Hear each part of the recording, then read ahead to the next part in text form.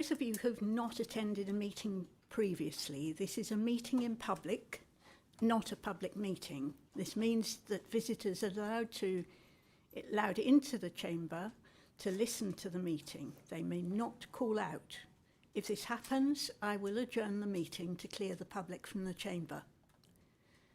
During the meeting, each item on the agenda will be taken in turn and will be determined on its merits in line with planning policy and law. First, the case officer makes their opening presentation about the item, and then if a member of the public has registered to speak about the item, they'll be invited to come to the podium and can speak for 3 minutes. Members of the committee can ask some questions of fact only about what the speaker has said to clarify a point. The speaker must give brief, factual answers. If the applicant or their representative has registered to speak, that person will then be given equal time and entitlement to answer questions of fact. Members of the committee may then ask questions of the planning officers for clarification of anything to do with the item.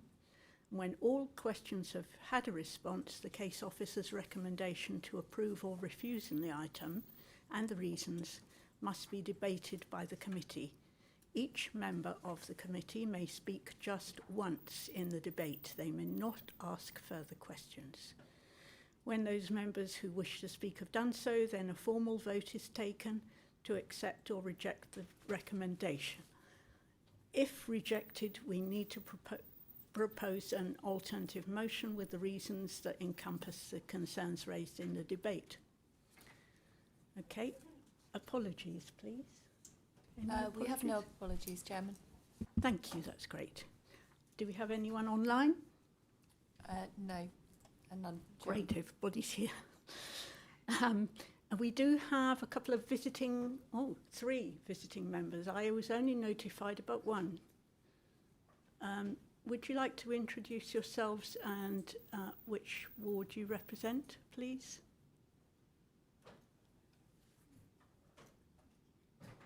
So I'm Councillor Moira Gore. I represent Winkfield and Moorfield East, and I can confirm that I sent you an email requesting a place here tonight, which you responded positively to. Thank you. Wonder when that was. Okay. Councillor Gareth Barnard, Whitegrove Ward, and for interest of transparency, also Moorfield Parish Councillor. I did actually have a conversation with you, Chair, at the Open Scrutiny Commission and indicated I wish to attend for this item as a visiting member, and you said that was okay. Okay, thank you. Thank you. I only recall getting John's... Councillor John Harrison, Yeah. Binfield North, Warfield West, and yes, I did email you and I got a response from you. Yeah. I don't remember Moira. Anyway, there we are. So welcome. You know the rules. You're allowed to ask questions of the officers and speak in debate, but not, and you could move a motion, but you're not allowed to second it. It has to be seconded from the members of the committee, and you can't vote, of course. Okay? Right, first item. Minutes of the meeting of December. Does everybody agree with the accuracy of the minutes, please? Do you have any questions at all? Okay, may I propose that we accept those minutes as a correct record of the meeting? Those in favour? Oh, I didn't have a seconder. Thank you. Those in favour, I think that's everybody. Thank you. Thanks. Thank you. I just haven't got the right page up. Yep, declarations of interest. Does anybody here have a declaration of interest to declare, please? No declarations of interest. Okay. So I just haven't got it printed. Yes, are there any urgent items of business, please? None, Chairman. Thank you very much. Okay. this is, oh, I'm looking at the supplement, that's why. Oh, I know.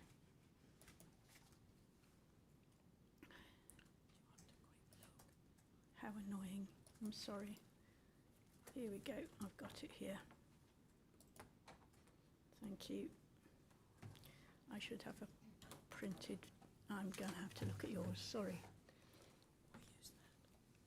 So the first item on the item about our activities is item 5, and it's about the land at Hayley Green Forest Road, where there's a proposed development.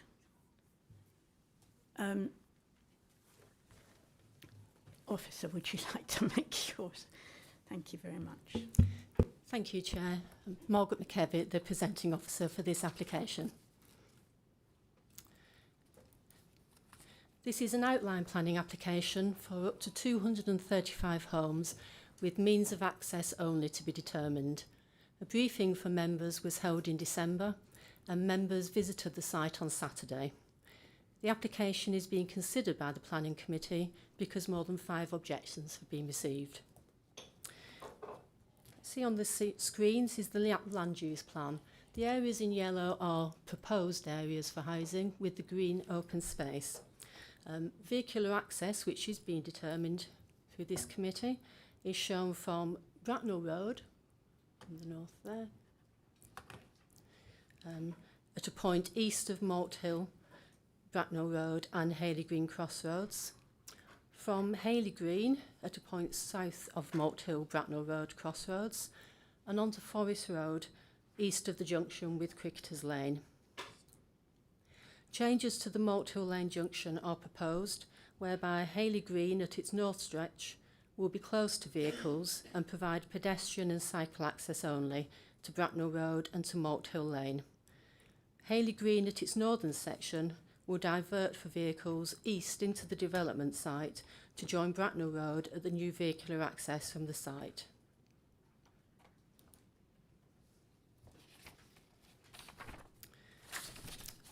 Policy WMP2 of the Warfield Neighbourhood Plan allocates the site for a comprehensive mixed-use development of approximately 235 dwellings. And on the screen at the moment is the concept plan, which is included within the Warfield Neighbourhood Plan. The supporting text to policy WMP2 refers to the concept plan for the development of the site to form an extension to the settlement of Hayley Green. The policy seeks comprehensive development of the site to allow for the provision of open space and infrastructure. And this concept plan within the neighbourhood plan includes indicative access points onto Bracknell Road, which is shown as point A, and also point B, at Forest Road, which is point C, and a pedestrian cycle link, which would lead down to Edmonds Lane. Also, a central public open space is shown on the site, and the plan indicates possible junction improvements at Forest Road, Cricketers Lane, and Hayley Mill, and at Hayley Green and Forest Road. And those are shown on the yellow larger circles on that plan. Policy WMP2 refers to the development of the whole site being delivered as a single outline permission to ensure comprehensive development. Prior to the submission of a planning application, the policy indicates that a master plan should be prepared and agreed with the local planning authority to accord with the requirements of policy WMP2. And once agreed, the master plan will be an important material consideration in the determination of any planning application. The concept plan itself does not form part of the policy. Following the making of the Warfield Neighbourhood Plan, a master plan was submitted in accordance with the requirements of the policy, and this was approved on 18th of October 2024. I'll just indicate and this is the approved master plan. The master plan includes vehicular access onto Bracknell Road and Hayley Green, with the northern section of Hayley Green diverted into the site, and the northern section of Hayley Green providing the access to pedestrians and cyclists. Public open space is shown in the north of the site, with an equipped play space on the boundary with Haley Green. The explanatory text of the neighbourhood plan refers to the Haley Green concept plan prepared as a result of discussions between the neighbourhood plan group and land promoters to agree development principles and the concept layout. The neighbourhood plan indicates that the intention is that the public open space boundaries will reflect as close as possible those illustrated on the concept plan to ensure that existing trees are protected and provide areas of green space in one continuous area as set out to form a village green. At that time, no development rear of the property to the south of the green space fronting Forest Road should encroach into the green space. And as members will see, the master plan does not precisely reflect the layout shown on the concept plan, including the boundaries of the open space.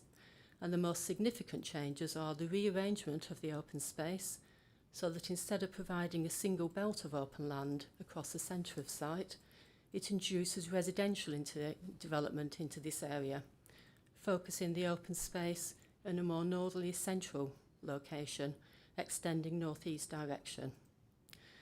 Also, the previously proposed access onto Bracknell Road at the northwest corner of the site is removed and the vehicular access shown onto Haley Green.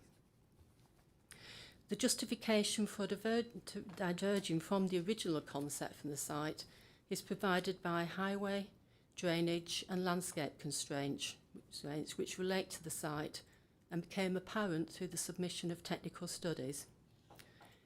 In Bracknell Forest Regulation 16 response to the Warfield Neighbourhood Plan, the Council stated that the disposition of land uses, as illustrated in the concept plan, is not based on robust evidence, and it conflicts with Bracknell Council's own evidence with regard to drainage and landscape sensitivity, which has impacted the location of housing in this master plan. The site's northern boundary is considered to be a sensitive edge, as it provides the interface between the new development and areas of open countryside to the north. Bracknell Road currently provides a green approach to the northern villages. The provision of the second access onto Bracknell Road was considered unacceptable in highway safety terms, and if implemented, would have required the loss of substantial amounts of greenery, opening up views into the site in this location. Part of the northern portion of the site, on land identified for development in the concept plan, is also at significant risk of surface water flooding and will be unsuitable as a site for new dwellings. And the above factors in combination supported the need to review the original concept plan and its identification of the open space boundaries. This review resulted in the agreed master plan. This planning application, currently before members, is in accordance with the agreed master plan in terms of vehicular access and proposed land uses. And this is the land use plan submitted with the application, and this shows the vehicular access in accordance with the agreed master plan, an open space predominantly in the northern sections of the site.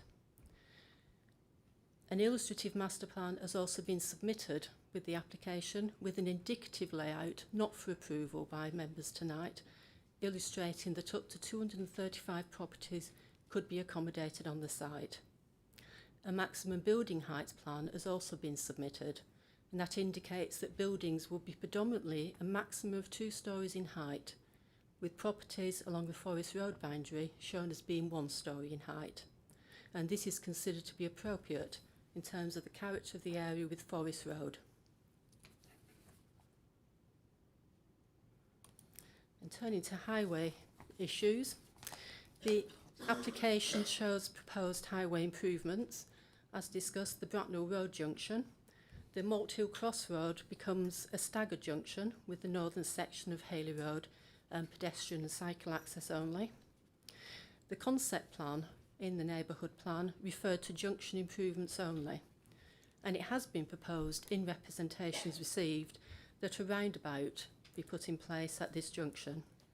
This application site does not include sufficient land to accommodate a roundabout, and access to the site from Bracknell Road could not be made from a roundabout at this point. And in addition, a roundabout could be considered to be out of character with the local network, and would lead to a substantial loss of existing trees and require extensive street lighting to be provided. The concept plan included the second vehicular access into Bracknell Road. The submitted plans with this application indicate a pedestrian link will be provided instead.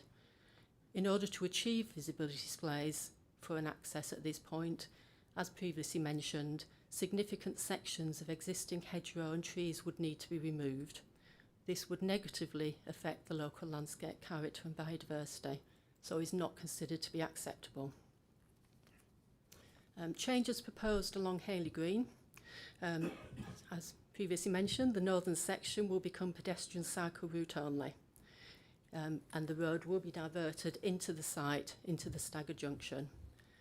In addition, a new footpath will be provided from the site into Haley Green to connect into the site and further up to Bracknell Road. Along Haley Green, yellow lines are proposed around the Paws Nursery access and close to the junction with Forest Road. Markings will be provided on driveway access to restrict parking across driveways. The applicant has indicated that an on-site car parking area with 5 parking spaces could be provided off Haley Green to help provide parking to serve Paws Nursery and the open space users. The position of these parking spaces will form part of the layout, which is not being considered tonight, but will be agreed through reserved matters should the outline permission be approved. Concerns have been raised that vehicular access into Haley Green would result in excessive traffic levels on Haley Green, which is felt to be locally congested, particularly around the Paws Nursery, with currently no footpaths available. The closure of Haley Green to traffic north of Paws Nursery has also been proposed in representations. In response to that, the submitted transport assessment does not identify congestion, capacity or safety issues along Haley Green that would justify the closure of the road. Modelling work undertaken demonstrates that the majority of vehicle trips generated by the development at this access point will travel north towards Bracknell Road rather than south along Haley Green. Introducing a closure or restriction of movements through Haley Green further south than is proposed could lead to unintended diverting of north-south traffic that does wish to make those journeys onto alternative local routes, most noticeably Cricketers Lane, which is not considered suitable to accommodate increased traffic volumes.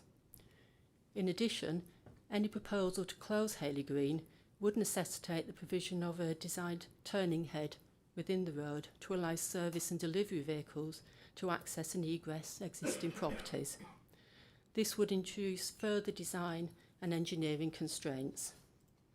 It is considered that traffic from the north of the development may travel down Haley Green, but the route along Bracknell Road to Five Ways Junction would be a more attractive solution. Bracknell Road is a 40 miles per hour road, and from leaving the site, vehicles would make a left turn out of the development. In contrast, Haley Green is a slower road with a proposal to reduce the speed limit to 30, and it would require at the end of Haley Green a right turn into Forest Road, where traffic calming measures are proposed in order to reach Five Ways Junction.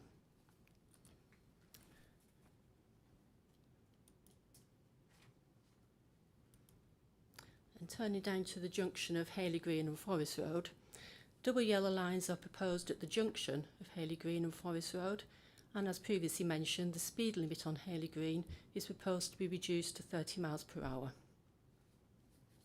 In Forest Road, a traffic calming scheme has been proposed, which includes a gateway feature and chicane with priority given to westbound vehicles, slowing down vehicles from approaching the site.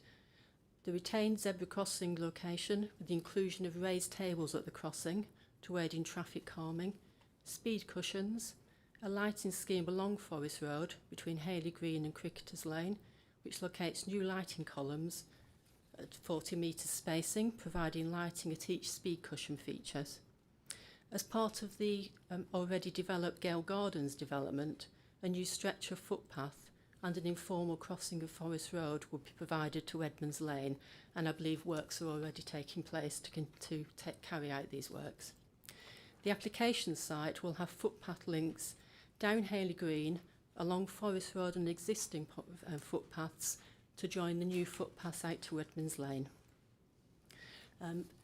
Current drainage issues, if acceptable to the chairman or drainage officer, would like to make a presentation on the drainage issues on the site.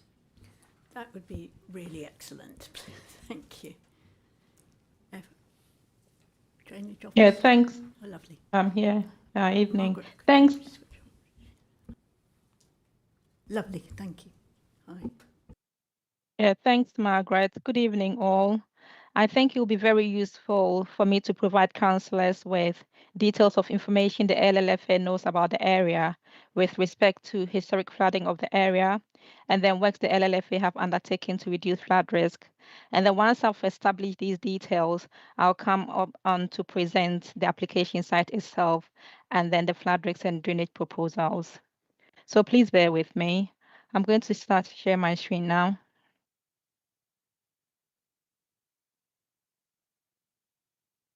Okay, so with respect to the hydrology of the site, which is the existing drainage features and ditches, what you can see on your screen represents the ditches in the area. So the green hatch lines are the watercourses in the area. So as you can see, there is existing watercourse along the eastern boundary of the site, along Cricketers Lane in this area. And then there is a ditch as well along Forest Road. And then there are ditches on Bracknell Road and it's culverted in various sections up into the cut. And then within the site itself, there are ditches that flows eastwards and then converges to the ditch along the eastern boundary, and it all flows northwards. I'll move on to the next page. So once the ditches converge in the north eastern section of the site, it flows under Bracknell Road and then along Bracknell Road itself till it discharges into the cut. So the LLFA and residents and as well as councillors are very aware of historic flooding in the vicinity of the site. So as you can see, I've mapped out where we have records of flooding in the area in the green, where flooding occurs in the roads. And I mean, when it comes to all the roads surrounding the site, there has been historic flooding that has been recorded. And the junction of Bracknell Road and Cricketers Lane is quite a hotspot, and there has been quite a number of historic flooding in the past. And from LLFA investigations, there has been various causes of flooding in the area, including blocked road gullies, ditches have been blocked in the past, blocked culverts, inadequate highway drainage in the area, as well as high water levels in the cut itself. So as you can imagine, this area predominantly all drains into water courses and then it goes into the cut. So once water levels in the cuts raise above the water levels in the water courses itself during very high intense rainfall, the water has nowhere to go until water levels in the cut subside. Unfortunately, this is not desirable, but that is just the hydrology and how the drainage in the area works sometimes.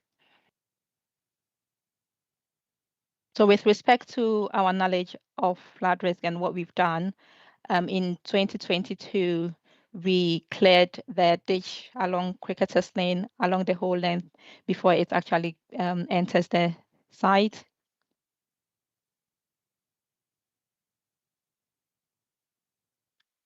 In 2022, there were reports of residents along Forest Road flooding from runoff from the road, from Forest Road, running off to flood the frontages of those properties. So in response to that, we installed 2 new gullies, and then we replaced the pipe that runs under Forest Road before it discharges into the watercourse along Forest Road. We also cleared the ditch along that whole stretch of Forest Road and then on Cricketers Lane as well.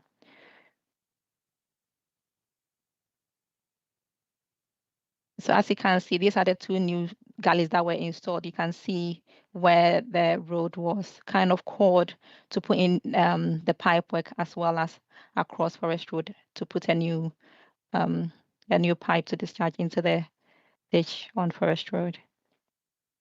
And I must say that once the works were completed up to date, we haven't had any complaint from the residents along who were being affected on Forest Road of flooding. In June 2020, in 2023 and 2024, in response to flooding at the junction of Cricketers Road, Cricketers Lane and Forest Road, we went in to clear, there's a pipe, culverted ditch along that road. We cleared that road. We cleared the culvert as well as the ditch up into the cut. So I went through the trouble to do an assessment of previous flooding incidences that were being reported to us before and after the works. And as you can see, there was a lot of incidences of flooding that was reported to us in 2023. Following the works in late 2023 and 2024, there was no flooding incidences in 2024. And unfortunately, just a couple of months ago in September 2025, there was report of flooding on Bracknell Road and Cricketers Lane Junction, and our investigation concluded that it was associated with block gullies.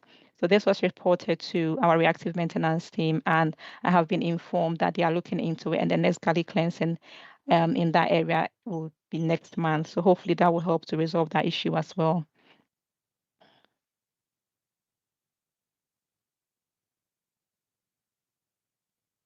So that is the surface water historic flooding of the site or in the vicinity of the site.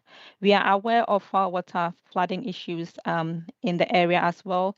So as you can see, this is Thames Water Asset Records of foul water network in the area.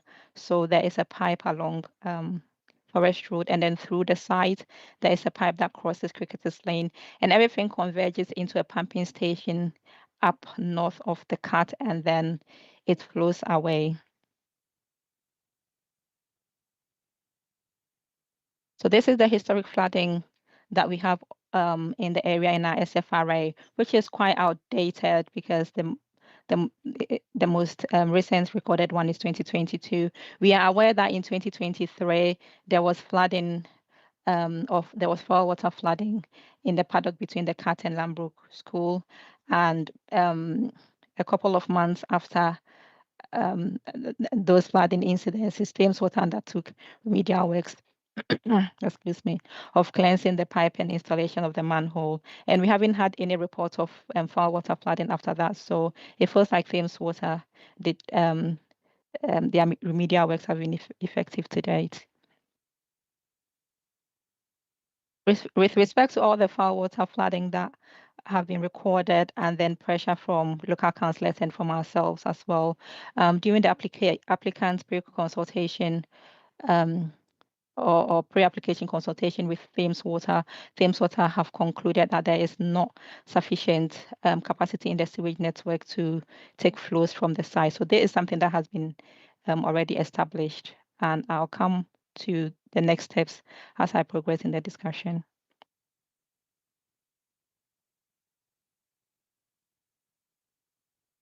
So with respect to the application site itself, what you can see on the screen is the risk of flooding from rivers. So that risk is associated with the cut. It runs north of the site along the corridor of the cut itself, and it kind of affects the site in a very low area in the north here. So most of the site is in flood zone 1. Surface water flood risk also affects the site, and as you can see, it predominantly affects the eastern boundary of the site, and there is also a stretch within the site that is affected. And from EA flood maps, there's also an isolated flood risk area, flood risk extent in this area. So applicants have got the right, or they can, and in this instance, they have undertaken their own detailed hydraulic modeling in order to confirm the EA flood maps. And in doing that, they undertook a detailed topographical survey of the area. And I think the area that has been quite contentious with respect to the responses that we've had from councillors and residents is this area. So once you have assessed the topo survey that was undertaken by the applicant, you realize that there is no low spot in this area to warrant the results that has been presented in the EA flood maps. So basically all the levels kind of falls eastwards until it discharges into a water course. So the applicant undertook their own kind of hydraulic modeling to refine the EA flood maps to kind of coordinate the topo survey that was undertaken. And in response to that, they were able to, the result of the model was such that this area is not going to be at risk of flooding, which is in line with the topo survey, because as I said, there is no low spot in this area to warrant this low spot. And besides, in either case, this area here, which is really the high risk or the 1 in 30 flood risk area, is not going to be developed anyway. So this is the updated hydraulic model that was produced by the applicant. We have reviewed that and we don't have any objection to that. So that kind of reinforces the EA flood modeling in the sense that this area is still at risk of flooding, and then also these 2 lakes that you can see here still at risk of flooding. But as I said, I must have to reiterate that this area has been established not to be at risk of flooding in response to the topo survey that was undertaken by the applicant. So that is the updated hydraulic model that would have to be referenced in our discussions tonight. I think Margaret did mention about the WNP2 concept plan and why it had to be reviewed with respect to flood risks. So I've put that on the screen again. So once we superimpose the flood risks to the site onto the WNP2 concept plan, you can see that there are a lot of elements that will not make this plan feasible to be taken forward. And I will just bring out the key constraints. So as you can see, most of the developable area was concentrated in the northern part of the site. But then when it comes to the developable area, it was not going to be feasible for it to be developed to that extent because the flood area encroaches that developable area. So definitely it had to be kind of pushed back westwards. And then for the whole developable area, only 1 pond was proposed, and from an assessment, it was concluded that 1 pond was not going to be sufficient. So 6 ponds were required, and these are the kind of the new ones that had to be proposed instead of the 1 pond, which was never going to be sufficient.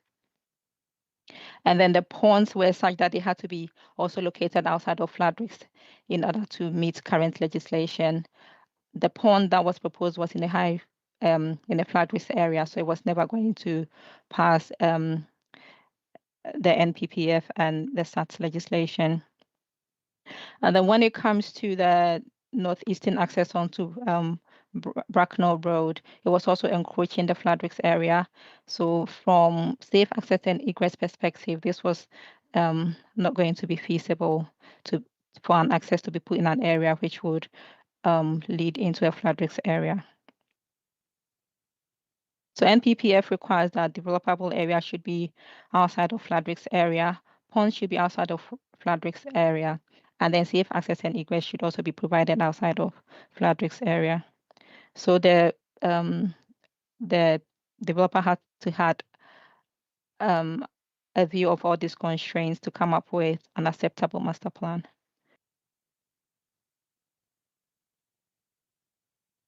So this is the current master plan, and as you can see, it responds to the flood risk constraints of the site. So the yellow areas that you can see are the developable areas, which are outside of the flood risk areas.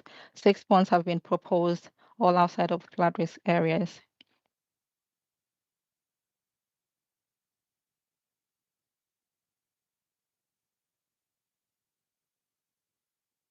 I think, yes, it's very similar, but it's just this shows the location of proposed dwellings, which corresponds to the concept, the master plan.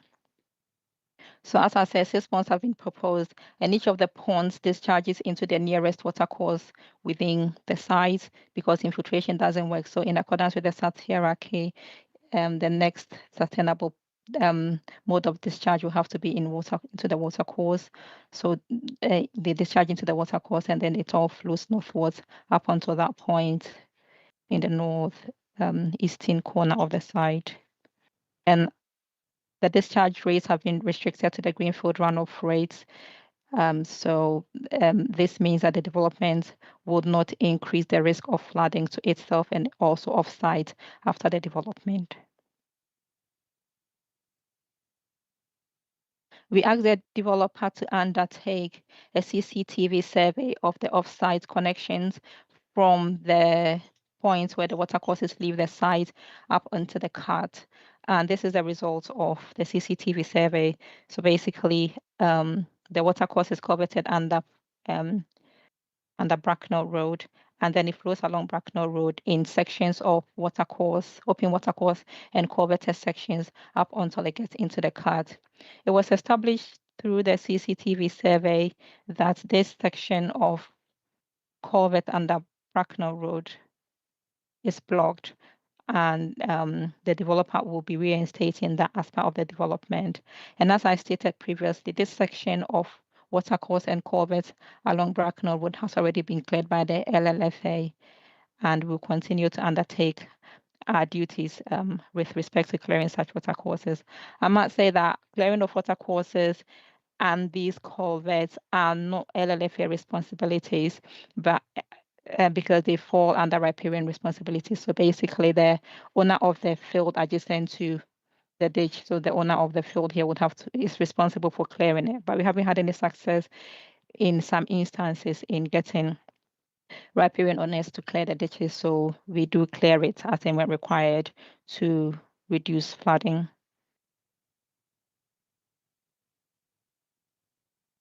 Proposed for water drainage, not a lot has been established at this stage about the water drainage proposal of the site. Excuse me, because of the capacity issues. So the applicants have had to pause any water proposal while at the appropriate time, Thames Water undertakes the modeling that is required to upgrade the network before any connection can be made. But the initial proposal was that the applicant proposed to connect into this 225 pipe within the site. So no connection is going to be made to the Cricketers Lane foul water sewer. There has been inquiries or there has been objections about connecting into this Cricketers Lane sewer because from residents and councillors' experience, that is where the flooding occurs most. So it's quite good to know that they're not proposing that they will be connecting into this 225 sewer because it's quite bigger than the 151. But at this stage, as I said, nothing concrete has been agreed until Thames Water provide response as to the exact connection points after upgrade works and modeling has been done. The applicant proposed, or they have made provision for a pumping station if required in the northeastern corner of the site. I've just got on the screen Thames Water pre-planning inquiry response. So it just reiterates what we've already said or discussed, that there is no capacity in the site, and they've provided some timescales as to when modeling and construction would be undertaken. And the trigger for any Thames Water work is that the applicant should contact them once they have outline of full planning permission. So once that has been established, then Thames Water will undertake any modeling and upgrade works at their own cost. So to conclude, we have made recommendations for a number of conditions to be included in the application because the information that has been provided is just outlined. It is very high level. So we have recommended conditions for full drainage of the site to be submitted with any future applications. We have also made recommendations for the repair of the broken pipe under Bracknell Road to be undertaken by the applicants before any discharge is allowed from the site into any off-site system. We will also be looking for the applicant to reinstate all existing and historic ditches within the site. And then there is also the element for fire water drainage upgrade. So back to you, Margaret. Thank you very much. Thank you, Efwa. That's really great. Thank you.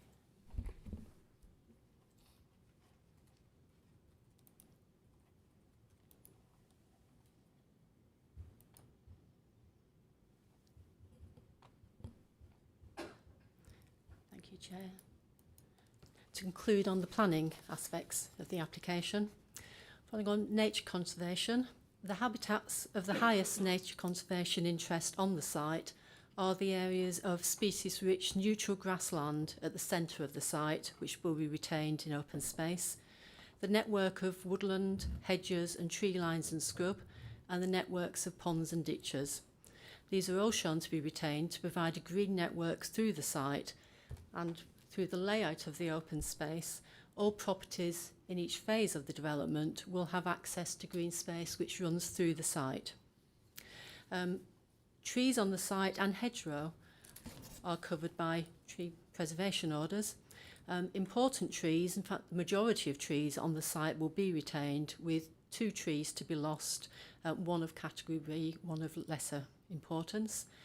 On the boundaries of the site, hedging will be removed to create the access points, and along the Bracknell Road, replacement hedgerow will be put back in, planted back from the carriageway to retain that green boundary. In conclusion, members will be aware a supplementary report has been prepared, which includes additional information and conditions. I'd like to provide some verbal update on those. There's additional requirement in the section 106.14, a traffic regulation order will be required to be concluded to reduce the speed limit on Hayley Green to 30 miles an hour. And also some corrections in the supplementary report. Conditions 39 or 42 duplicate conditions 12 and 15, so should be deleted. The supplementary report also refers to requests made by Warfield Parish Council for the application to be called in for determination by the Secretary of State for Housing, Communities and Local Government under Section 77 of the Town and Country Planning Act 1990. In response to a call-in request, the Secretary of State may issue a holding direction under Article 31 of the Development Management Procedure Order, which would temporarily suspend the decision-making until the Secretary of State decides whether to call in the application. Contact has been made from the department, but no holding direction has been issued. A request was made for further information, and there is awareness of the committee report. Legal advice has been sought, and it is considered that unless and until the Secretary of State issues a specific call-in direction or issues a holding direction to delay the decision, the local planning authority retains full authority to determine the application according to its usual procedures. There is therefore no barrier to the Planning Committee determining this planning application. And to conclude, the recommendation as set out in the supplementary report is that following the completion of planning obligations under Section 106 of the Town and Country Planning Act 1990 on matters set out in the supplementary report and as verbally updated, the Assistant Director of Planning be authorised to approve the application subject to conditions amended, added to or deleted as Assistant Director Planning considers necessary. Thank you, Chair. This concludes the presentation. Thank you.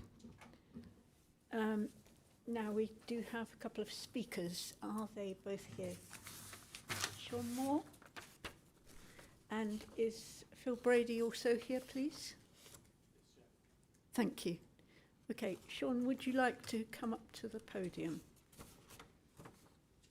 Sean is the objector, and we'll have the agent later.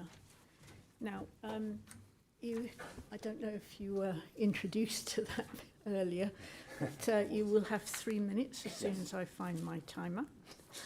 um, oh. And, oh, good heavens. Here we go. Okay, and I'll give you a reminder at 20 seconds left, but you carry on speaking till I say stop, please. Okay, thank you. You ready? Okay, yeah. Thanks. Thank you.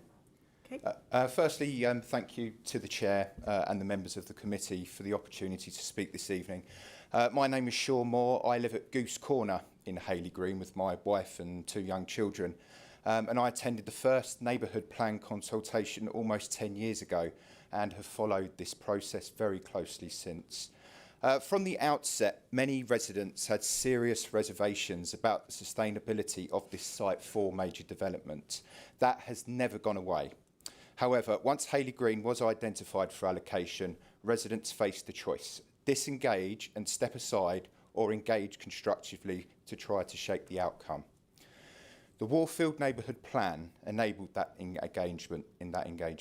It was not an endorsement of development, but an attempt to assure that what might be imposed in principle would function in practice. Residents engaged in good faith to agree baseline terms, practical necessities, not optional enhancements. Central to those requirements was 4 hectares of genuinely usable community open space. This was not simply an amenity nor concept, it was fundamental to the layout of the development, influencing access, movement and distribution of housing. It was on that basis that the allocation figure of approximately 235 dwellings was derived. With the plan reviewed and fully supported at all stages by council, developer, landowner consortium, the expectation was clear. If WMP2 could not be delivered practically, the number of homes would need to be reduced to accommodate. Sadly, the master plan does not honour the policy. The housing number has dominated, while the 4 hectares have been split and squeezed onto flood risk land, removing any meaningful community benefit. The layout and access also raises serious concerns. Hayley Green Road is too narrow to operate safely as a 2-way access. Forest Road has urbanising street furniture, and Cricketers Lane risks becoming a rat run and relief road. With no secure long-term bus funding, people will rely on cars, placing further pressure on an already constrained rural road network. Taken together, residents have no realistic alternative but to object. We are not against development in principle. We are asking that it is appropriate and proportionate to the physical capabilities of an area. We respectfully ask that the commitments made through the neighbourhood plan, particularly those fundamental to layout and access of WMP2, are honoured. Finally, I ask you to consider the wider implications of your decision. Neighbourhood plans exist up and down the country so communities and developers can work together in good faith. Tonight's decision will determine whether those agreements carry true weight or whether they can simply be set aside. Thank you for your time and attention. Well done.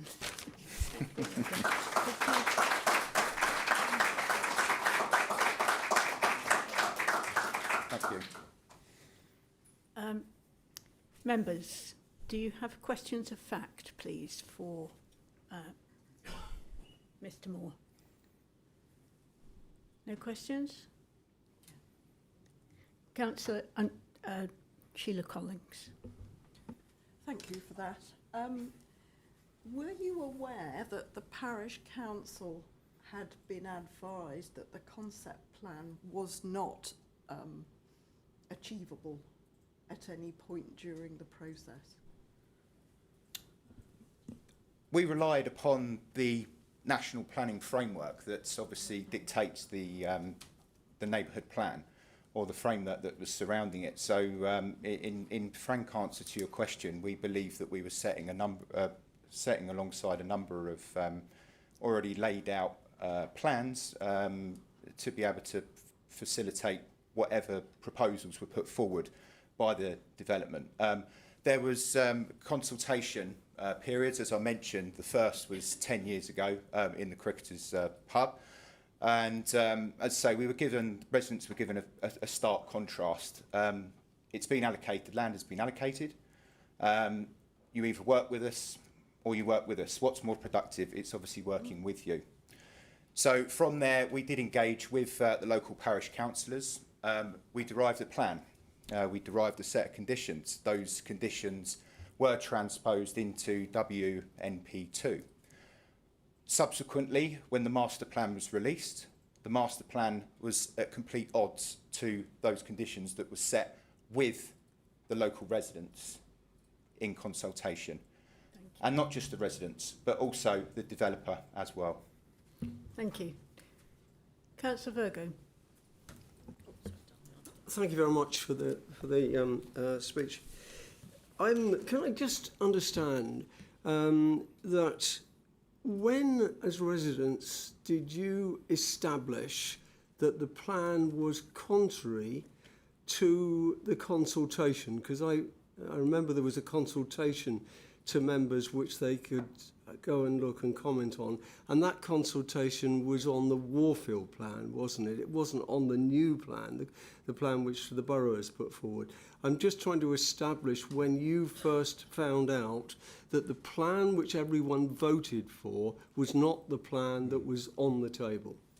So, yeah, that was really, I mean, you know, the process of the neighbourhood plan to be made was obviously gone through the Secretary of State. It was then made through a referendum of the community. We believed that the neighbourhood plan would then be fulfilled in its or any obligation to a developer. When we did find out was when the master plan was actually unveiled with the first public consultation in Brownlow Hall, what I also attended. Much to, you know, walking in and honestly seeing a number of very upset, physically upset local parish councillors in the fact that what they were presented before them was completely different to what was agreed within the neighbourhood plan. Can I just have a supplementary, Chairman?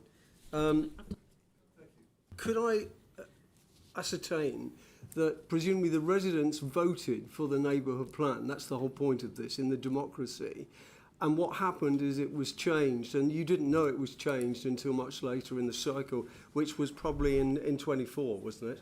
In 2024. That's correct. Yes, we agreed to the approximately 235 dwellings.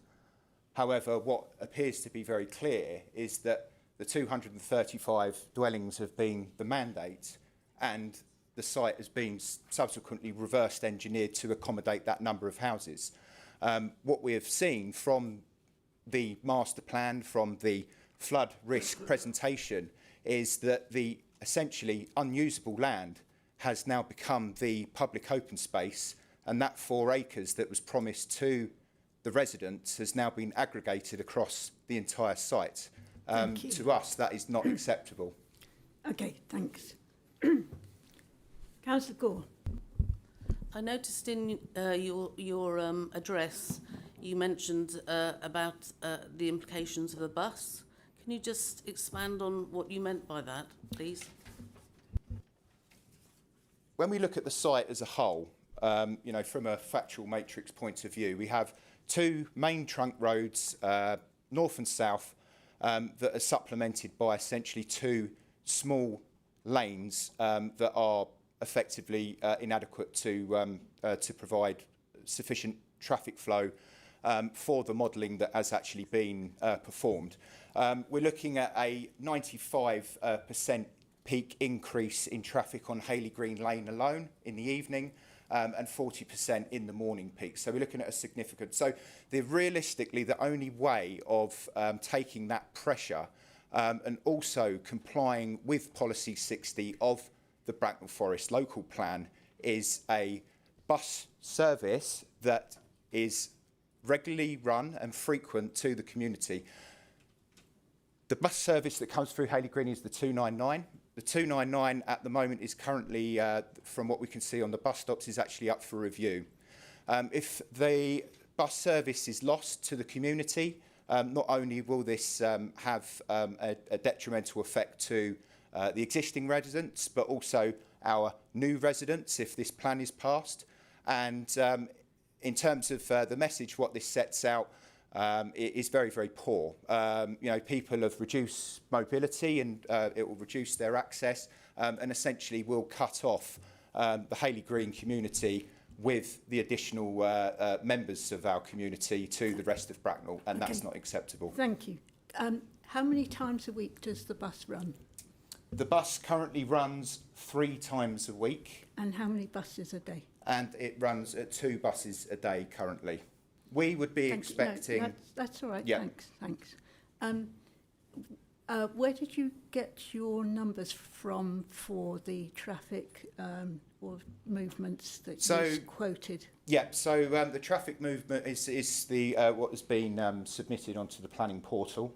Okay. I've performed some calculations based on the traffic flows and the percentage increases of what that will increase to. Thank you. I think that's enough questioning. A question of fact, yes. Okay.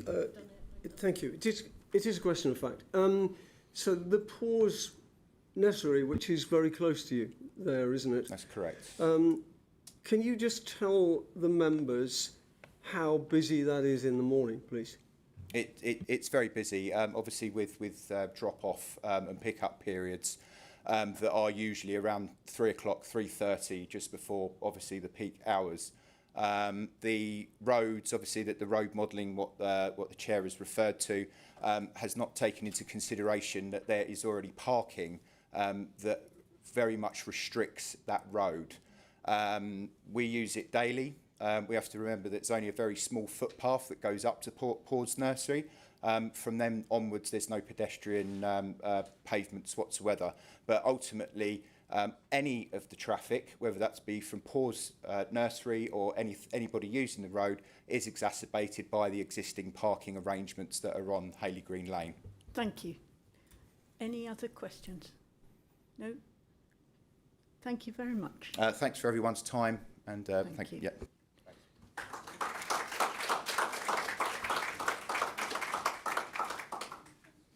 Phil Brady?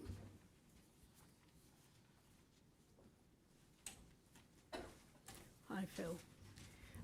As before, 3 minutes for you. Are you all right standing there? Yes. Okay. And I'll give you a warning at 20 seconds and then questions of fact after the 3 minutes is up. Ready?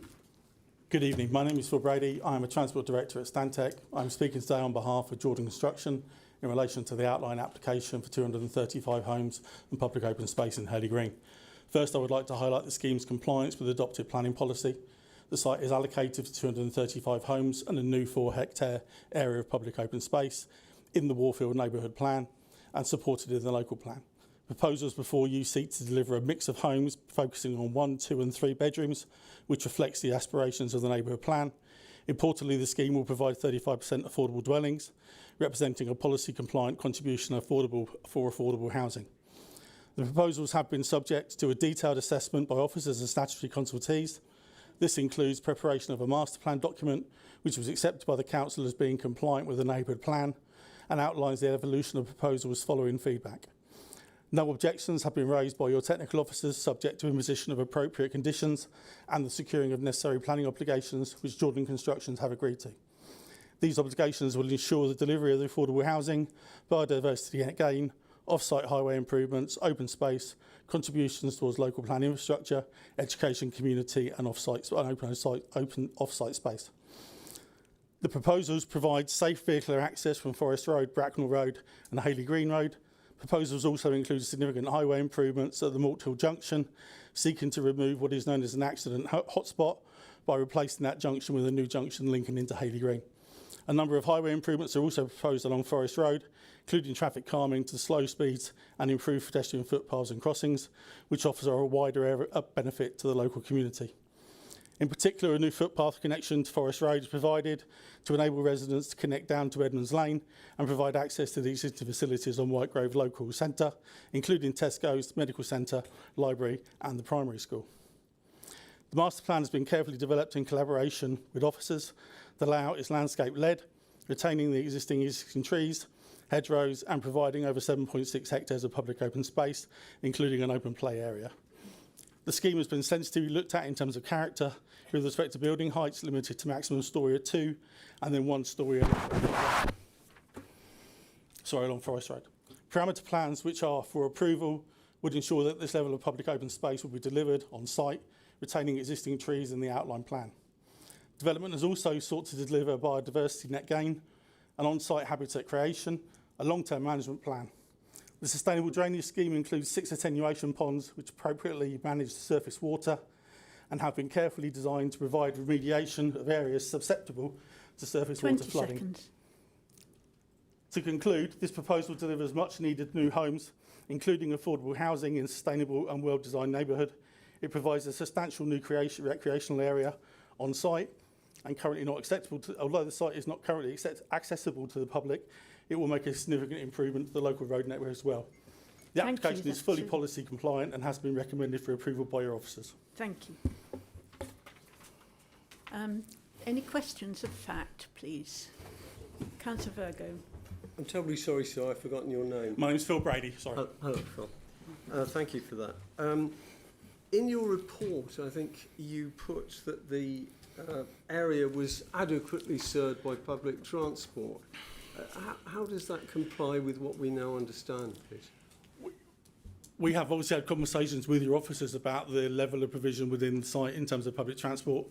The assessment that's been done in terms of the modelling has used slightly higher levels of chip generation that the site may generate on the provision that if that service was removed at any point, then to an extent we've already accounted for that. Obviously, if the service can be enhanced through seal contributions that the development are making, or effectively in terms of opportunity that that service could have more patronage from this development, then to an extent we believe that we are not reliant on that service coming forward or being maintained. However, obviously it offers significant benefit if it was.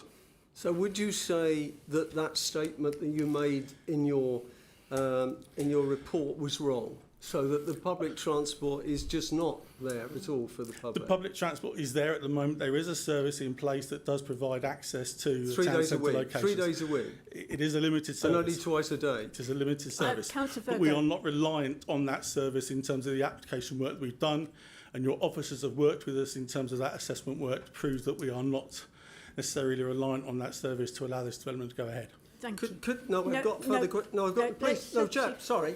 I'm asking Question questions. of fact, please. And it will be questions of fact. Right. Thank you. Can I just go back to the traffic calming? Was this idea? Does this come from your company about the chicanes, or is this a Bracknell Forest idea? This is a collaboration between your officers and us in terms of the requirement for that area and which type of actual schemes would be beneficial. So we've got chicane gateways at either end. We've looked at multiple options as to how those chicanes would be designed, and we've agreed those layouts with your officers. Thank you. Okay, thank you. Other questions? Councillor Gore. Thank you. I just want to ask you 2 questions. First of all, the most recent transport update was done in October 2025. Was that by Stantec? That's correct, yes. Can you tell me when in October 2025 it was done? That's the report that was issued. What we have done over a period of time is we originally looked at traffic data from committed surveys that we took. We then did an opening year of 2030. We then worked with your officers and done opening years forecasts of 2037. So we've used both survey information that we've gathered ourselves, and your officers have done additional modelling work with the local plan model to show that in both cases the traffic assessment that we've done is both robust and shows that there are no capacity requirements within the area. Could I just have a supplementary?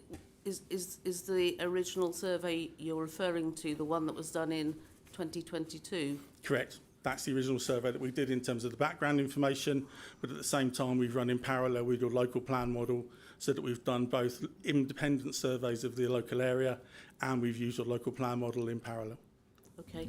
Thank you. Just on a One different more. one now, please. I'm raising this because you raised it in your address. So can I just ask you, what's your understanding of housing prices in the area with respect to affordable housing? You said that one of the big selling points was the provision of affordable housing. What's your understanding of affordable housing? I am not a transport consultant. Obviously, we have other people from the group in the room, but obviously our requirement is that the development is compliant with the policy requirements, Okay. and that is what we are meeting.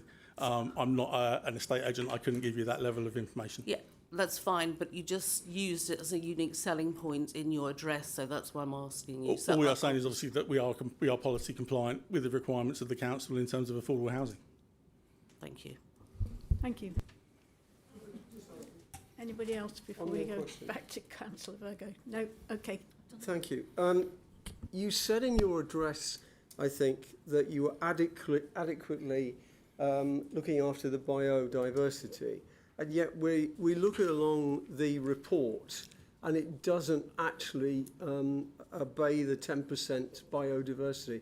I find that a bit hard to believe. I wonder if you can explain why it doesn't do that.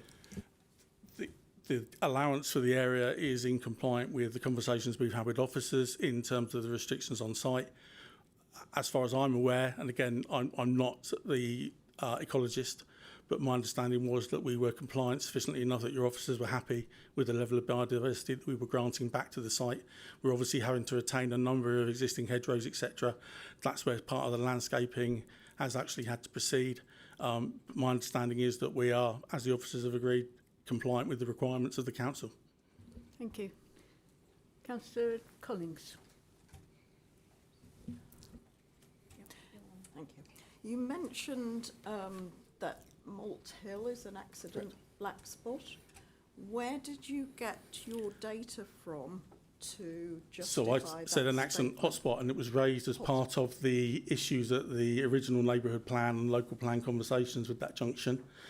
We originally had access, we originally retained that crossroads as part of an original master plan scheme, and through consultations with your officers in terms of the accident risk at that location, they worked with us to remove that requirement going forward. The accident record is not significant in that area, but it was an issue that was raised by the locals and also by your officers. Thank you.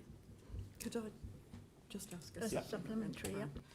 There was signage put in a few years ago to improve the safety of that junction. Are you aware of whether there are any improvements since the signage was put in, or should I address that to one of our officers? In principle, it should be to your officer, but my understanding is that the improvements that were done are not necessarily considered sufficient to mitigate the risk of the crossroads incidents taking place. Obviously, the key discussion was that in this revised master plan, we have effectively revised Hayley Green Road and moved it away from that location, and obviously then turned it into a T-junction. Thank you. Thank you. Councillor Barnard, please. And Thank you then- very much, Chair. Just a quick question. The master plan you've been talking us through now, is it significant variance has been indicated to that which was put forward for the Warfield neighbourhood plan? Are you aware who prepared those initial plans before the neighbourhood plan was submitted? Are they the same people that revised the master plan afterwards? Sorry, so I don't quite understand the question. Obviously, It's essentially it's the same team of people involved in presenting the master plan that form part of the Warfield neighbourhood plan process. Are they the same people that subsequently came back with a new master plan, or has everybody changed in the process? the development team that have taken forward the master plan that you see in front of you is the one that presented previously at the original consultation exercise. The master plan that was presented there was slightly different to the one that is now in front of people because there has been additional work like Hayley Green being amended in terms of that layout. Sorry, apologies, Chair, I might not be clear on this, but but are you talking about the initial master plan from while the Warfield neighbourhood plan was being developed, or post-adoption of the Warfield neighbourhood plan when you talk about the modifications from? It's quite a key question. At the public consultation that was taking place, that master plan has been modified since that public consultation. So the master plan that's been put forward as part of the development, not as part of the neighbourhood plan, that was modified since that public consultation as a result of ongoing discussions with the officers. Gareth, could I just ask you to help? Do you mean the concept plan rather Sorry, than... I should have said the concept plan that seemed to have met with, for all the information that we have through Warfield Parish Council, was prepared to help with it, and thank you, Sheila, for that, to prepare that. So I'm not talking about the first master plan, I'm talking about the concept plan. Who did that in relation to who then subsequently presented the master plan? Because there has been a huge change between one and the other. Because somebody must have been involved, because parish councillors wouldn't have done that. You're talking about the concept plan that was in the neighbourhood plan, effectively. That wasn't done by the development team, because obviously, as your officers have alluded to, elements of that master plan or concept plan would not have been allowable under policy. So having a single pond, for example, was not compliant with requirement for policy. So what's happened since that plan came forward is obviously the study work has been done to understand how the site can be compliant to policy, and then we've obviously produced that master plan going forward. Thank you. Mary. And Mary, and then Jenny. You just have to wait for it to warm up, unfortunately. Shall we take Jenny first? Councillor. Mine works. I can't quite understand how diverting Haley Green Road into that little section is going to help with any potential accidents on that road. It just makes... that's one part. Also, it cuts off a very small part of the estate almost. The conversation with obviously officers about that was the fact that it is a crossroads at the moment. It is poorly lit. It has quite high vegetation around the area, and it's as a result of potential vehicles not recognising there's a crossroads and effectively looking to cross over from Hill or from Haley when they should actually be giving way.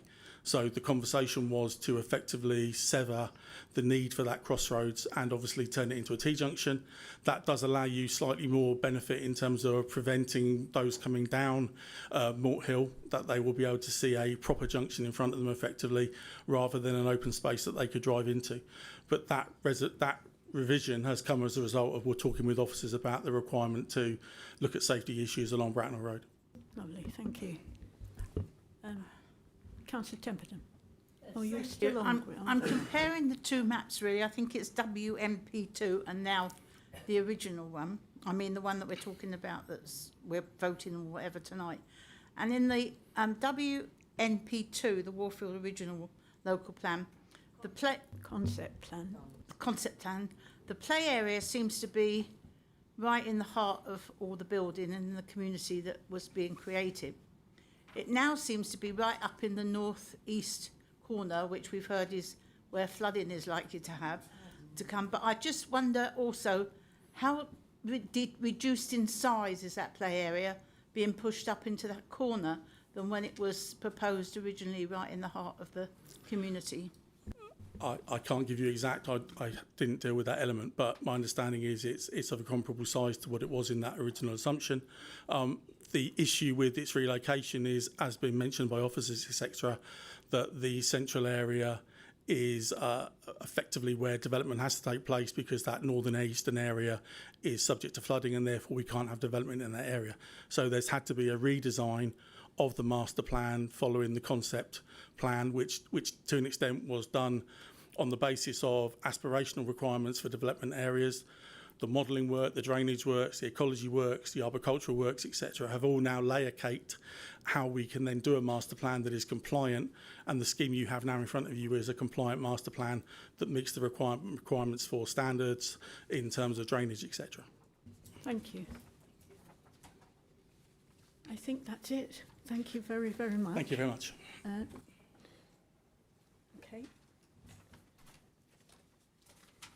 So we now have questions to the officers, please. Councillor Smith. Thank you, Chair.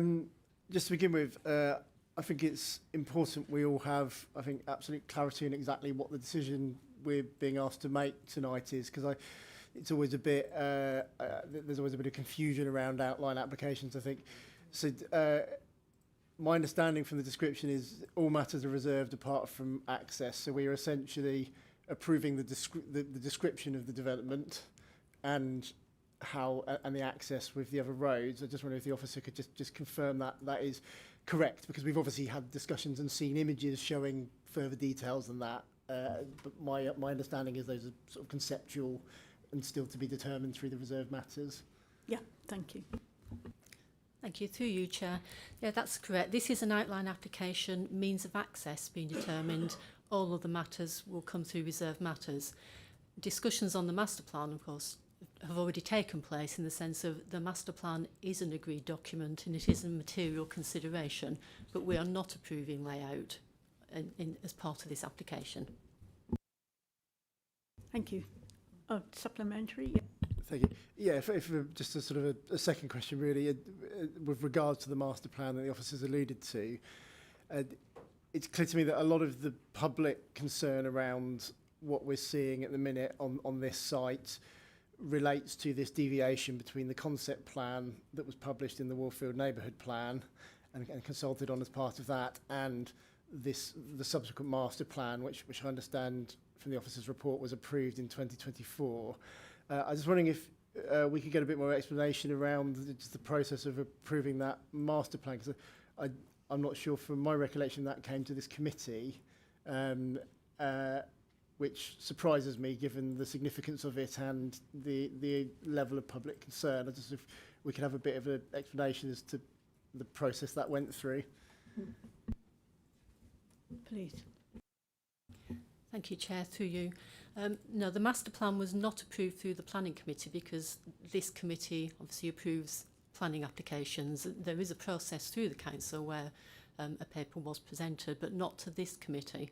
And obviously there was consultation with interested parties at the time of the neighbourhood plan and the parish councils and officers, and a report was prepared, I believe, for Cabinet at the time, and it was then approved as a document in line with the policy, which of course policy WMP2 doesn't approve the concept plan. It's not part of the policy, but the policy does refer to a master plan to be prepared. It does not say in line with the concept plan, which is just that, a concept. Thank you. Councillor Barnard, please. Okay. So my understanding of the word concept as a layperson is a concept should generally inform a master plan.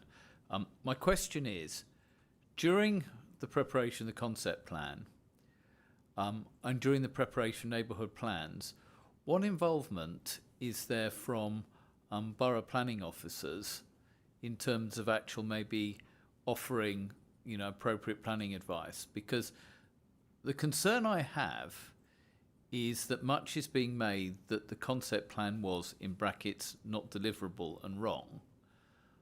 But as a parish councillor at the time, and a long-term councillor here, I'm not convinced people were massively made aware there was that problem. And therefore, when you go back to residents, who I think would quite reasonably expect a concept plan to turn into a master plan, how could they actually then seek to influence if there needed to be changes? I'm struggling to understand how we get from one to the other. So any help, in broad principle would help. Thank you. I'll ask the Chief Planning Officer. Thank you, Chair. Yes, obviously the neighbourhood plan body prepared the neighbourhood plan in conjunction or with assistance from the planning department. As you'll recall, there were two formal regulation responses, a Reg 14 response and a Reg 16 response to the parish council, and on both those occasions concerns were raised about the concept plan and the fact that it would not be deliverable because of the technical information that the local planning authority had. And so those were public documents, and we have checked and that they are on the neighbourhood plan portal. I understand the concerns that have been raised, but certainly that they were issues that were raised by the Borough Council with the neighbourhood plan body as part of that preparation. Can I ask, in terms of, Chair, through you, through the hierarchy of concern, because the understanding that I think many parish councils have, indeed those in neighbourhood planning policy, was more that the Borough Council had concerns that we were actually trying to advance some sort of a concept plan for a site where unusually we'd agreed housing. So I'm trying to understand how forceful that would have been, because, you know, there is a key issue here that I can't imagine for one moment that parish councils would have agreed something if it had been made as a significant concern. So where was the breakdown in this? Because this is really key, you know, to the trust issues that residents seem to have, because it doesn't strike me that it was as clear as it could have been. Through you, Chair. Certainly those concerns were conveyed in formal consultation responses, as I say, as a result of the Regulation 14, the Regulation 16 consultation responses. So they are statutory consultee responses from the Borough Council as part of the neighbourhood plan process. And very specifically, there was reference, and I think the case officer quoted it this evening, in terms of the lack of deliverability of the concept plan as a result of the further technical studies that had been undertaken by the applicants and on behalf of the local planning authority. Can I just check, sorry, through you, Chair, those further technical studies from the applicant took place after the adoption of the neighbourhood plan? My understanding, these concerns were raised by the Borough Council prior to the adoption of the neighbourhood plan, because they were referenced in the Reg 14 and the Reg 16 consultations. No. And that, sorry? The question was, above the additional technical studies you referenced, when were they carried out? The consultation responses I've just referred to, they referenced additional technical studies. Thank you. So, actually, it sounds to me like there was a lack of passing on information to the parish council, parishioners from the parish council. Chair, I don't think you can say that, because unless you can evidence that, I think you should be careful. Is that not true? Chair, I can't comment on that. All I can be clear on is that the Borough Council issued two consultation responses in which that particular factor was specifically identified. What happened to that information, I'm afraid I can't comment. But that went to the parish council? That's correct. They were formal consultation responses to the parish council. Thank you. Can I have Councillor Penfold, please? Yeah. I saw Hayley Green Road possibly for the first time on Saturday, and it is very variable in width. Some places it is very narrow. Now, I know there are plans to widen the footpath, but are there any plans to widen the road, or at least equal it out? Even it out, that's what I mean. Through you, Chair. Thank you. At the southern end of the road, the proposal for the footpath is within the verge that beyond the existing extent of the footway, so it wouldn't narrow the road any further. Excuse me. The variable width is as you go northwards, predominantly towards Bracknell Road, and that is the section of road which is to be diverted through the site. So the section of road which is narrow in, as it looks, particularly as it has vegetation both sides, is mostly the section that's to be diverted through the site, in which case the new road will be provided to design standards width. The southern section will not be affected in terms of carriageway width, because the footpath is proposed within the verge section where there is not already an existing footpath. Hopefully that answers the question, Chair. Right, thank you. I am struggling to hear a bit, so if you go Apologies, Chair, I'll try and move the mic near. I do have a slight frog in my throat, so throat. hopefully that will not persist through the rest of the committee. Councillor Zaharuddin? Oh, I'm sorry. I'll get you next. Shall I take Councillor Collins until that warms up? Yes? Councillor Collins, please. Regarding the Section 14 and Section 16 responses, when were they published or submitted by the council? Can you tell me that? I can access certain information now, but if you can just bear with me, I'll have a look. Yeah, perhaps. Councillor Zaharuddin, is it? The mic is off, just go straight. Can Highways Officer confirm? No, we do have to have you on a working microphone.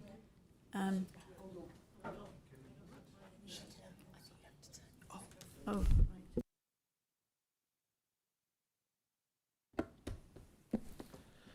right. Can Highways Officer confirm the end year for the modelling and also can suggest which committed developments were included in the modelling process?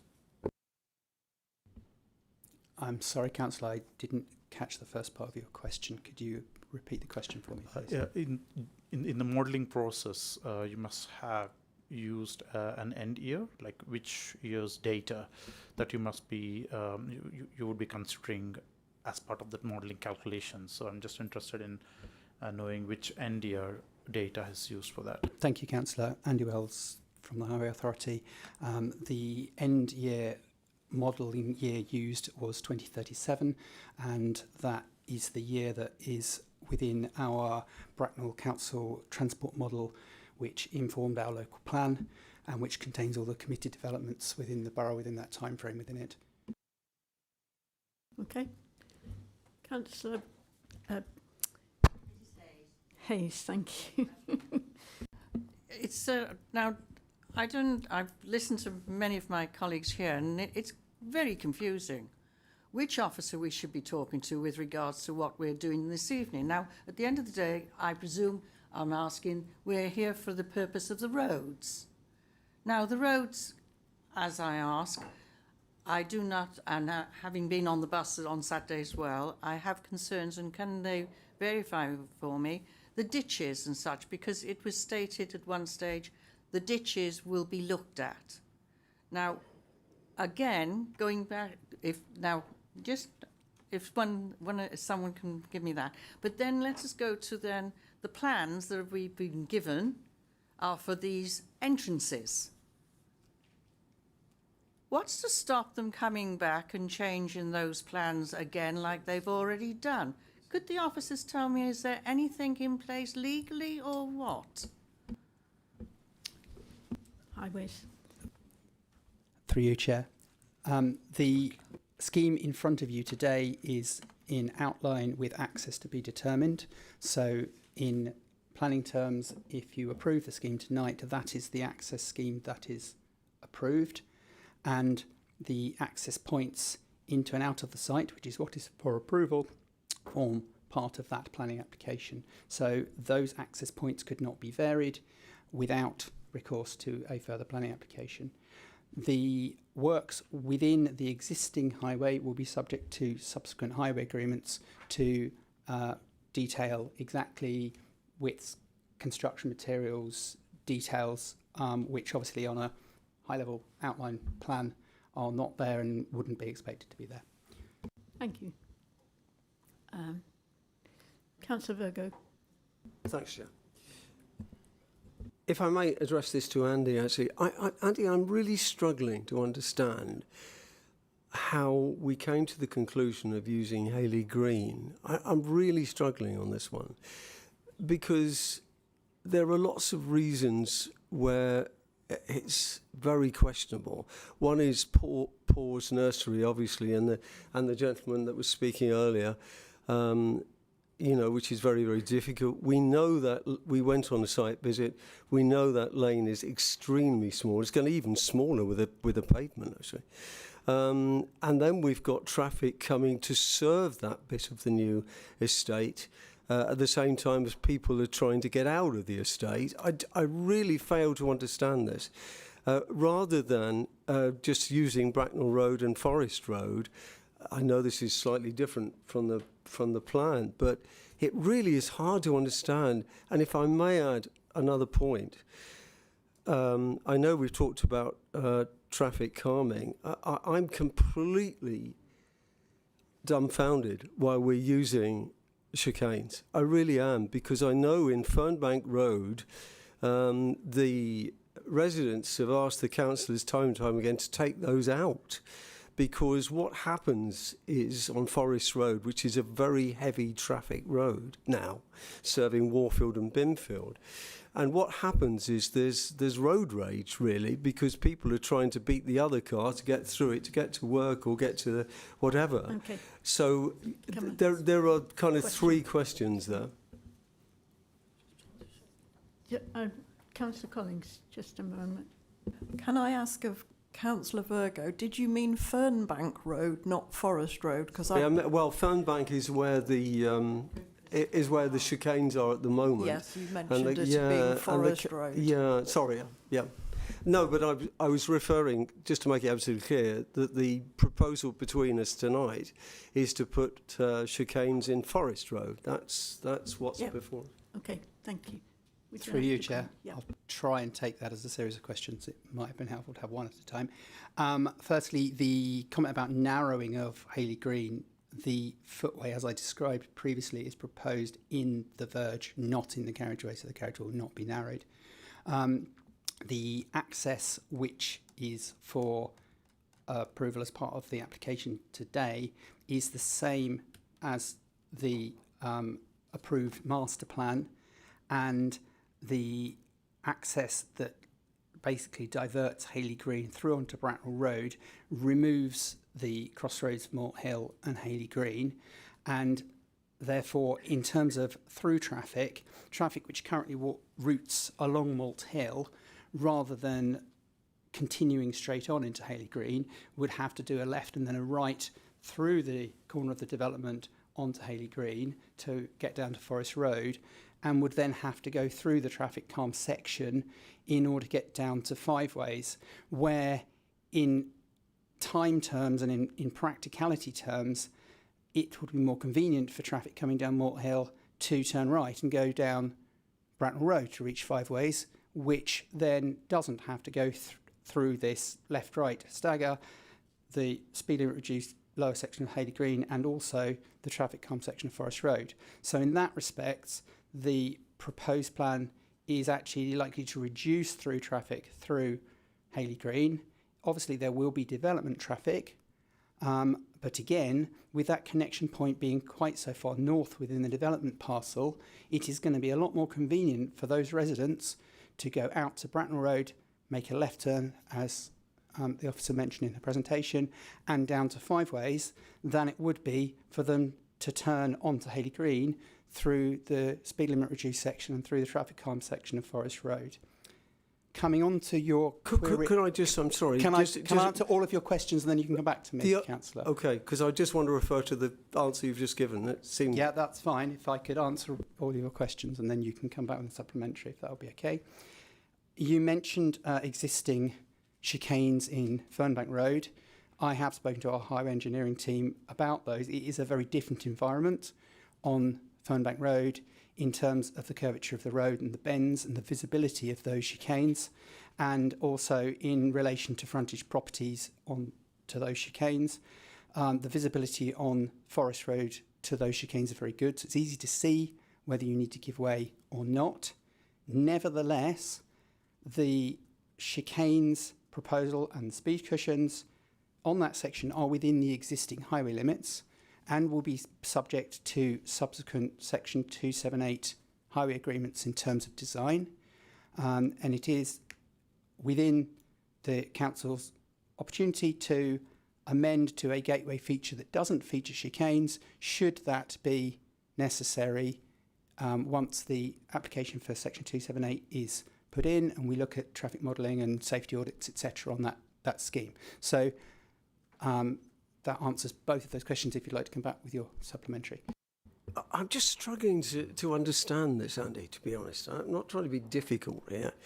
But, you know, you've actually put, I mean, we're not just talking about quickness of cars travelling here and there. We're talking about safety to the residents of this borough. And here we have a tiny little lane, which I think everyone... What's your question? I'm getting to it, Chair. If you could just give me a little bit of room, I'd be grateful. You've had a lot. Sorry? You've had a lot, so please Come on. Well, Come on. I've got to have room to ask the question, actually, and I'm giving the officer a little bit of reference to it, if that's okay with you. If I may go on. Thank you very much. So the point I'm trying to make, Andy, is that we see a lane at the moment which is not used except it's quite busy during the pause nursery. We are now travelling all these cars from the estate because they want to get out in rush hour.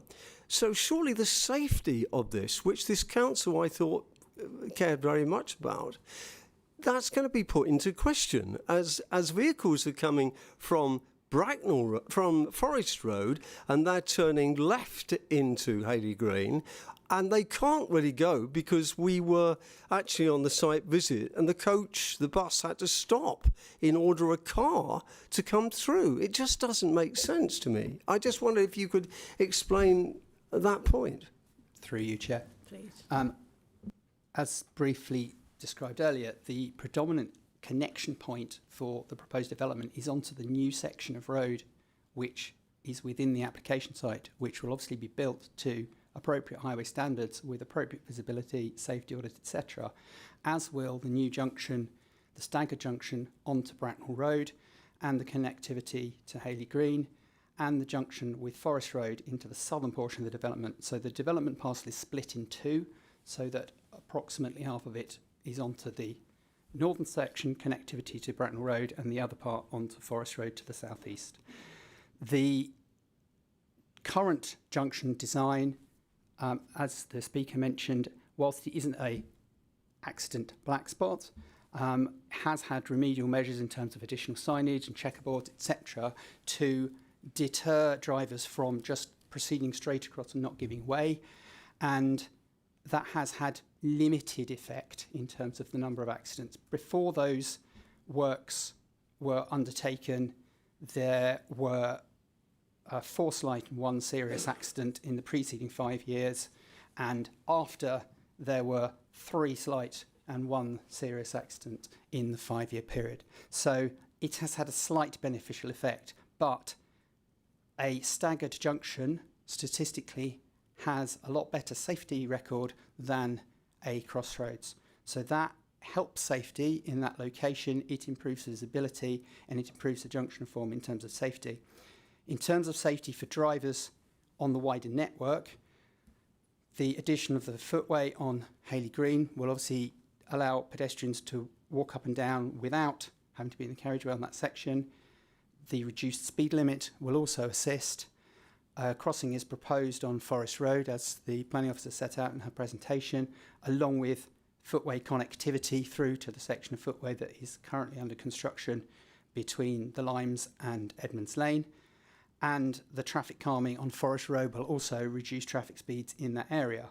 And in doing so, will also deter exactly the sort of traffic that you described, Councillor Virgo, from using Haley Green as a through route. You described traffic coming along Forest Road, eastbound turning left into Haley Green. That traffic has come from the direction of Five Ways.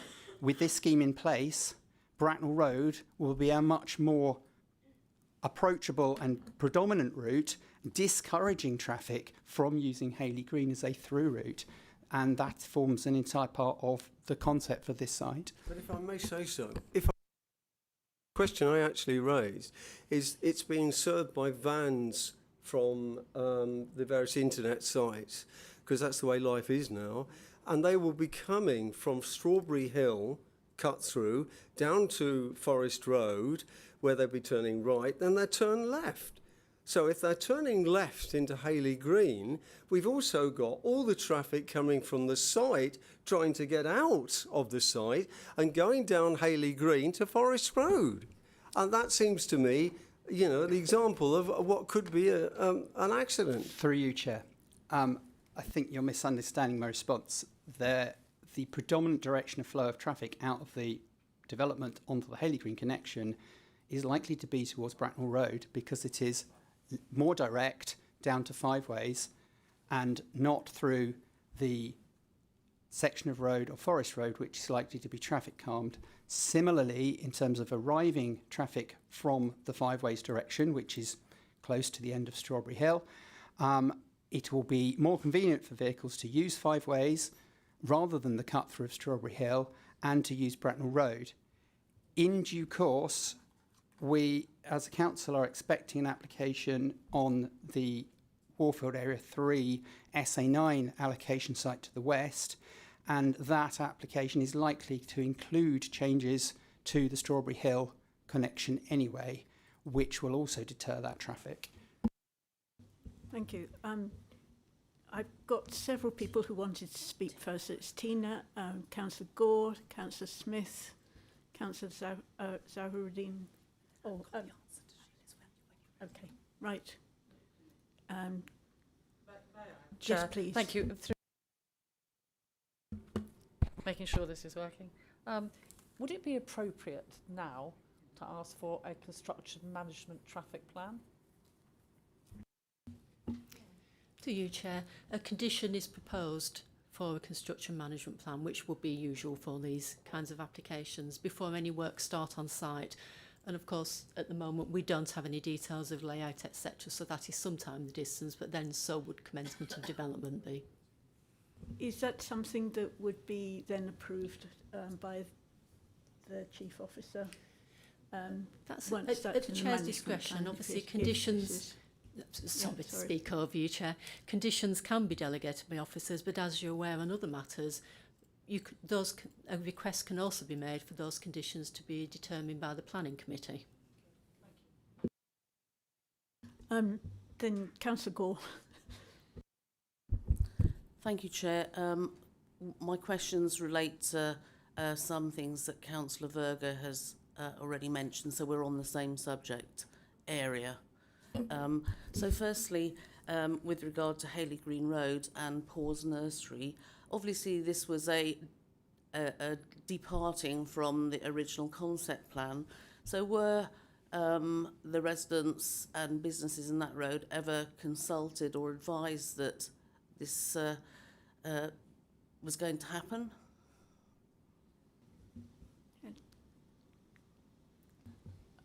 Through you, Chair, there has been full consultation in accordance with normal neighbourhood notification procedures on this application.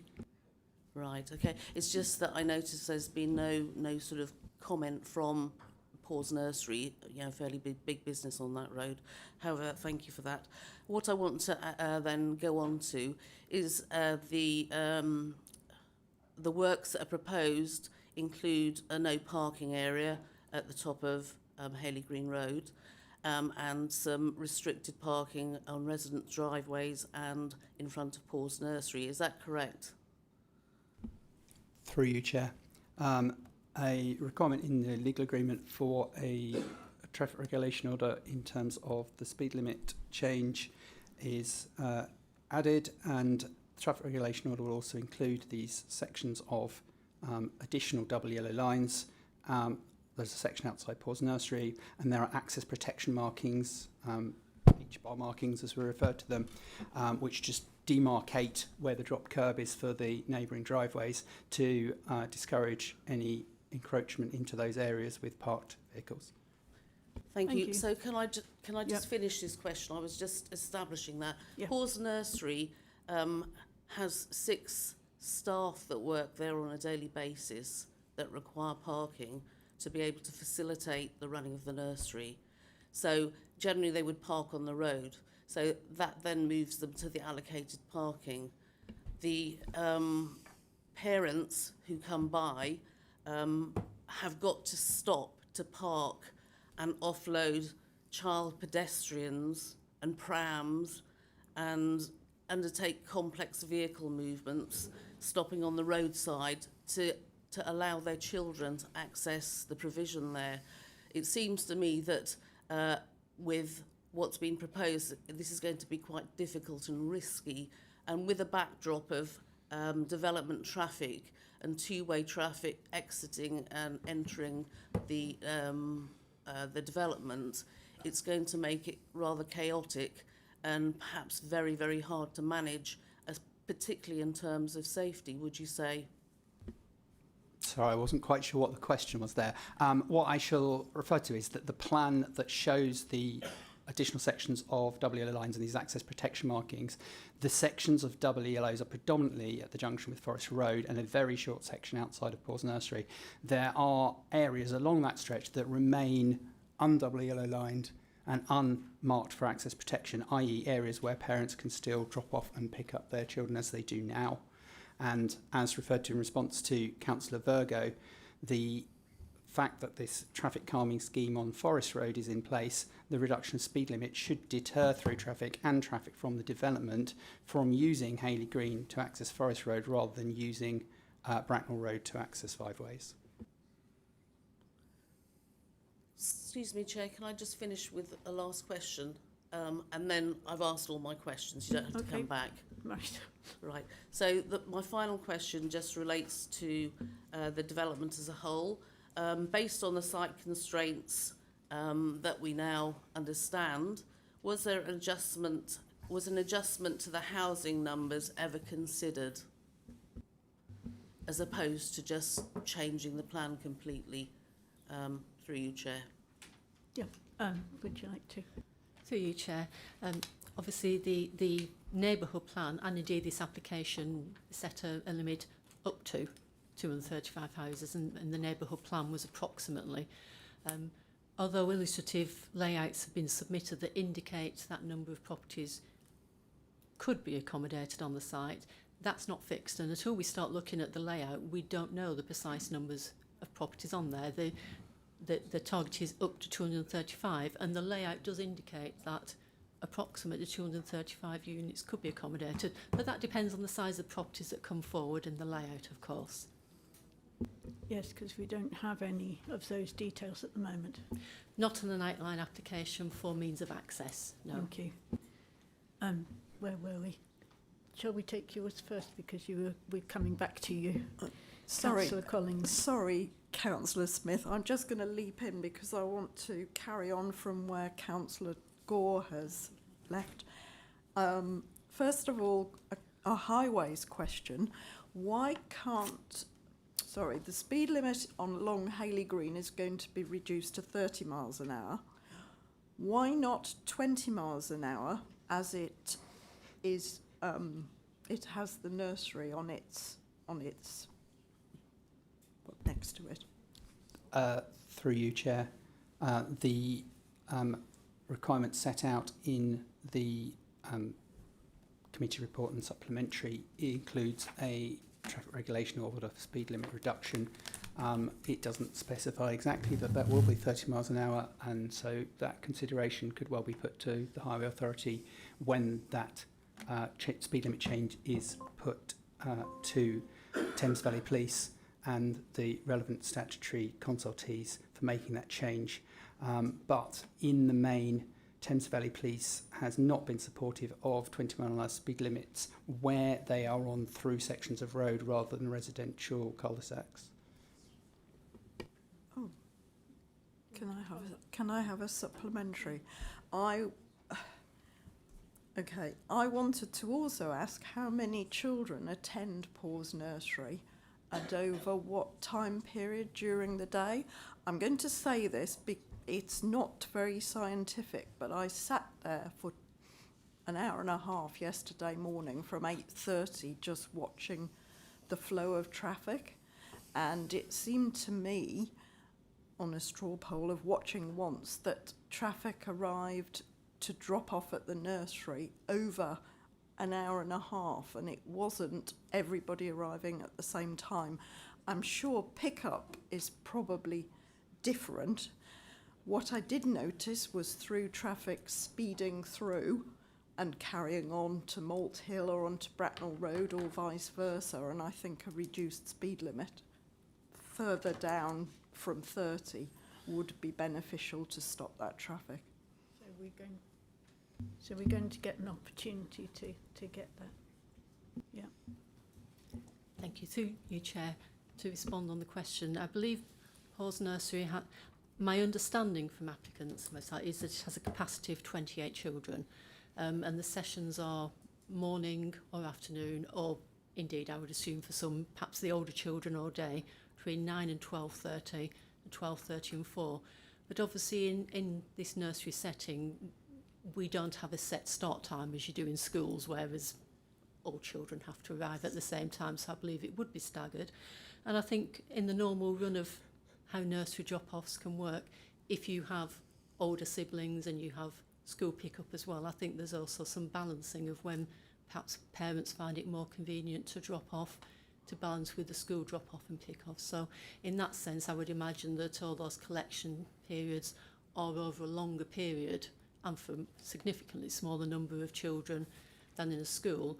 And I would assume that Paul's Nursery may hope that to attract customers from the development who you would hope would be able to walk to the facility as well. Thank you. Thank you. Who was it? Councillor Smith first. Thank you. Thank you, Chair. Returning to the conversation around the traffic on Hayley Green Road, I'm sympathetic to the concerns of my fellow councillors around that. I'm also very much appreciate the logic of the explanation the officer has given around how they kind of anticipate that to work in practice. Ultimately, decisions on this kind of thing aren't made on a whim. There's a lot of data behind this. I was just wondering if we could maybe get some clarity on, you know, what are the peak traffic levels on Hayley Green Road currently, and in terms of what's been modelled and predicted post all these changes, what are we expecting? How significant is that change? I think the objector gave us some numbers earlier that sounded quite high, but they were sort of percentages, and it's hard to tell what that means without knowing what the baseline actual quantity is. So just wondering if we could get those figures. Through you, Chair. Councillor Smith is correct in the way he's interpreted that, in that in traffic modelling, because a street with a small number of vehicles with a similar amount of vehicles added to it, which might also still be a small number, creates a conceptually big percentage increase. Similarly, if you had a motorway taking tens of thousands of vehicles and you added 1,000 or so, you wouldn't really percentage-wise notice a big difference, but actually in practical terms you would. So in traffic modelling, we don't actually use percentages in that way. We use something called the GEH statistic, which allows this balancing of the small traffic flow versus large traffic flow roads. However, the numbers that I have pulled from the model that was submitted by the applicants has 2037 base and 2037 base plus development flows. And for the Bracknell Road, Hayley Green junction, the number of vehicles in the base, so we've got, obviously the arm works in both directions, in and out onto the road, from Hayley Green onto Bracknell Road in each direction, 20 vehicles in the base and 76 in the width development, and in the opposite direction into Hayley Green we have 34 and 52. That's the AM. In the PM we have 20 versus 45 and 25 versus 73. So yes, there is an increase in traffic, but it is on a very low baseline. And if we think of that, that's over an hour as a whole. So the peak hours typically 8 till 9 in the morning and 5 till 6 in the evening. If we take the figure of 34 vehicles existing inbound, for example, that's approximately one every 2 minutes, increasing to slightly under one a minute with the development on that arm and that movement, for example. So it's those sorts of numbers. We're not talking lots of vehicles per minute. What we are talking is an increase, yes, because there's development added and those vehicles will go somewhere. And that is on the Bracknell Road, Hayley Green Road junction, which is why I've used that, because that is, as I described to other members who asked the question, likely to be the predominant route for those vehicles leaving the development. So that section of road is likely to be more affected, but that's obviously the newer section of the road. Given time, I could pull out the data from the other junctions, but sat here whilst we're talking is probably not the time, and it would have been helpful to have this question up front. I'm sorry. Councillor Zahoudi. A question to Highways Officer.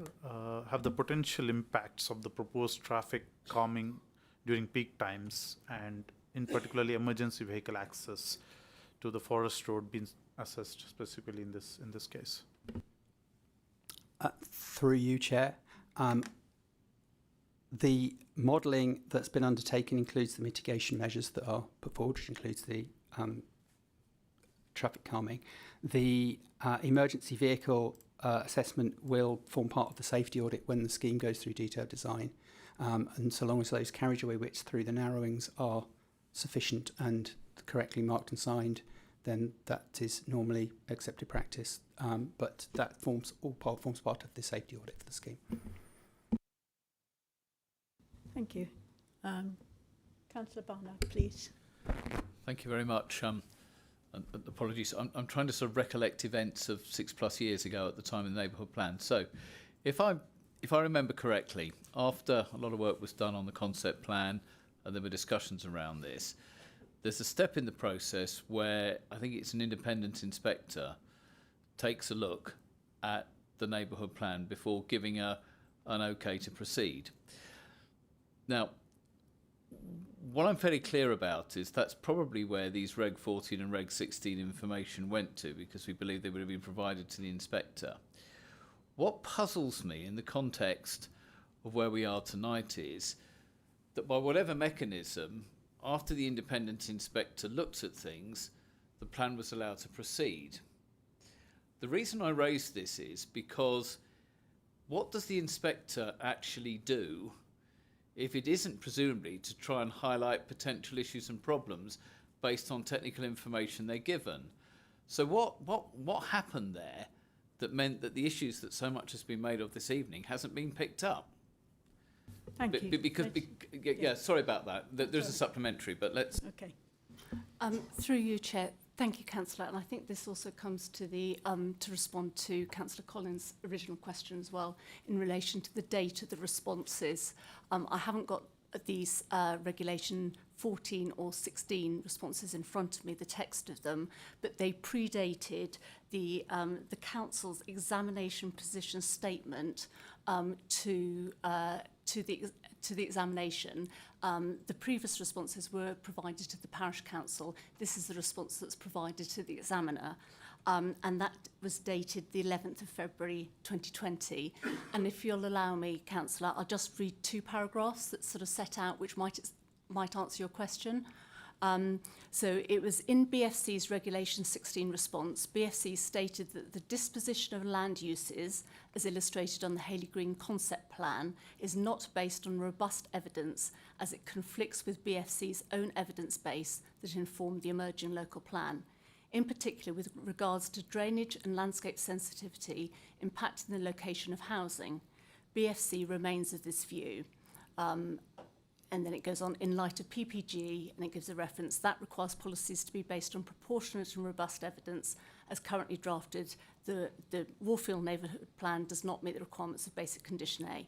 And the bit that will answer your question, I hope, is BFC recognises that the WNP supporting text refers to the plan showing disposition of land uses as a concept plan, and that the policy requires the submission of a detailed master plan for approval prior to any planning applications being submitted.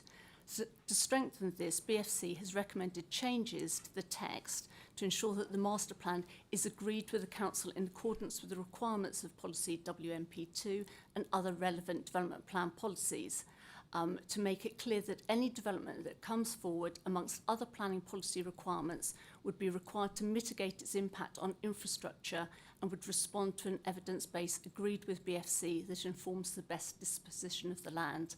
And hopefully that sets out, so because of the changes that were recommended to the text of the policy, referencing the approval of the master plan, that was the point in which the evidence base was going to be brought into the decision-making process on the master plan. Because that wasn't actually the question. It's helpful and it's good context, But the question I was asking was, what is the role of the inspector? Because before this could go to referendum with the concept plan and everything in, an independent inspector would have had sight of all that information, everything. But my understanding, correct me, I'm only a counter in this, was actually that it was then allowed to proceed. So what happened to allow something that is now being said to be so demonstrably unsound to actually to proceed to referendum? So the inspector, the role of the inspector is to see if the plan meets the basic conditions. The argument, or it's not an argument, the point that we're making is that it's not demonstrably unsound because the concept plan isn't referred to within WNP2. WNP2 refers to the allocation of the land and also refers to the requirement for the master plan.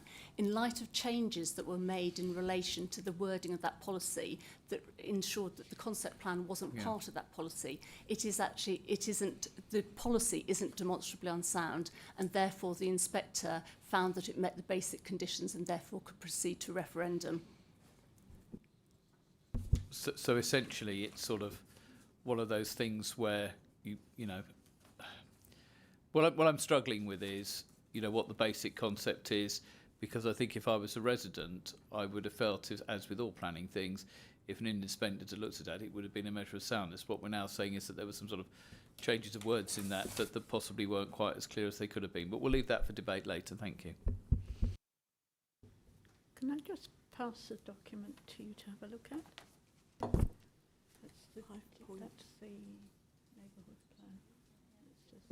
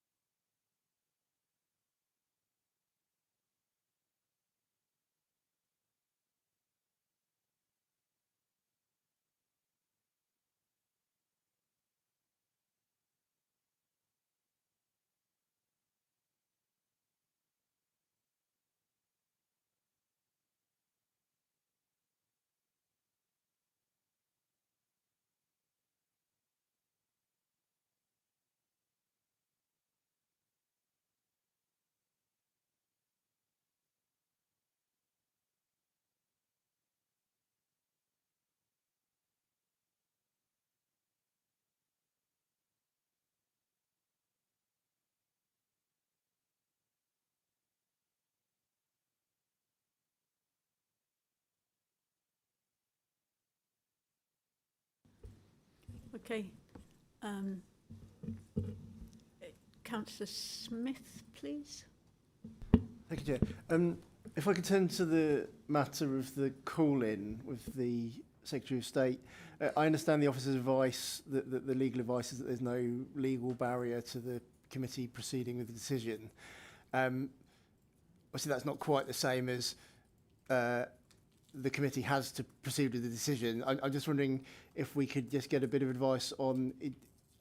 I know some members have sort of questioned whether it might be more pertinent to defer whilst that process is taking place. Could we just get some advice on were we to want to do that, what would be the implications of doing that?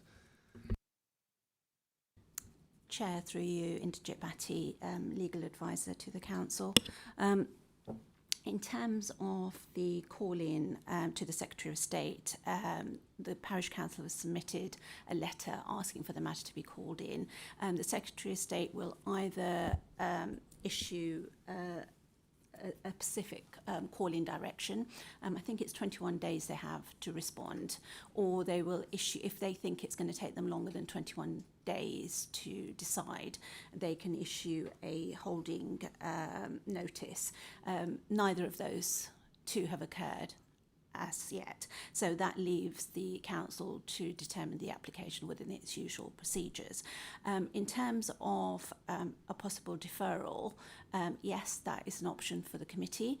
However, the deferral has to have planning reasons for a deferral to take place. If a deferral is to take place, that doesn't prevent the applicant from submitting appeal for non-determination. because the council have failed to determine the application within its usual procedures. So they do have that right to submit an appeal for non-determination. But yeah, unless and until the Secretary of State either calls it in or issues a holding direction, the matter should be determined by the local authority with its usual procedures. Thank you. Councillor Zahuruddin? Through you, Chair. Can Highways Officer confirm how will potential conflicts between highway safety lighting requirements and Warfield Neighbourhood Plan's Dark Skies Policy, WNP 12, be resolved at reserved matters stage, please?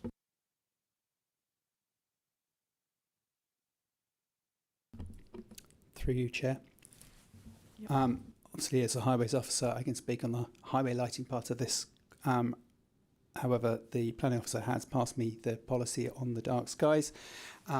So if I may read the policy on dark skies first and then respond. The policy WMP 12 states development proposals beyond the built-up area boundary of Bracknell should be designed in a way that minimises light pollution. Proposals for any necessary street and external lighting should be energy efficient, reduce light scatter, and comply with current guidelines established for rural areas by the Institute of Lighting Engineers. Proposals for development will be expected to demonstrate the measures to be taken in response to the Institution of Lighting Engineers guidelines. And this policy reflects NPPF paragraph 185C by limiting the impact of light pollution from artificial light on local amenity, and reflects SAVE policy EN15 of the Bracknell Forest Local Plan. In response to that, what is proposed is compliant with the dark skies policy because it will be on the highway for necessary street lighting, and our street lighting within the borough is compliant with the Institution of Lighting Engineers guidelines for rural areas. It is energy efficient, it's LED, and it is through, as most LED lighting is, deliberately designed to reduce light scatter, particularly upwards into the sky, and to target that lighting onto the areas of the highway which are necessary for safety to be lit, rather than scattering light further afield. Thank you. Shall we just return to the WNP? If I could just come back on Councillor Barnard's point through you, Chair. Yes, I think your question, which I obviously hadn't adequately answered first time round, was the fact that why had the examination inspector accepted the plan if there were still concerns. And I just wanted, the point that I was making was the fact that changes were recommended by the inspector to the terms of that policy. And I'd just draw your attention to para 4.33 of the examination inspector's report, which talked about, it says, the green concept plan at inset map 2 shows development on areas susceptible to surface water flood risk. The sustainable drainage strategy should provide for its remediation and secure no increase in surface water flood risk to any land on or off site, and no detriment to the quality of water in the river cut. They then recommended deleting part 16, as any grant of outline planning permission will allow for detailed matters of design and appearance to be submitted as reserved matters applications for a later approval by the local planning authority. So that was the recommendation, to make changes to the policy in order to ensure that the conflict between the concept plan and the evidence base was resolved. Thank you. Thank you very much. Councillor Smith, please. Thank you, Chair. I'd like to ask just a couple of questions about the flooding. Firstly, I just would like to say how positive I thought it was we had that very detailed element to the report from the flood officer. I know that it's an issue that's often a concern for residents around these applications, and we've been kind of evolving our processes for how that's reported to committee, and I thought that was an absolutely brilliant report, so very grateful to the officers for that.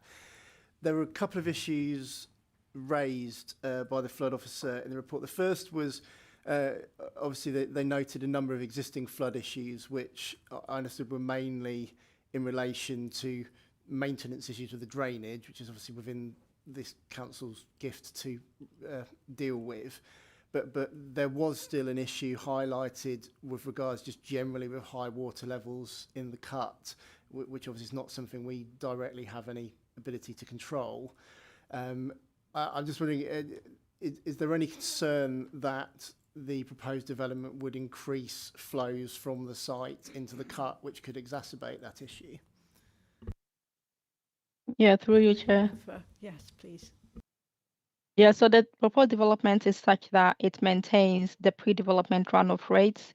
So I've got some figures right here in front of me. So it's going to limit the flows to 39.4 litres per second, which is the Greenfield runoff rate. Without any attenuation, the discharge rate is 134 litres per second. So with the introduction of the ponds and the bases and the SAD features, it is going to hold the water on the site and then restrict it to pre-development runoff rate. So to answer your question, the development will not increase flood risk to itself and offsite. Thank you, that's very helpful. Councillor Smith. Thank you, that was really helpful and clear, thank you. As a second question around the flood officer's report, there were obviously concerns raised around the foul water drainage and the lack of existing capacity, and it's highlighted that there was a need for enhancement of those facilities to support the development. I'm just wondering if we can get a bit of explanation as to what the process of that is and how, you know, as a council, we ensure that those enhancements are implemented alongside the development, you know, so that we're not finding ourselves in a situation where we're overstretching that capacity, because, you know, we already have significant issues within the borough in relation to sewage outflows into some of our watercourses that we absolutely want to make sure that there's no risk of making that worse. Yeah, through you, Chair.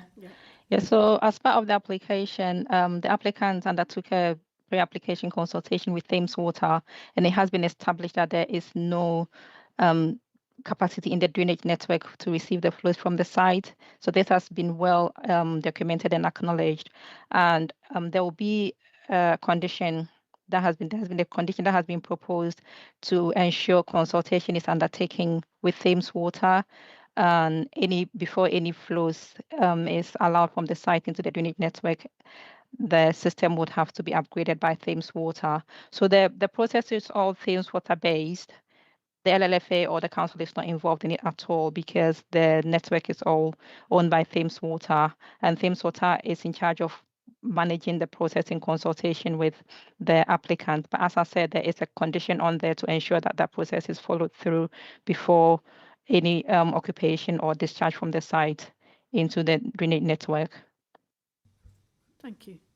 May I just add a question to that point before we go on? Sorry, if you would bear with me. Councillor Barnard is waiting. Yes, I understand that, but I would ask, I'm Chairman, happy to defer to Councillor Virgo. Thank you. Do I understand to the officer that the sewage disposal will not go down the Forest Road and Cricketers Lane, because that's the smallest pipe from your explanation, which I thought was very good, but it will go now to Bracknell Road across a different way, so it will be a direct into that bigger pipe in the Bracknell Road. Is that right? Yeah, that is correct. That is the most feasible option, because if you look at the site topography, it's kind of slopes from the south towards the north. So the water will have to flow that way towards the north onto Bracknell Road and connect into that 225mm pipe across Bracknell Road into that pumping station. Yeah. However, that will be developed. That will be based on all the modelling results. But that is what has been initially proposed as the most feasible option to date. But then we just have to see what the modelling will be. But from my understanding of how drainage works, that would be the most appropriate option. Instead of connecting it upstream at Cricketers Lane before it goes up, it's better to connect Makes it up much more north. So we'll sense. be looking and keeping an eye on that to make sure that. And there will be holding tanks in the site, is that right, to reduce the flow? That will be surface water. In sewage, I'm thinking of. No, that is not in accordance with policy So just at be a all. direct connection. Yeah, that is why there has to be capacity in the network to take flows out of the site. Yeah. Understand. Thank you. Thank you. Councillor Barnard. Thank you. My first question about foul drainage was answered. The second is, I've witnessed a situation with a significant housing development in Warfield recently, where for certainly the first 6, 7, 8, 9 months of occupied properties, everything being tankered away, which caused considerable inconvenience, in terms of day-to-day management of things. Are we saying in this case that there are going to be conditions in place that mean this connection actually has to be made? And I ask that for two reasons. Firstly, because it's not the same sort of network. I mean, Harvest Ride, it gummed up on a regular basis. And the second point is, do we really think it's environmentally a particularly good idea to have to rely on tankers to remove sewage to begin with, where actually that could then contaminate, land? So I'm just trying to understand if we're going to be very robust on what we would expect of the developer before houses are occupied, because the potential for backup and contamination and other things could, you know what I mean? How do we address this? Does that make sense? It makes sense because you've made reference to the Harvest Road development, and that was an issue that was reported to us. So to answer your question, there is always a condition on the applications to ensure that before or prior to occupation, there is connection made into the sewage network, which has to be followed through.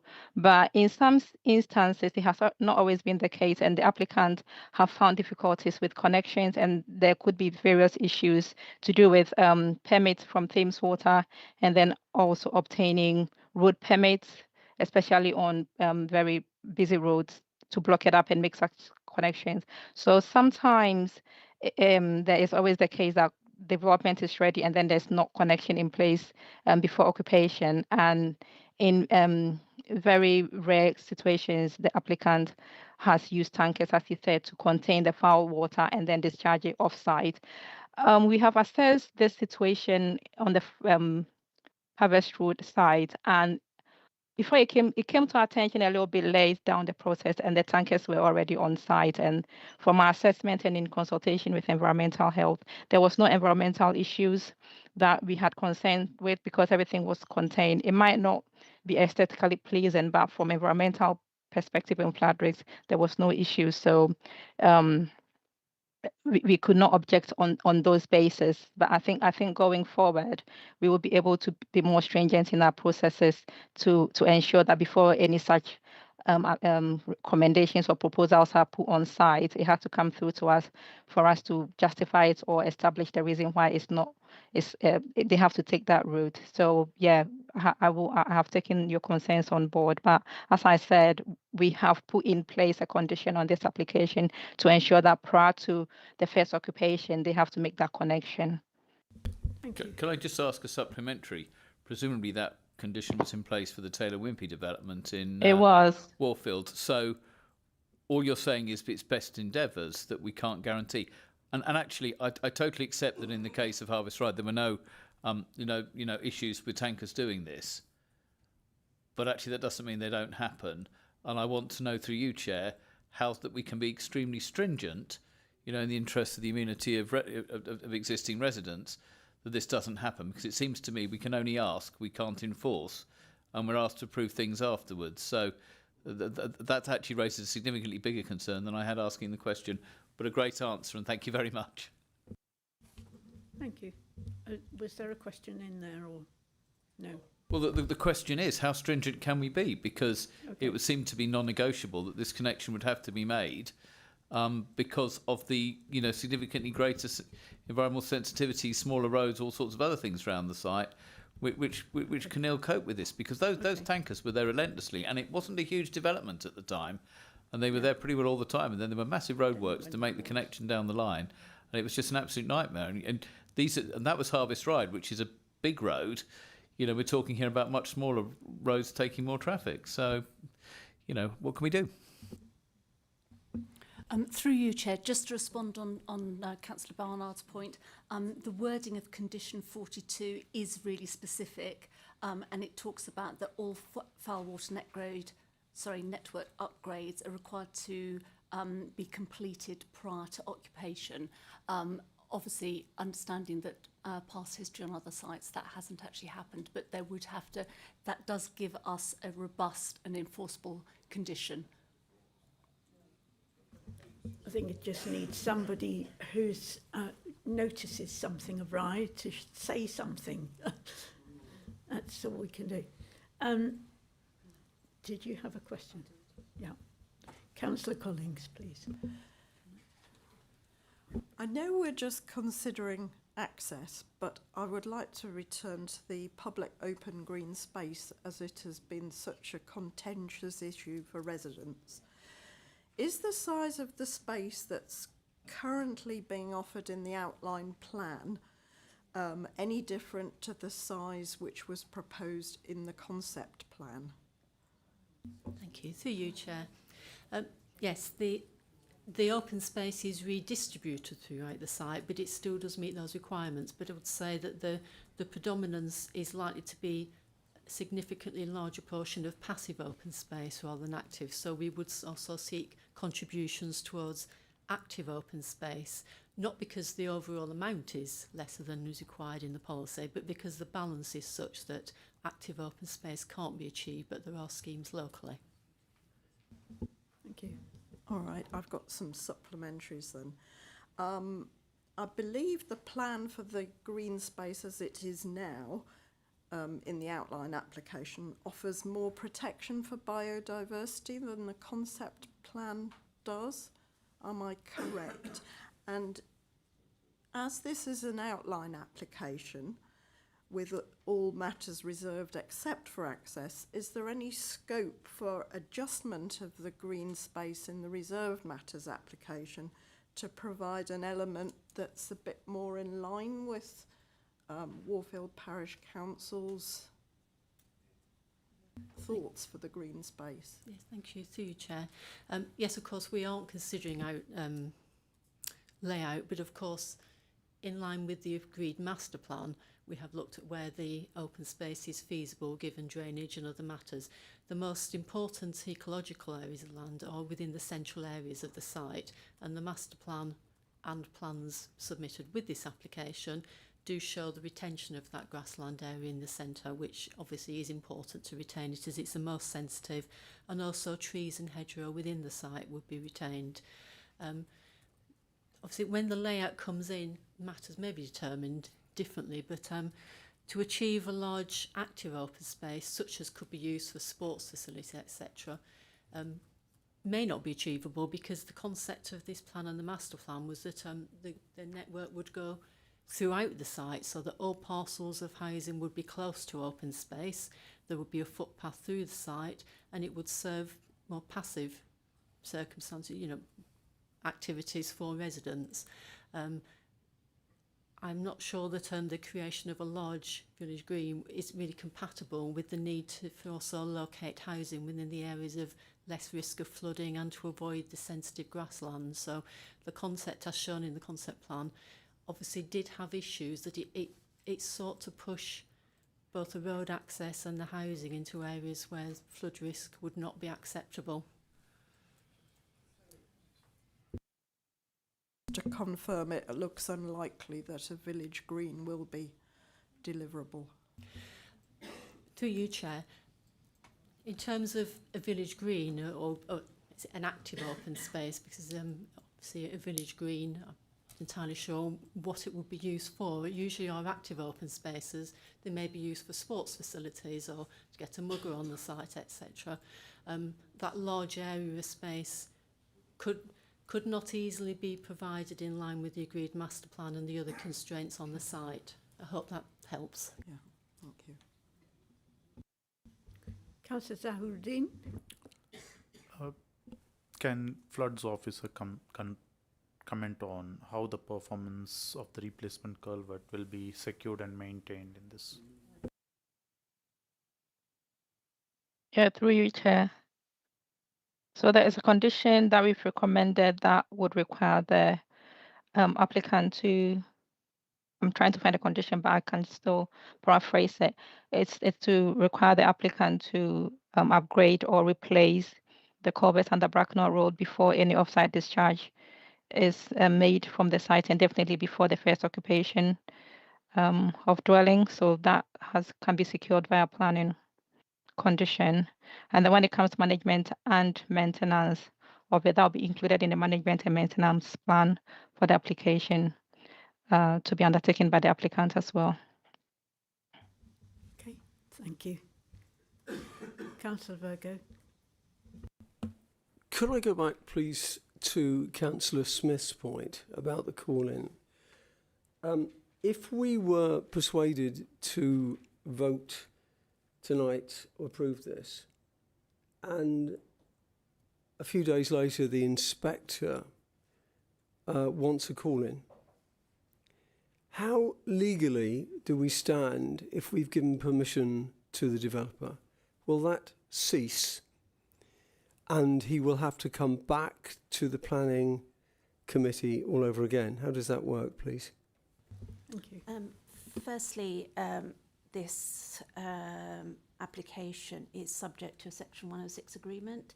So whilst the committee will recommend approval or refusal, a Section 106 agreement has to be signed and completed before a planning permission can be issued. And that can take several months to achieve. So if in the interim period the Secretary of State issues a holding direction or calls the matter in, then it simply is determined by the Secretary of State. And what usually happens is the Secretary of State, an inspector will hear the local authority's position, and it might be written representations, or it might actually be a hearing where the local authority sets out its position, and any objectors would be able to set out their position on the application, and then the inspector provides a report to the Secretary of State, and the Secretary of State then makes a decision based on that inspector's report. So it's a bit like a PINS hearing. So where you will have an inspector conduct a hearing and then issue a report rather than make a decision.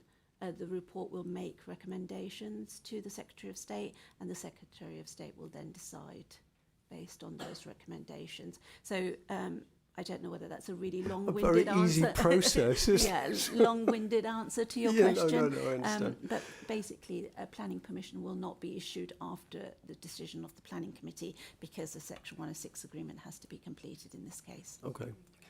May I just... can we just go back to the bus problem? I noticed in the Bracknell Forest local plan, it sets out 19.2, we need to minimise the use of motor vehicles. I don't quite understand, if we can't have a bus service, which it looks as though that's going to happen, how that can be observed. Through you, Chair. Yes, please. So I think the question is posed in a way that assumes that the bus service that would serve the site is the existing service that runs a few times a day, a few days a week. And that may or may not be the case. So obviously we are here looking at an outline planning application with reserve matters, subsequent condition discharge, drainage infrastructure upgrades that we've just discussed. That process is going to take a reasonable length of time. In the interim period, that existing bus service may change, it may not change. But the council, through its SIL process, can use SIL monies to fund a bus service associated with development. In the similar sorts of time frame that we are talking about in terms of this site going through the remaining of the planning process, etc., we also are likely to see an application or applications for Warfield Area 3 SA9 allocation to the west, and that will also come with SIL monies, which again could be used in the fullness of time to provide a bus service. And so at the point at which we have enough development to make a bus service make sense, you don't want a bus service that's there when there's no housing there.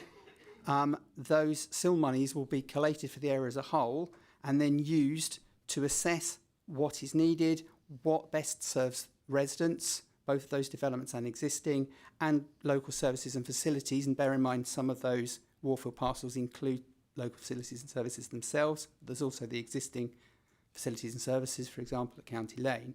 So what I am saying is that the current decision-making process that's going on around the existing service, which is heavily subsidised by the council, is not the same as how SIL monies are used from development to consider public transport services in future. And there is a time difference in that process. What you wouldn't do is take SIL monies from a development that's yet to appear and provide a bus service, because by the time you've got that development out the ground, you've spent a lot of your SIL money on a bus service that isn't serving the development. Does that make sense? The two things need to dovetail together. Thank you. Councillor Barnard, please. This might be a question we might need a little bit of legal advice and help on.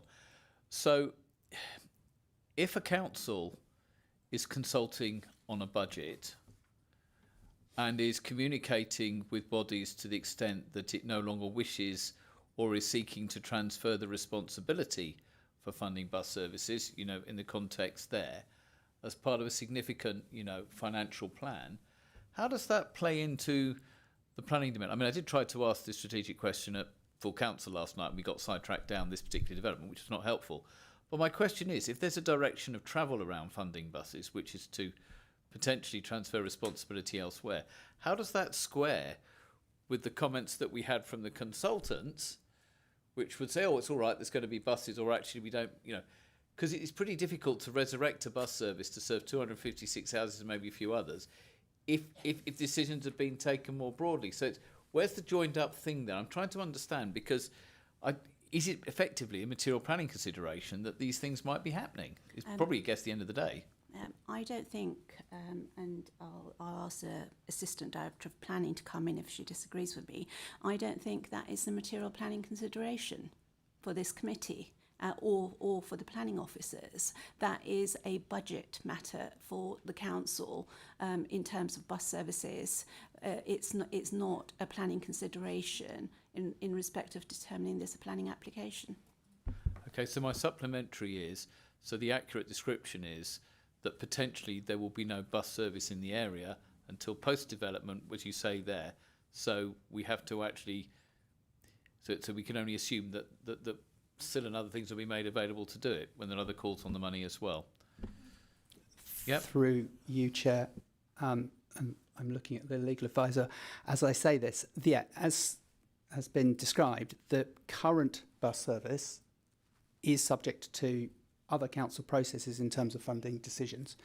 Your comment was about resurrecting a bus service, and that is not what is suggested, because what would be the case would be if the existing service were to cease or be changed, what would come as a result of SIL funding through the developments would be a different service. It would operate differently because it would potentially better serve in terms of timing the needs of the wider area, the developments, other developments in the area, and local facilities and services. So it's unlikely to be a resurrection of a service that's currently significantly funded through council funds.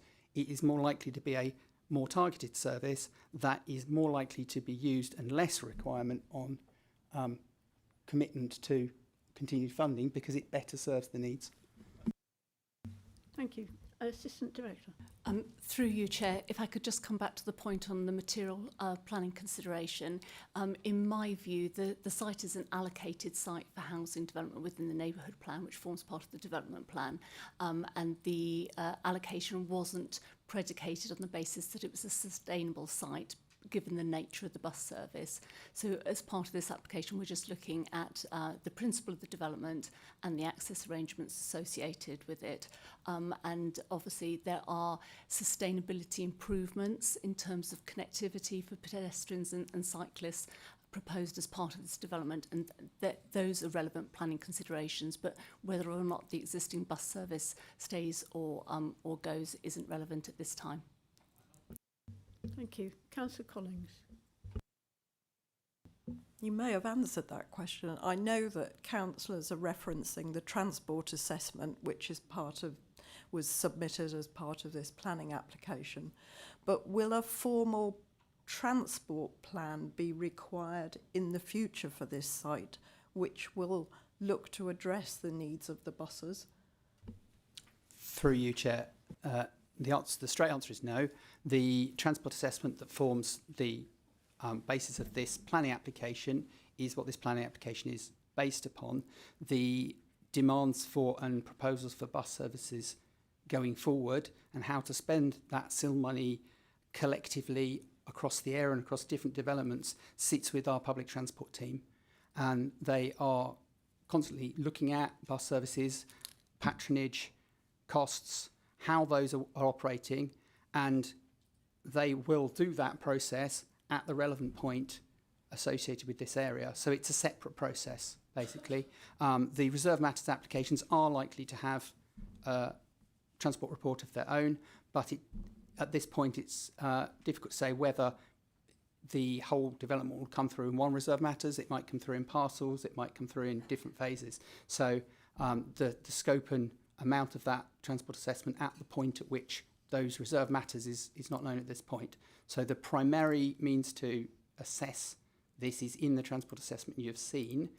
However, I will note that the trip rates used for vehicular trips within that transport assessment are higher than we would normally use, on the basis that there is an assumption around the amount of bus use because of the limited nature of the existing service. So we have trip rates within there that are higher than we would normally use in our transport model because of the nature of the site that has already been referred to wasn't allocated in its sustainability context, and those trip rates reflect that.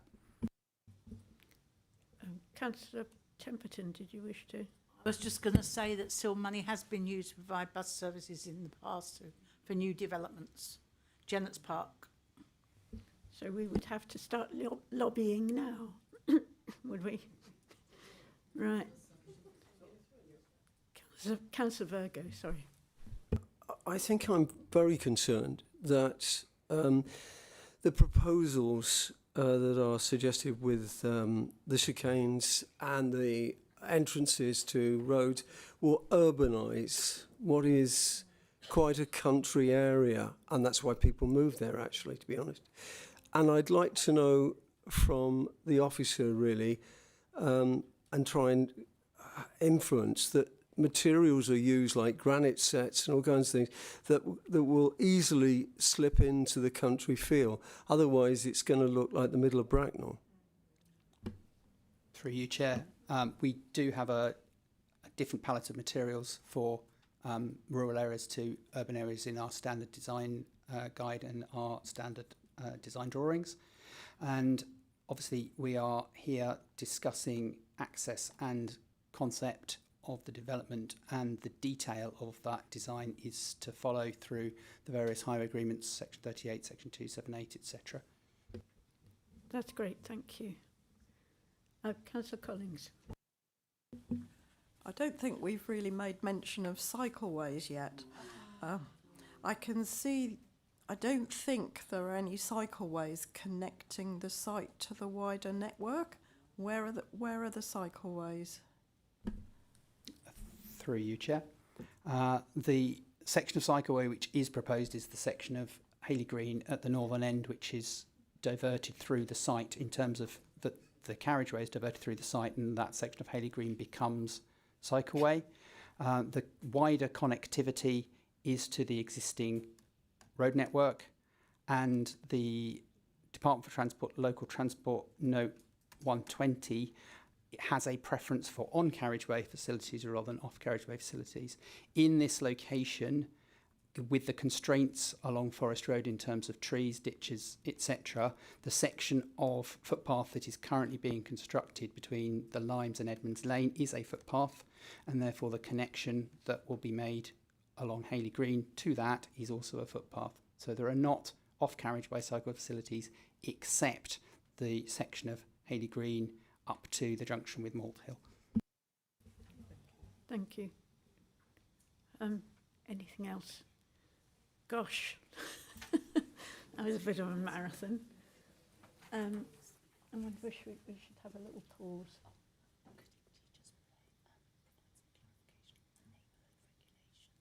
please. Yes. We need a note from our legal advisor, please. Sorry, I thought some clarification might be helpful, Chair, through you, on the neighbourhood planning regulations, because of the questions that Councillor Barnard was raising and the Assistant Director of Planning was answering. And there was some confusion as to the Regulation 14 response the Assistant Director of Planning was referring to. To set it in context, Regulation 14 is the pre-submission consultation and publicity. So Regulation 14 says that before submitting a plan proposal to the local planning authority, a qualifying body, that's the parish council, must publicise in a manner that is likely to bring it to the attention of people who live, work or carry on business in the neighbourhood area, details of the proposals for a neighbourhood development plan, and then it carries on in terms of what that process is. So the response that the Assistant Director of Planning referred to from the Borough Council was a Regulation 14 response, which was pre-submission in response to the consultation by the parish council. So it would be before an inspector is appointed to carry out the examination. I just thought that might help, help to clarify. Chair, through you, that's helpful because that would mean that the inspector had sight of and access to all that information. What is my understanding? No, what usually happens is that the pre-submission consultation publicity is that the parish council would get consultation responses to its proposal. They then have to take into account those responses and make any relevant amendments and then resubmit that proposal for an examiner to be appointed.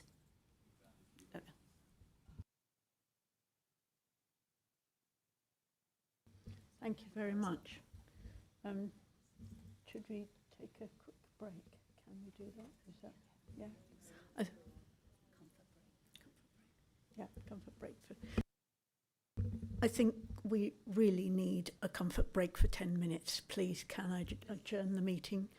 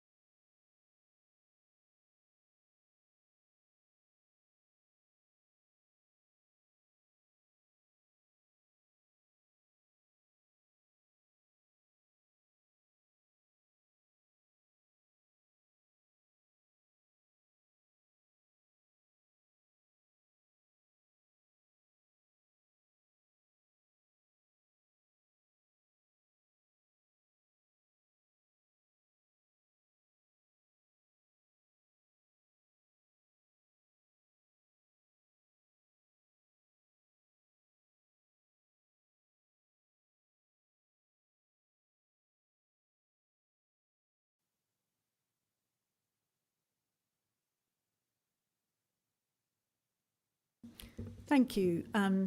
Returning now to the debate section. First of all, I have to make the recommendation in the papers that following the completion of planning obligations under section 106 of the Town and Country Planning Act 1990, relating to all the things that are listed, then we approve. Oh, page 37 of the agenda pack. Yeah, okay. Oh, no, it's put. Oh, anyway. Sorry. What? Okay, the recommendation and amendments are on. Page 37 and 2. Yes. Okay. Would you like to say that bit? Yeah, go on. So the recommendations are on page 37 of the agenda pack, and there are amendments to the recommendation on page 2 of the supplementary report. Okay, thank you very much for that. So I propose the recommendation to approve. I will need a seconder for the purposes of debate, please. Councillor Collins? I'm happy to second. Thank you. Who would like to open the debate?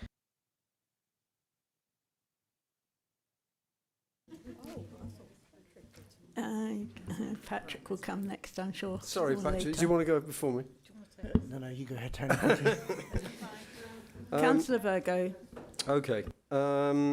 Forgive me for being a little long-winded in this, so bear with me. I'd like to thank everybody, actually, for coming out on the site meeting on Saturday, because it was freezing.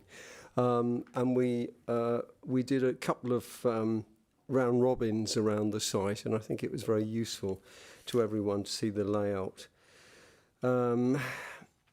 Look, I think everyone tonight, I mean, I've never been in a planning meeting that's 3.5 hours for questions, never.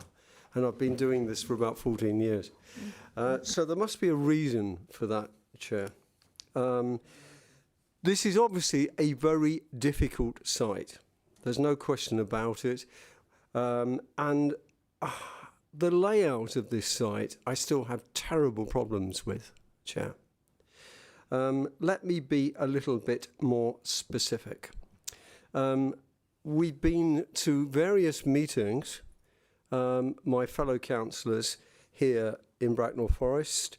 In fact, we asked for meetings a long time ago, I think, but that took 6 months to get a meeting. And we got a meeting, and we were there for 3.5 hours in this building. And we made very strong points about the points we're just about to make. Sadly, they are still on this plan. And I think that's regrettable, frankly. So let me just go through a few.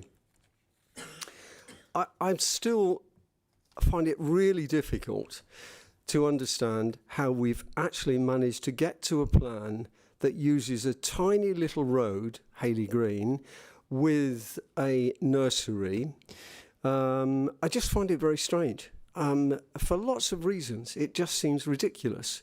The problems of Hayley Green, the problems of people with the children, which Councillor Gore has actually mentioned, and I've seen it actually where they actually stop because there's no parking there, so the car stops in the middle of the road, so no cars can get through actually, and then children are taken from the car into the nursery. Well, clearly, if you did that with this site that was still in operation, that would be extremely dangerous.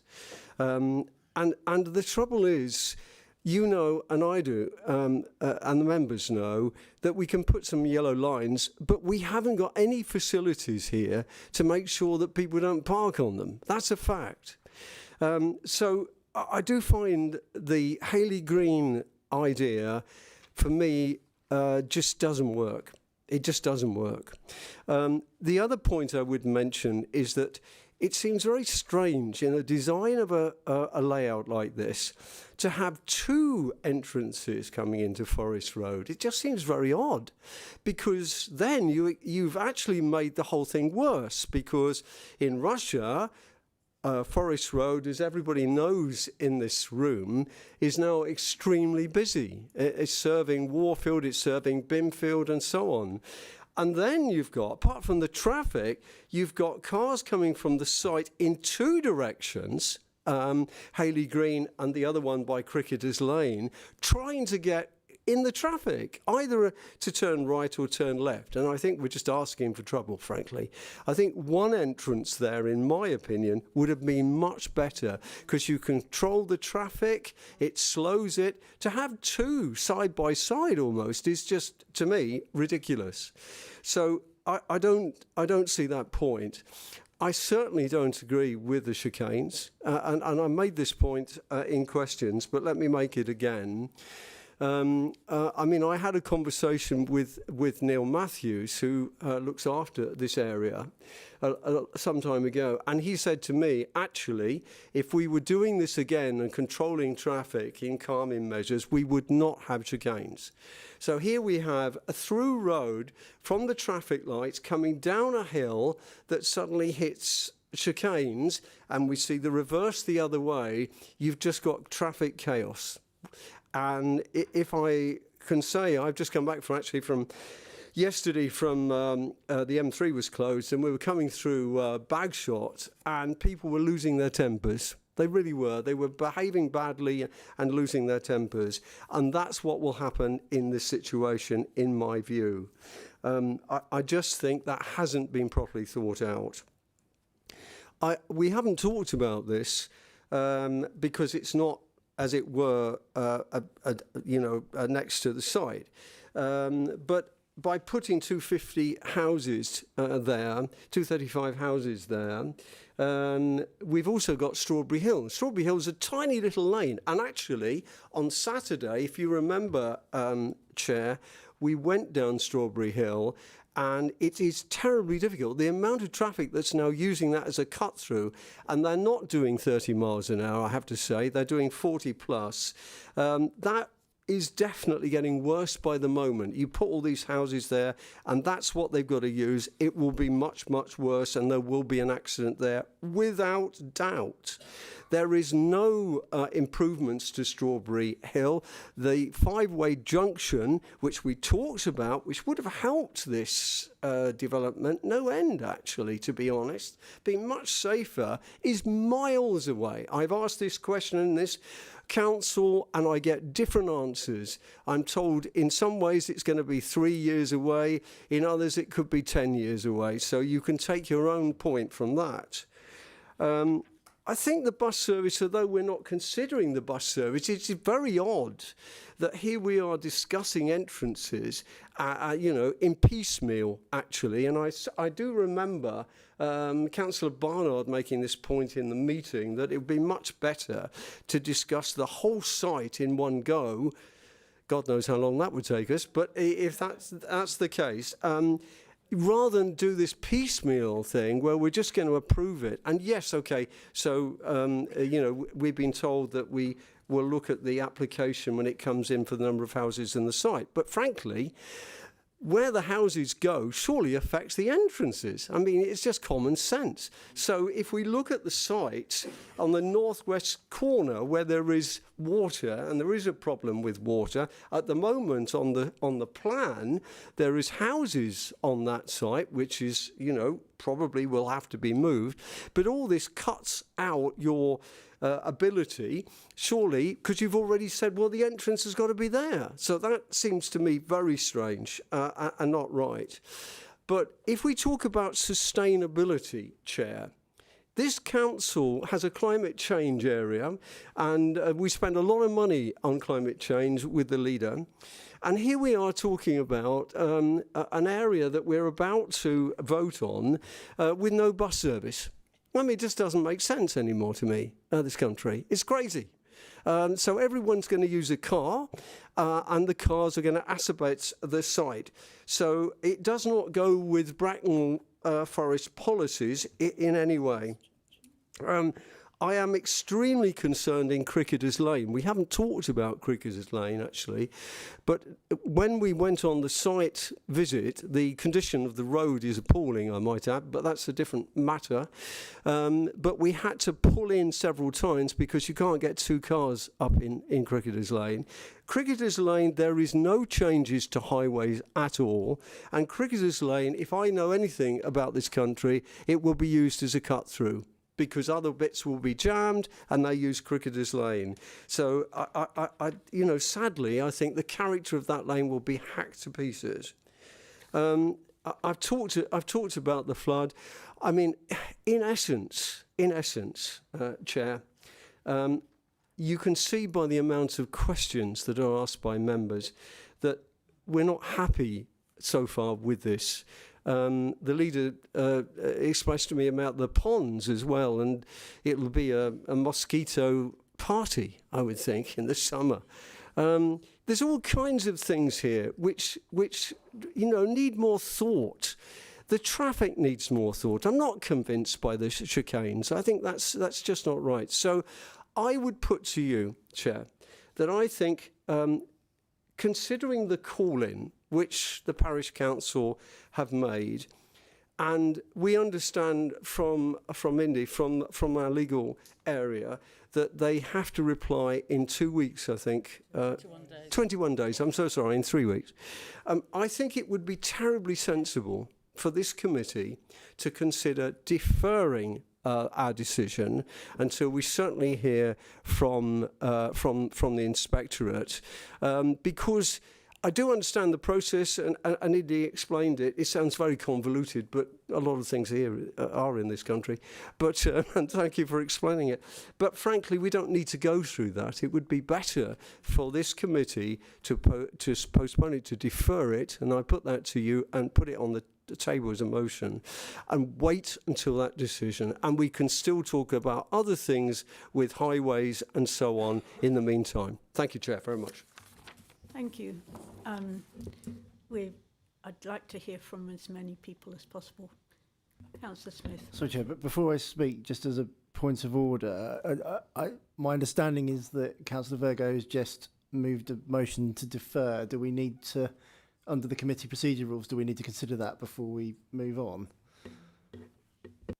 Do I need a seconder as well, Chair, for that? I'll second you.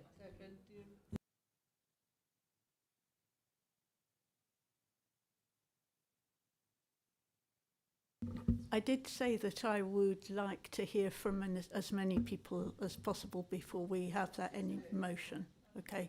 Because we need to clarify everything that we can and people's views. It would be unfair not to. Sorry, I had Councillor Smith yet. First. Okay, thank you, Chair.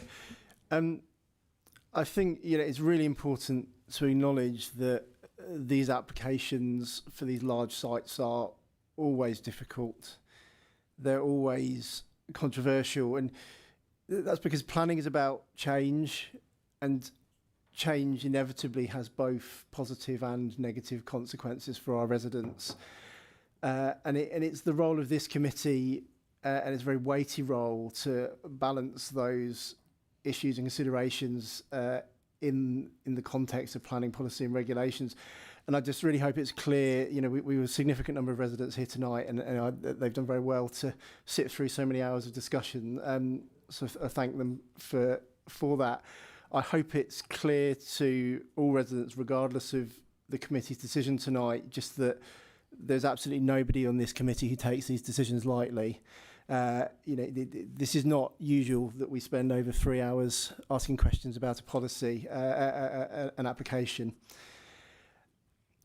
As per my opening question to the officers, I think it's really important we're very clear about exactly what is being considered tonight. There's a lot of aspects that need to be decided around a site like this, and only certain of those are on the table this evening, and many of those will be determined later as reserved matters. So, and our considerations obviously need to be limited to those matters which form part of the application that's before us. Given that all matters are reserved other than access. It's the highways concerns which I personally consider to be most pertinent to our determination of this application. Based upon the advice of the highways officers, there is no clear evidence to me that the proposals would introduce significant traffic issues or highway safety risks. I absolutely understand why there are a lot of concerns around that, and I think many of the issues that have been highlighted and discussed this evening arise because it's easy to look at these things and have a very basic intuition that these changes will influence things in a certain way.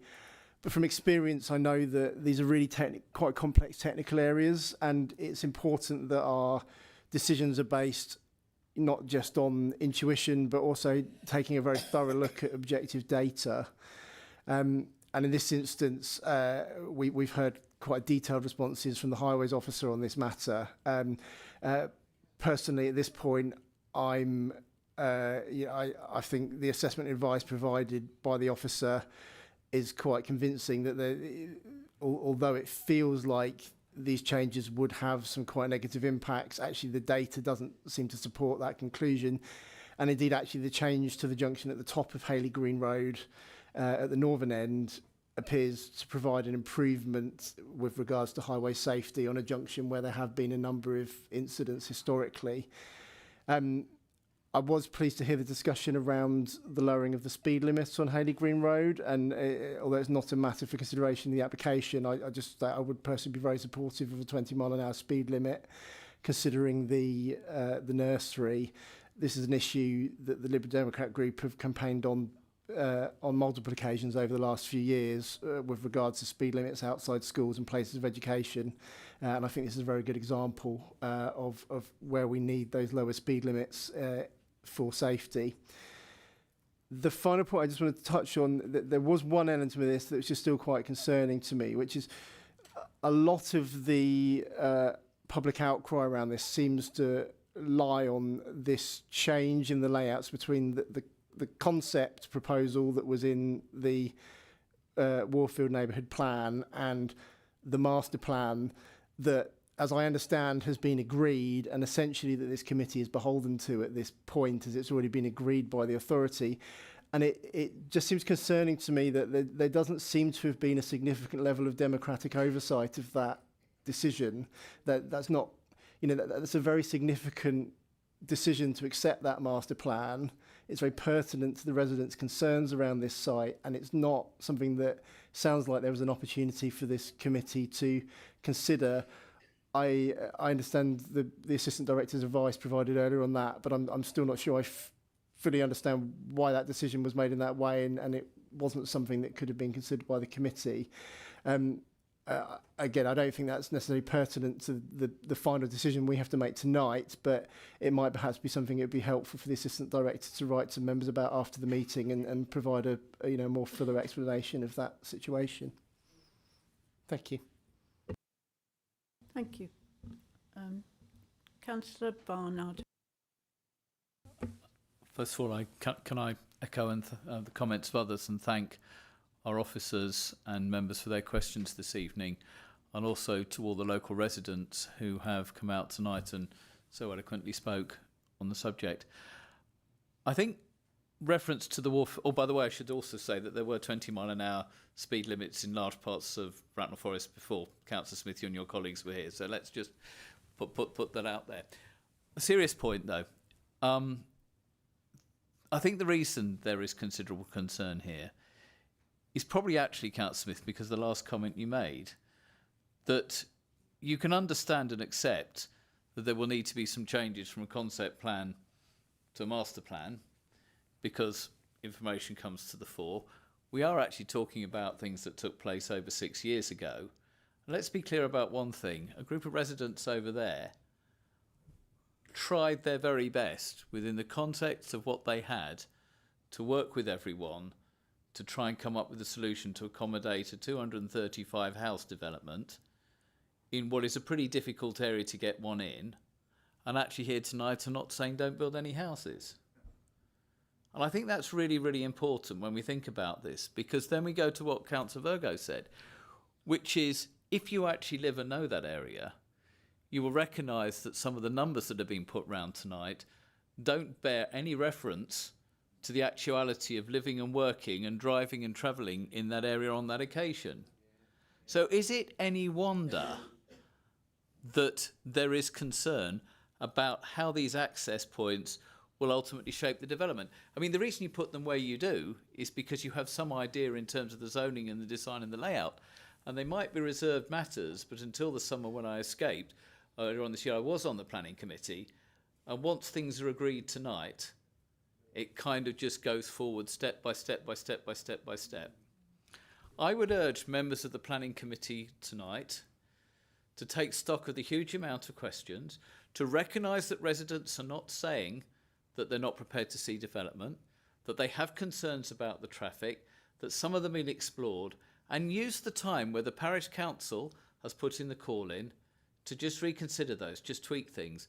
And yes, I totally accept the point that, you know, any developer could actually go for non-determination, but let's be clear, nobody tonight is suggesting a deferral not to deliver houses, but to actually to seek to improve how the highway access works, how the whole thing works, and if at all possible, to try and at least show through this process, because the master plan, I understand, wasn't agreed with any reference to the sort of democratic, you know, the purposes of this committee and others, to anywhere, that actually, that it matters. This is a once-in-a-lifetime opportunity. This is a once-forever opportunity to get this right. I mean, I'd like to think I understood a fair bit about planning, but I go away from this meeting this evening feeling that either I was badly advised when I was a parish council involved in this, because there must have been various points in that where there could have been greater clarity. And I will say to every member of the planning committee, a lot of the things that were said about problems and issues with the concept plan were not shared particularly openly in any meetings over the last couple of years. And I say that, maybe they were, you know, out there, but it is difficult to get that. I think all I ask is, when you make your deliberations tonight, if you're prepared to support a deferral, to just try and find some way of accommodating the thoughts and the views, and use the time created by the potential call in, whatever that might result in, just to improve this for the benefit of all residents. Because I think there is a way through this. And I'll go back to a strategic plan where that happened, and that was actually the SADPD in 2013. A huge amount of work was put into councillors that didn't change the number of houses going into North Bracknell at that stage, but what it did was to better protect and enhance the environment of West End Lane by actually working with the residents and trying wherever possible to accommodate better site layouts and access points that actually fitted. And I have to say that, notwithstanding some other things may be coming up now, but for the last 13 years, the build out of that has actually on the whole benefited things locally. All I'm asking is not for a yes or no. I'm just asking for more time to be given just to try and tweak this, to reflect the significant number of questions that have been asked tonight, the concerns of residents who are not there campaigning to stop housing being built now, but to get the very best they can. I think we owe it to our residents, and I believe this is a planning committee that is able to do that and to work with officers. And I finish by saying, I'm not criticising what has been said tonight. There is a process. I just think that actually, as councillors, we have an opportunity here to make that process just a little bit better, and maybe actually make some small changes in the time that we have, whilst not actually potentially interrupting the overall delivery time frame of this development. Residents will thank us, not just now, but in the future. And it does all go back to getting the access points right and really making sure we nail down the highways. And surely a deferral of a month or a couple of months is a small price to pay for something that will impact lives of residents going forward for many, many, many years. Thank you, Councillor Barnard. Councillor Gore. Thank you, Chair. I want to sort of specifically look at an access point in my debate. So, as Councillor Virgo said, in previous discussions on this matter, the highway officer concerned told us there was no concrete evidence that traffic would go north onto the Bracknell Road. So that's an assumption which I don't fully subscribe to. So I'm therefore very concerned about the proposal arrangements for Haley Green Road. You heard the speaker illustrate the practicalities as is now, and I can confirm that as a parent of 3 children who all attended pause, there was and always has been parking conflict between residents and parents parking safely on that road. The proposals may look good and effective on paper, but in reality they will exacerbate an already existing problem.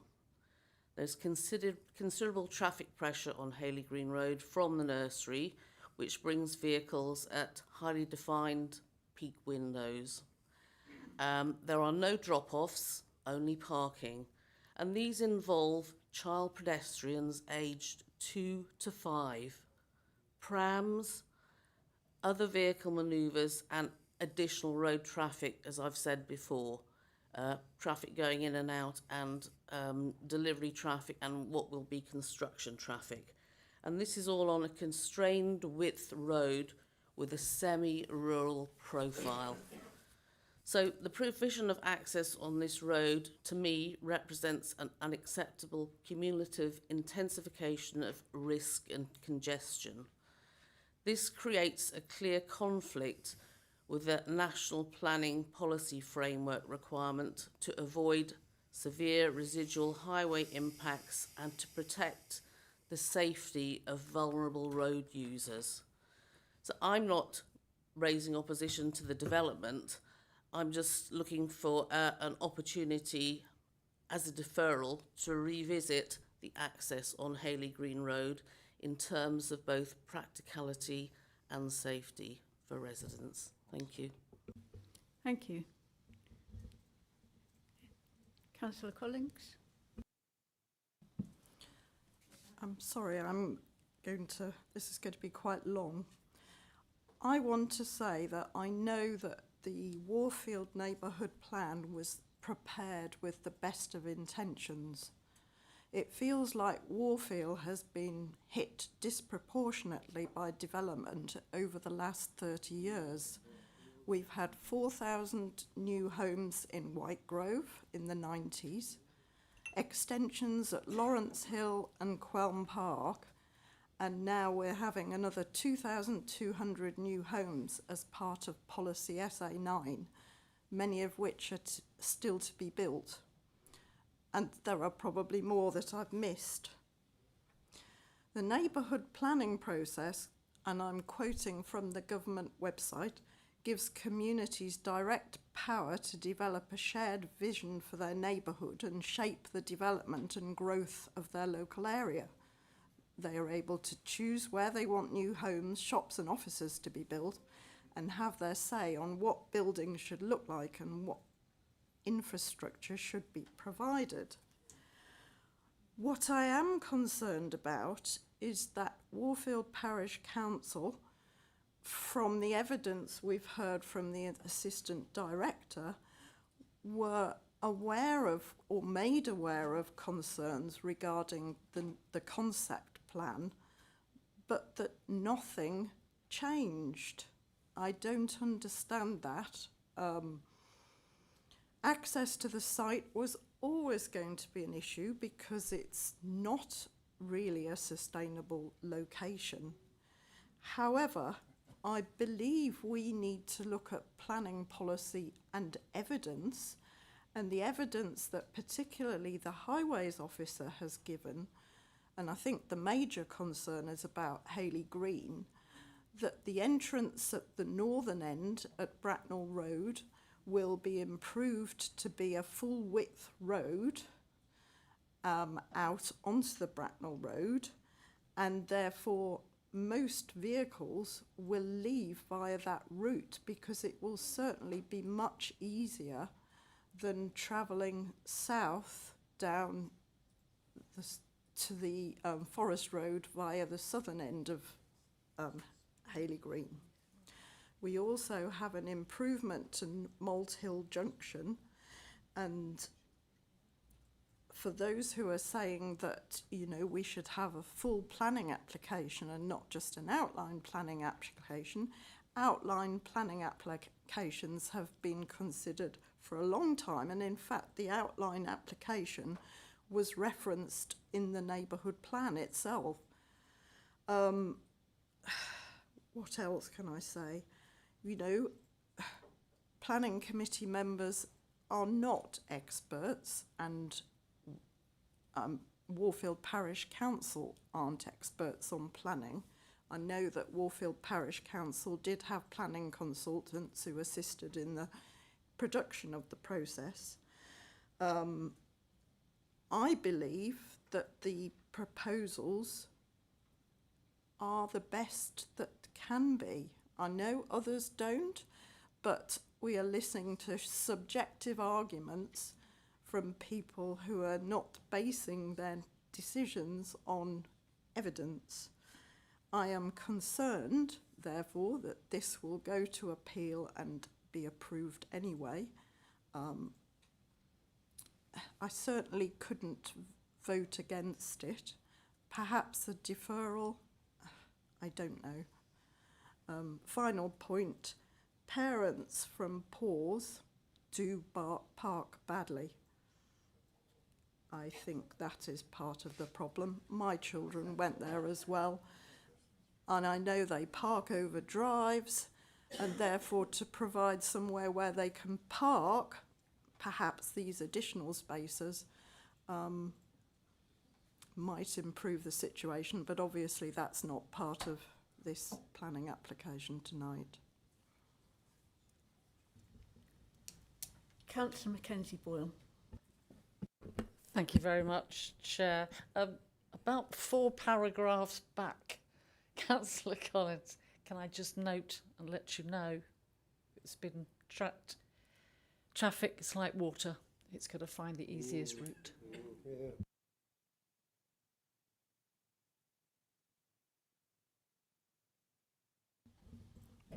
Okay, I'll reply to that by saying... Sorry, you can't, no. Councillor Temperton. Yeah, if I look at the original WNP2 plan, there are 3 access routes there, A, B and C. And 2 of them are identical to the one that we're discussing tonight for access plans. That's A and C. B is in the northeast corner, right at the top.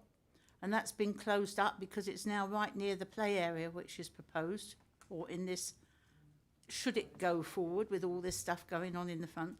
So the big contentious one is really the one in Hayley Green, which is put in there as a new addition. I'm a great believer in chicanes. I live on Great Hollands, always have, and it works.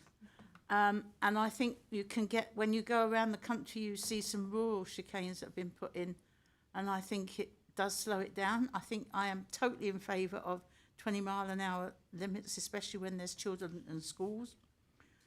I think we have to, certainly the bus, I'll fight to make sure there's a bus in this area once it's got the houses in, because we cannot have a sustainable borough if we keep relying on everybody having to have cars to get from A to B.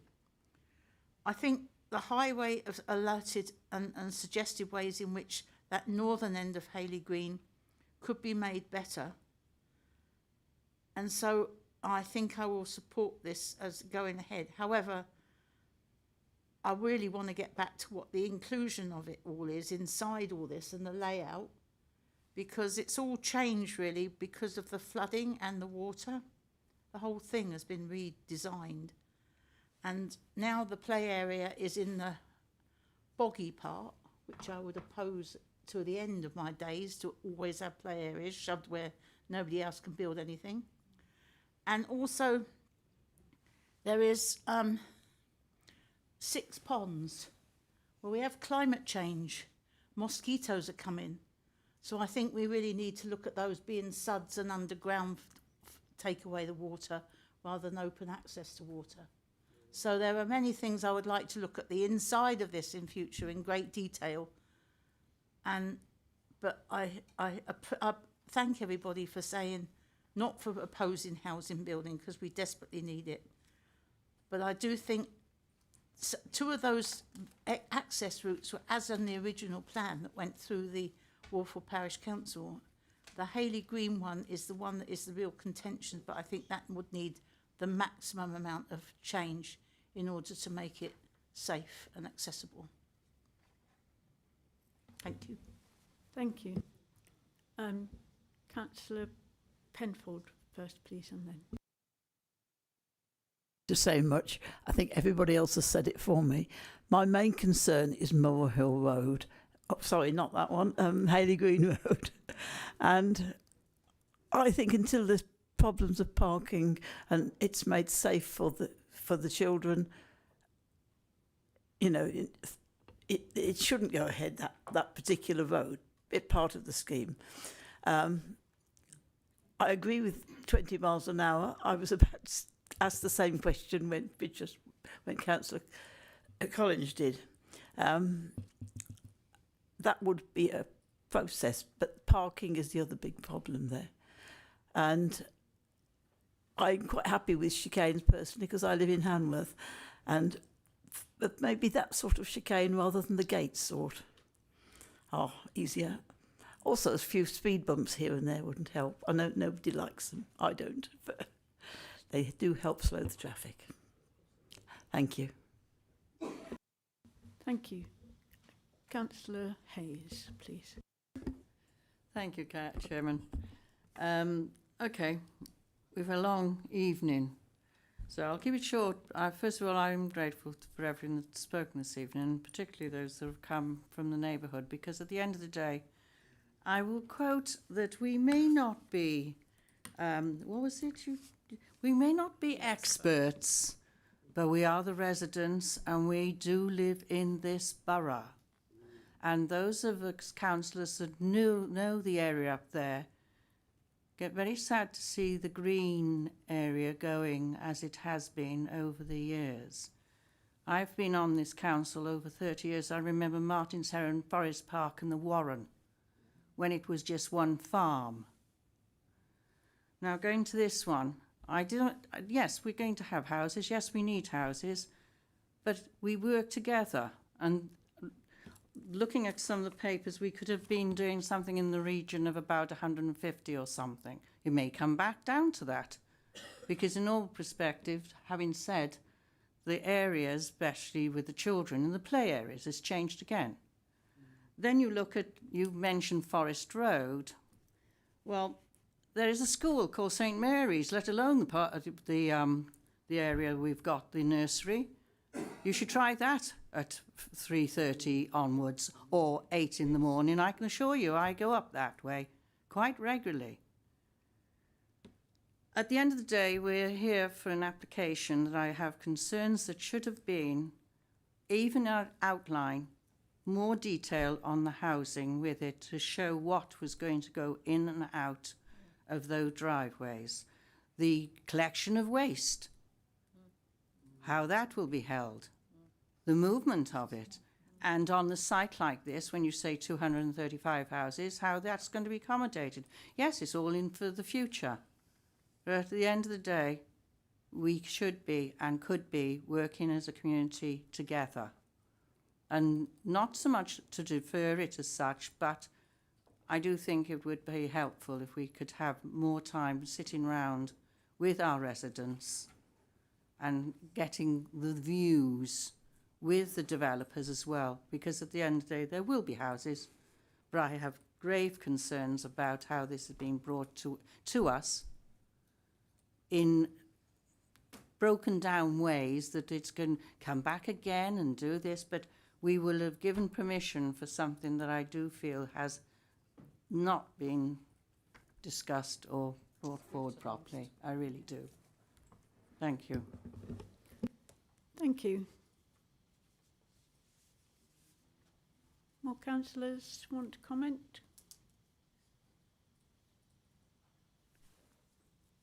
No? Okay, I'll attempt to do sort of summing up. Of course, Councillor Virgo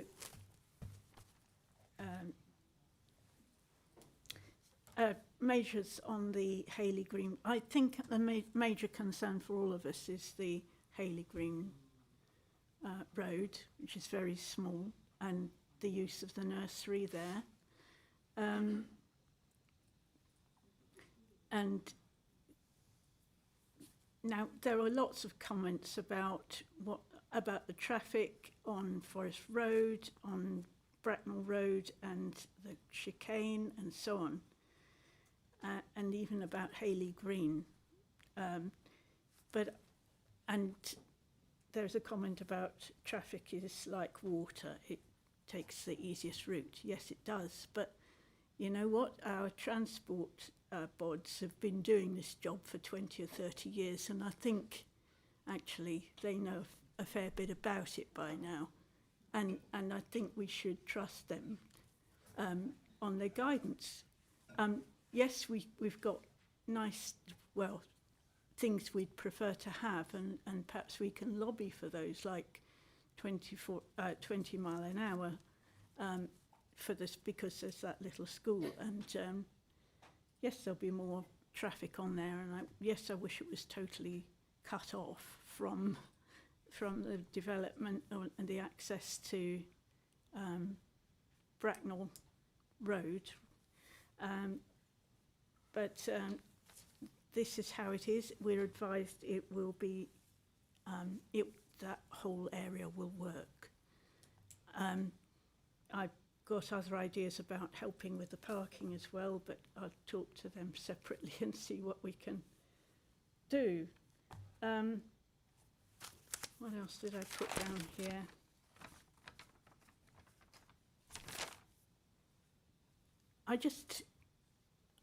I know that there's lots of concern about what's within that area, but we're not looking at that particularly at the moment. There are many improvements that we can all recommend, I feel sure. But it's the access and the roads around it, and the transport guys have had a thorough look at that many times and considered from every point of view. They know the history of the place, they know the technicalities of the road system, and I think based on their knowledge, because I've known them for quite a long time too, and mostly Bracknell works somehow or other, I'm inclined to approve this as well. So, did we?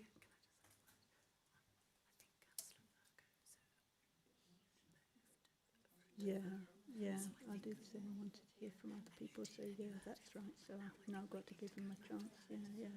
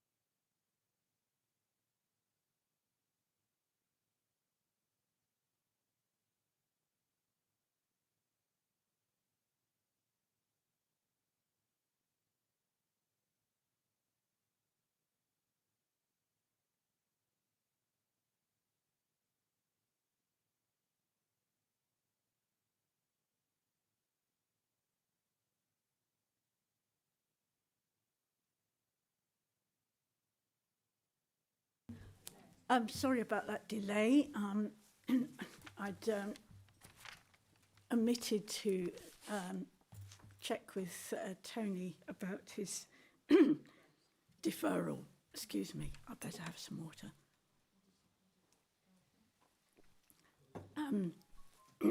So I have to withdraw my motion, ask Tony if he would still like to move the deferral and to, with a very clear reason, to defer and get a seconder. Madam Chairman, you're very gracious. Thank you. I would... Sorry, I'll wait till people stop talking. Sorry, I do need to formally withdraw my motion to... Sorry. Okay. So, do I have a seconder to withdraw my motion for the moment? Sure, at least. Yes. You can't second both, though, can you? Chair, sorry, just as a point of order, this seems a bit messy. I'm just looking at the Constitution and I think there might be a cleaner way to do this, which would be Councillor Virgo is permitted to move a procedural motion, which would then interrupt the debate and be considered. There is an option for him to move a procedural motion to proceed to the next item of business, which would essentially de facto defer the decision. I'm just wondering if that might be the easier way to proceed with this. Actually, I think we need to have proper reasons for the deferral, because if you are expecting officers to go back to the applicant, we need to know exactly what we need to ask the applicant. So I think the motion, the chair has already withdrawn her motion, so now we move to the deferral. And we need a clear reason why the motion is to be deferred. Well, first of all, let me go back. So I would like to lay down the motion. I need a seconder first. Is that correct? So let's have a seconder, please. Okay, that's recorded. Okay, I think it's fairly obvious. There are 2 points here. One is, and I think, Madam Chairman, you've outlined some of it. We're still not convinced by Hayley Green, and we'd like that to be looked at one more time, because I think Councillor Barnard said it, once we've agreed to this, we've agreed to it. It's over. So we'd like that looked at. I think also, in view of the call-in, which Warfield did, I think it would be extremely good if this council allowed that to happen in procedural terms, so as not to use this terrible confusion about them doing it and then we've got to go to this, then there's a meeting and God knows what else. So I think it would be much wiser for this committee and much clearer, as Councillor Smith has raised this, for us to defer it. I disagree, if I may say so, with Councillor Collins or someone, I can't remember, maybe it wasn't Councillor Collins.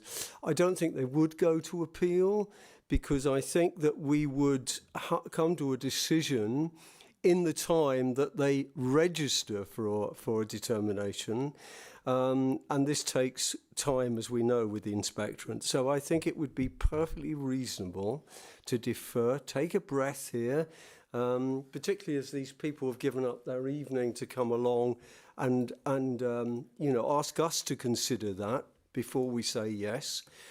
So I think it's quite clear the 2 reasons. One is traffic, one is, Hayley Green, because it seems to be most of our problems. And the other is to allow the inspectorate to make a decision within the 21 days, which would mean that we could come back the following month and consider it again. And that seems a fair way of going. So I would like to put this to the vote, if I may, for deferment. And I'd like a recorded vote, please. Okay, would you do the recorded vote, please?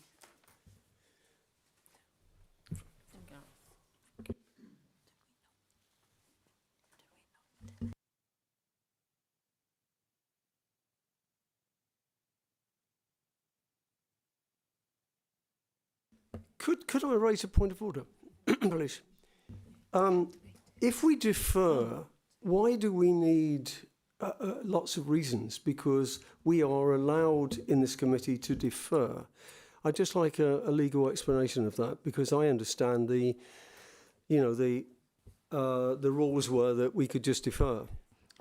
My understanding from the debate and the questions is that you want time for alternative discussions with the applicant, and the officers need to be clear on what areas are to be discussed with the applicant during the deferment. That's the reason.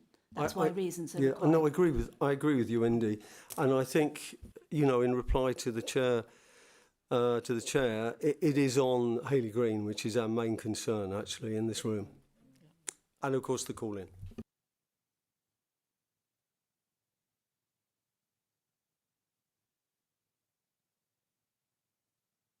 Do we need to debate or just, okay, carry on? Let's go to the vote. Yes. Recorded vote. So, Chair, requested. I can't speak for my other members. Personally, I feel that there should be some discussion around this before we proceed amongst the members. I would prefer if there was an opportunity to debate. Oh. Okay. Yep. Okay, we had better debate this and make it really clear so that we're in no doubt about what's going on. Okay. Would you like to speak, Councillor Smith? Thank you, Chair. Yes. I think this is a really tricky situation. There's a lot of moving parts to this, including the call-in. It's not clear to me at the minute. I understand the intention is that the reason for deferral would be for further discussions around that access. My understanding is that access has already been subject to very significant discussions between the applicant and officers. So it's not entirely clear to me what further discussions there would be to be had, given that the officers seem to believe that that's the best and appropriate access. That said, I think we do need to weigh the risks around this. I understand the primary risk of deferral is of course that if we've not determined within the statutory period at this point that the applicant could appeal for non-determination.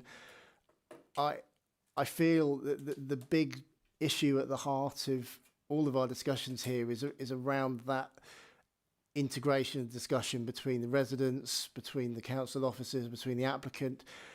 I've not heard anything which suggests to me the applicant is averse to those. I'm sure the applicant's very keen to get this determined, but it would feel quite bad faith were they to not engage in one more month of discussions and also to give us that time to hear the resolution of the call-in. So it feels relatively low risk and feels a sensitive thing to do, if not completely technically the right thing to do, I think, in this situation. So, I think it's quite difficult, but on balance of all of those considerations and in the trust that the applicant will engage in good faith and give us that one more month to just have those final conversations to be absolutely sure this is the best possible route.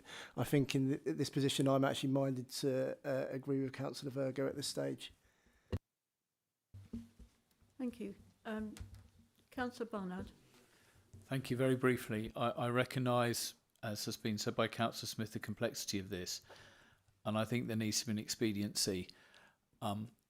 I welcome the comments that you've made, Councillor Smith, there, because I do think it's just about, even if it's small things, and I remember other applications where small changes, a little bit of additional consideration, can actually take a lot of the heat out. I mean, I don't think we're going to see a huge and fundamental change to everything, but let's pull our heads together as local councillors over the next few weeks just to tweak that. And I hope the message, as you sort of infer to developers, this isn't Bracknell Forest Council Planning Committee or Warfield Parish Council saying no to any houses.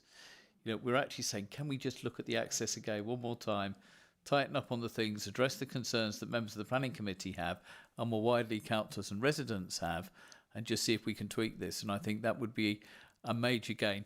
The other thing I'd say is it's been an absolutely incredible evening. Anybody that doesn't think democracy isn't taken seriously should have probably watched this online. Can I say, Chair, I think that you've managed this incredibly well. It's been an incredibly difficult evening, and it would seem to me that to capitalise on that, just that little bit of extra time, and with willingness on all parties, we might be able to get to a better understanding and a better solution. And you know what? We'll be remembered for making the right decision in time and just pushing that little bit harder. And I don't think there's any shame in that, actually, colleagues. I don't think there's any shame at all. Thank you. Anyone else want to comment? Yeah, Councillor Collins. I suppose my concern about deferral is timescales and whether we have sufficient time to make the changes that everybody wants. However, given the debate we've had this evening, I think it is probably the right thing to do. Councillor Temperton. The concern over Hayley Green tells us this is the right decision. Thank you. Councillor Virgo. Just add to the officers or whoever is going to take this forward, the green space is also we'd like to look at one more time, please. Okay.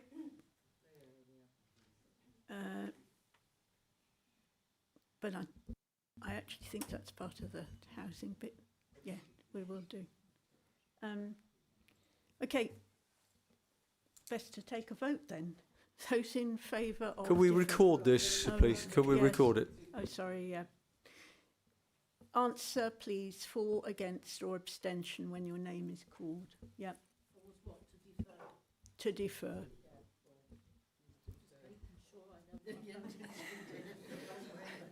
Okay, Councillor Brown.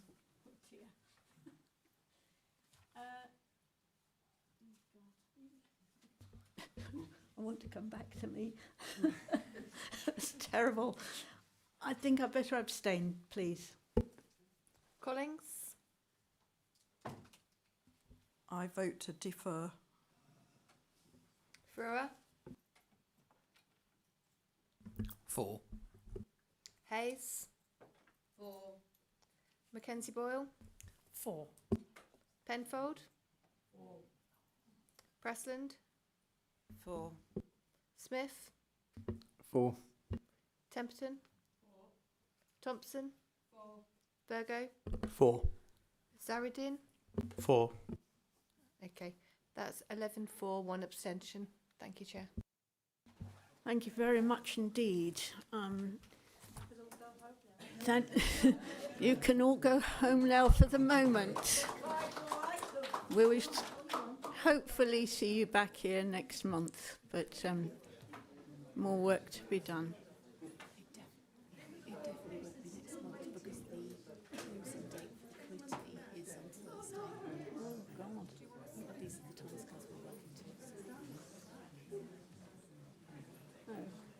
Didn't know that at the time, did we? Do we want to have another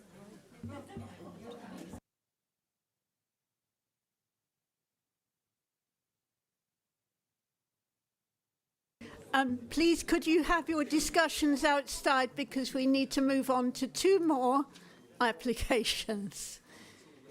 Thank you so much for attending and be your patience.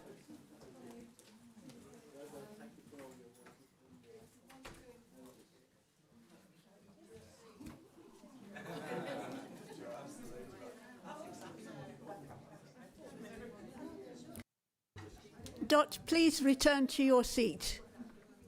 We need to get on to 2 more items. Come on.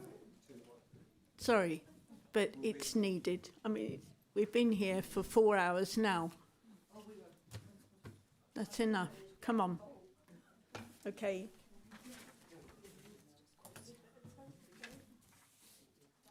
Are you okay? Right.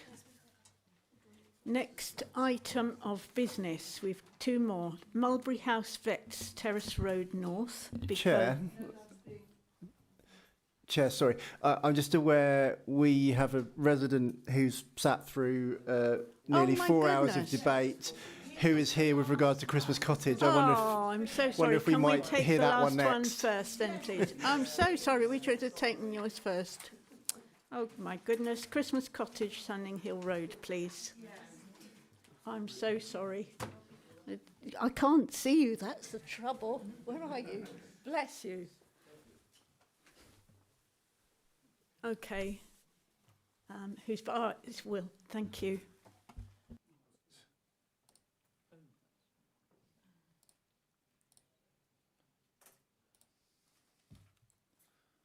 Okay.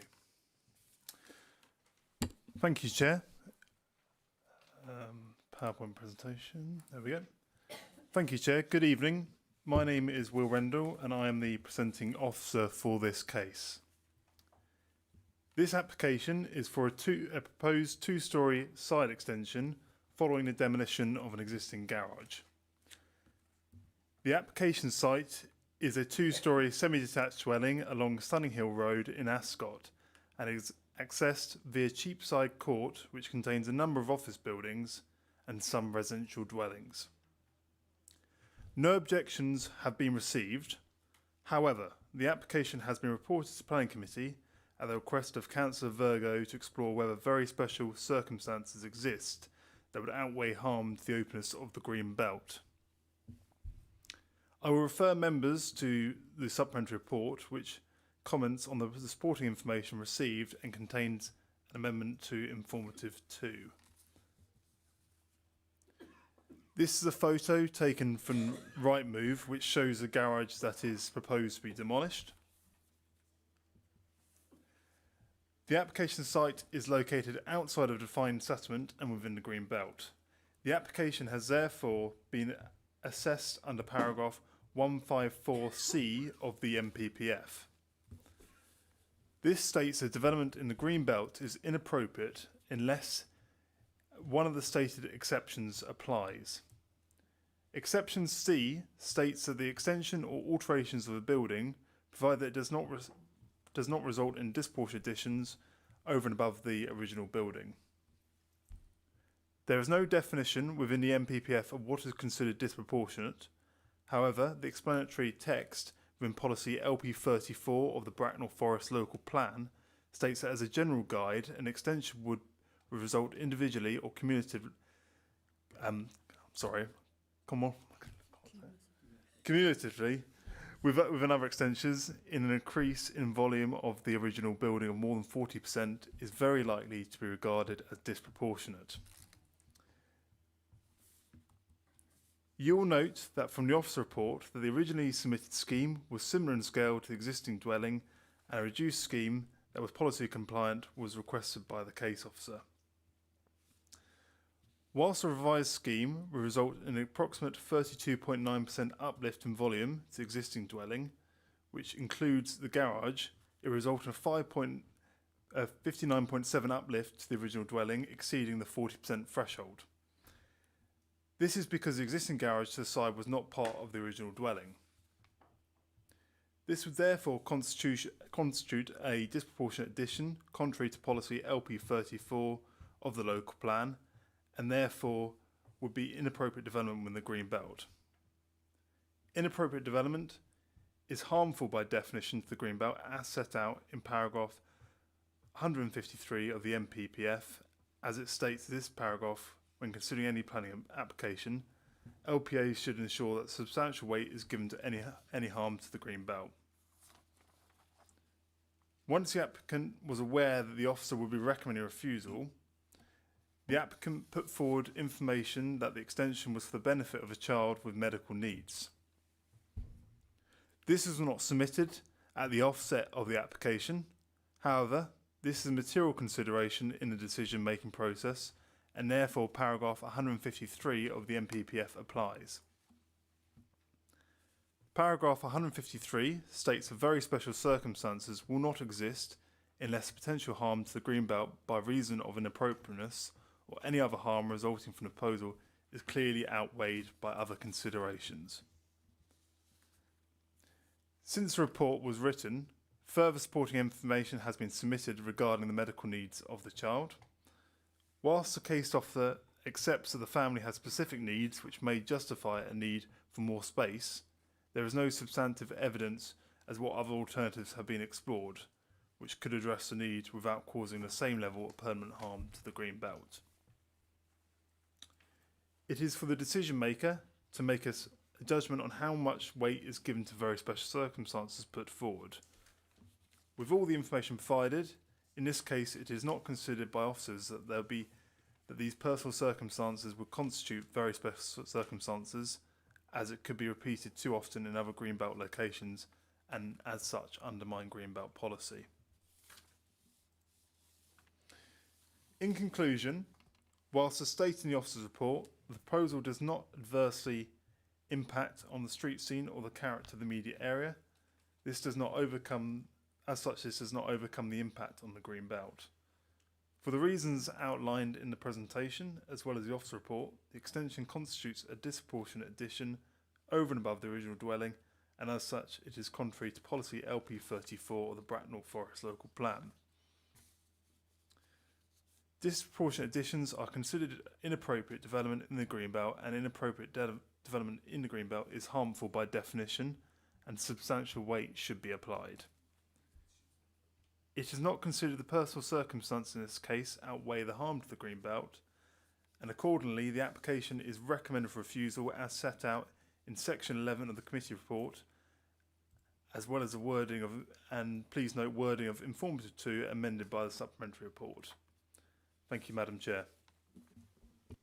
Many thanks. Questions first, please. Councillor Hayes first. Thank you, Madam Mayor. Madam Chairman. It's a long day, night. It was interesting to go. Has the officer been there himself? Could I just ask that? The question. The to case him? officer Yes, did, and we have photos. The case officer, who is not here. But the case officer has written the report that Will was reading. Yeah. Because it was referring to it continually, the green belt. I've been many times into the green belt. I was going to ask the gentleman whether he'd been to the road and had seen what those on the bus had seen in the surrounding area. Through you, Chair, Yeah, if I could come in on that Yeah. point. Yes, Councillor Hayes, I mean, you are correct. It's the designation is Greenbelt. Right. That is a sort of a planning designation which is done spatially within the local plan. It doesn't necessarily reflect the character of the That area. was what I was going to ask. Do you think it reflects that when you would go there? And had, with regards to the garage, we'll call it, I wouldn't put a car in there now. That there would be still, even with the extension, there would be no problems with parking. Did the officer consider that as well in there? That's my understanding, that the committee report actually specifies that there would still be sufficient space for parking at the front of the property, Okay. yes. Thank you. Thank you. Councillor Virgo. Can I ask Will something regarding the garage? I know he didn't handle it, so. But I'm a bit confused because I think in the report it says that the space of the garage couldn't be considered because it wasn't recorded, if I'm paraphrase this right. But surely in planning law, if a garage or a building's been there for some considerable time, it does carry weight.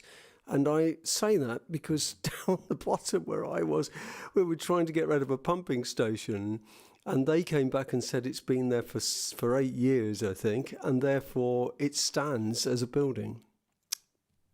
I'm just sorry, Joe. I'm just trying to think that that's extra space, you know. Yes. Measurements in the overall scheme. Yeah. Thank you. Yeah. Through you, Chair. Yes, this is an application of Greenbelt policy, which is somewhat complex. What it's Will referred to paragraph 154C of the NPPF, and that talks about disproportionate additions over and above the size of the original building. And so we take the original building, and this is absolutely standard, but it's specified in the local plan as being the dwelling that's on site at 1948, or if built subsequently, built at that time. And the evidence that we have is that when the original property was built, the garage wasn't built at the same time, and therefore it's a later addition. So that comes down, that's really just a matter of applying Greenbelt policy. I think the point that you're making in terms of other buildings, yes, they can become lawful after the passage of time, but this is a really specific reason that we've gone back and we've looked at the original building as of 1948. Thank you. Thank you. Councillor Collins. In the supplementary report on page 9, you state that there is no reason a smaller extension could not achieve the same outcome. Now, I collected the information about the disability, and I know we're not discussing that due to confidentiality reasons. However, I think it's fair to say the requirement is for a bedroom and bathroom on the same level as the other bedrooms, so that parents have access quickly during the night if the child is in need of help. I'm not quite sure how you build an additional bedroom and bathroom without putting the underneath of it. Can you explain to me what you mean by this smaller extension? Through you, Chair, if I may. The example that was given to me by the case officer and his team manager was that there would potentially be a possibility to undertake a loft conversion under permitted development. I think the point in terms of personal circumstances, this is a matter for the committee to weigh up and see if they consider they're sufficiently special in this instance to override or outweigh rather the harm to the Greenbelt as a result of the inappropriateness of the development. In general circumstances, if this matter had been brought to the attention of case officers much earlier in the process, then we would have asked questions for a robust assessment in terms of whether there were any other alternative options, and that is the information that has now been put before you, and it'll be a matter for the committee members to consider if that is sufficiently robust to justify this development in this instance. Thank you. Councillor Temperton. Can I just ask, that it says original dwelling on 9.12, original dwelling, it gives that, and then it says existing dwelling including garage, the percentage increase is 20.1, proposed dwelling is increased to 59.7. But if the garage is being pulled down, then the Greenbelt is being retained again underneath that garage where it once was. We've reclaimed Green Garage. So therefore you could take away those 2 percentages and come to an increase of 39.6%, which I think is possibly very acceptable. Is this not the case? Ask. Make it a question, please. So the question is, can we not say if you're removing garage and you're regrowing a bit of Greenbelt, so therefore we've got a positive. And it's taken out a very nasty garage. Your questions, please. Is it a nasty Could you garage? switch off your microphone? Thank you. Any more questions? Councillor Zahoudin. And then Councillor Smith. Does losing garage cause any parking limit? Car parks there in the. No, it's plenty. So there's enough space in the front for that additional parking. Yeah. Councillor Smith. Okay, so if I'm understanding the advice correctly, there's two elements. Firstly is the matter of, does the proposed extension constitute harm to the green belt, which my understanding is that there's particular sensitivity around the sort of risk of undermining our green belt policy here, and we have to be quite careful of that. And actually the policy in our local plan is quite clear on this, that this would constitute harm to the green belt. The second part of it then is the question of, are there very special circumstances, which the advice we've had is that that's, you know, down to the discretion of the committee to determine. I guess that there's, to me, just a question of balance there, in that we have to consider how very special those circumstances are and how significant the harm to the greenbelt is. Is it reasonable that there's some discretion in that sort of quantification of the level of harm to the greenbelt, or is it just a very black and white in terms of what we have to consider from the policy perspective? Through you, Chair. Yes, the NPPF is very clear that inappropriate development, is by definition harmful to the greenbelt, and that we should be, as decision makers, we should be giving substantial weight to that harm. So there isn't really that element of the balance. There is the consideration of how very special circumstances they are, how unique they are, and how hard they would be to replicate. Just something, I think I understand that and agree with that in terms of it's clear that there is harm to the greenbelt, but surely not all harm is equal. There must be some consideration or room for consideration, surely, of how severe is that harm once we've kind of ascertained that there is harm. Is that fair? Is there any room for discretion on that? No, I don't believe there is. I think it's because it talks about it by being by definition. The NPPF talks about you've got to look and see if the very special circumstances are sufficient to override the harm to the greenbelt, which is the sort of by definition harm, and any other harm. And as you know, we haven't alleged that there's any other harm in terms of adverse impact on the character of the area. We're just looking at the harm to the greenbelt by virtue of its inappropriateness. But the NPPF is very clear that we should be giving substantial weight to that harm. So I think it is, that comes from national policy. I don't think there's any kind of leeway with that. Councillor Mackenzie Boyle. Thank you. Through you, Chair. I think this is a general question. Some years ago, we were talking about a barn on a field, and that was in it was Harbour Drive. Yeah, and it was in Harvest Ride, and the officer then, when questioned, said, "What harm will it do?" And she said, "Well, actually, it's subjective, or it could be objective."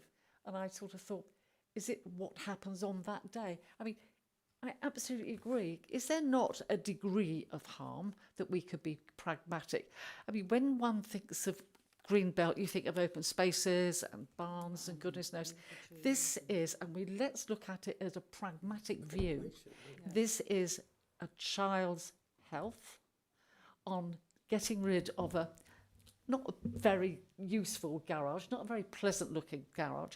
It will make it look better. So that, to me, would be excuse me, appropriate. Is this a question or a... Is that a question? I'm going to do a question.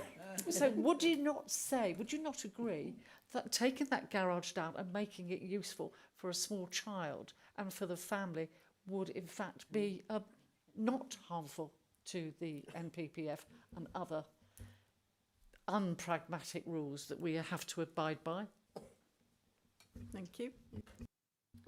Through you, Chair, I think we have to be careful not to conflate the elements of harm. I think the example that you gave, if it's the one I'm remembering, was the reuse of an existing building, which comes under a different class within Greenbelt policy, and therefore when we were assessing the impact in that instance, you have to look and see if there's any kind of materially greater impact on the openness of the Greenbelt as a result of an alternative use of that existing building. So that is actually a completely different case to this. As I've already stated, I do believe that the judgment that you're making isn't in relation to the level of harm. I feel that it is because it's disproportionate in terms of its scale, it is harmful. We should be giving substantial weight to it. But I think and I think you have to also be very careful in terms of using the removal of a garage and improving the quality of the site as a very special circumstance, because I think that could be replicated on multiple sites. But so I think the focus should be on whether the medical needs of the child that have been presented to the committee, whether they are sufficiently special and unique to override the level of harm. Thank you so much, Assistant Director, for absolutely making that clear. What I tried very hard to say, but after 4 hours, you know. Thank you. Councillor Collins. It seems quite clear to me that we're discussing perhaps the danger of setting a precedent by approving this for very specific medical reasons. And can I finish, please? And that somebody who is considering a similar application may watch this committee meeting and think, well, I'm going to claim similar reasons for having my extension, which is much larger than is normally approved, also approved. Is there any way in which we can in future compare the medical need in order to what am I trying to say? In order to say, well, this medical need is not sufficient for the Greenbelt rule to be broken. Through you, Chair? No, I think you have to take every case on its own merits. I don't think that there's a possible metric that we could apply in this instance. I think the committee would need to be, if they are minded to approve the application, they would need to be satisfied that there are very unique circumstances that cannot be frequently replicated, because, as you say, that will be the concern, that they similar, if not fully justified, similar circumstances will be advanced in other cases. Councillor Frewer. Sorry. It's a long now. I kind of understand what Councillor Collins was kind of getting at there in a way. Could we not get some sort of, I don't know, doctor's note or something on this? Can you see what I'm saying? Some sort of, yeah. Can you see what I'm saying? On this particular issue. Councillor Collins again. Yeah.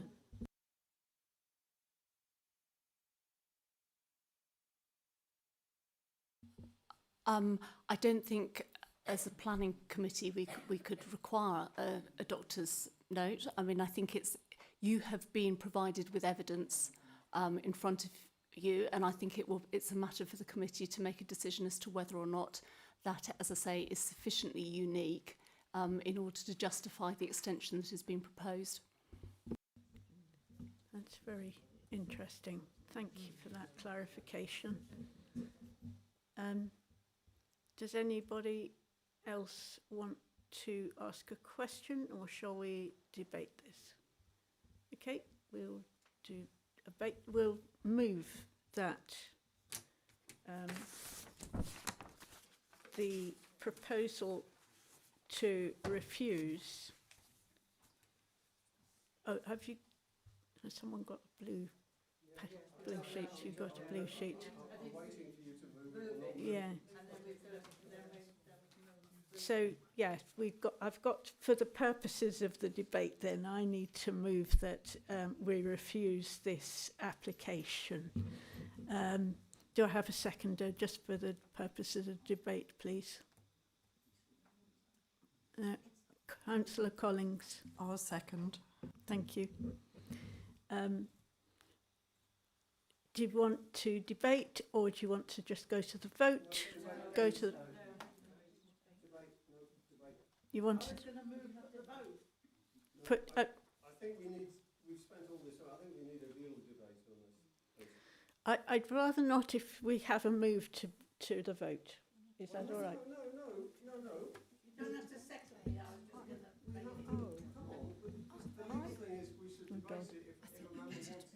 Okay, right. Councillor Virgo.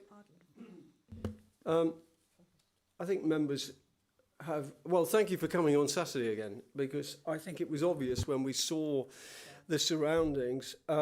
This isn't Greenbelt as such. It's in a Greenbelt area, yes, but there's a conurbation there. And also there's lots of extensions. And I know what the officers say, but that was made in a different time and under different regulations. But the fact is, at the end of the day, we've got to be fair to the residents that we see.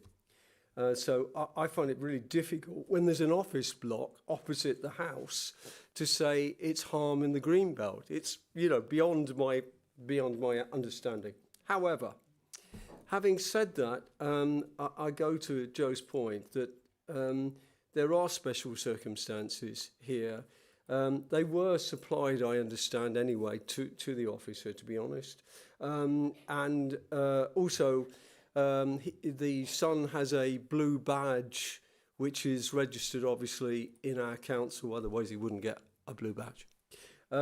So, thinking about that, Councillor Collins' point, which she stated that the idea of this is to put the room on the same footing as the parents, so that I understand the son is subject to falling over quite a lot, and this can happen all kinds of things when the son goes walkabouts in the evening.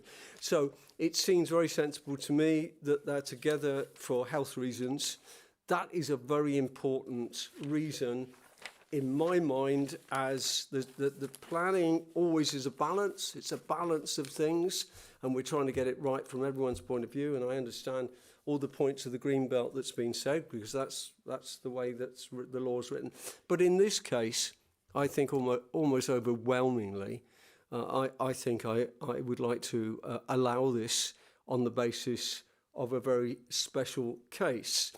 And I do think we should say this firmly in this room, that, you know, just because this has got permission doesn't mean to say everybody can get permission.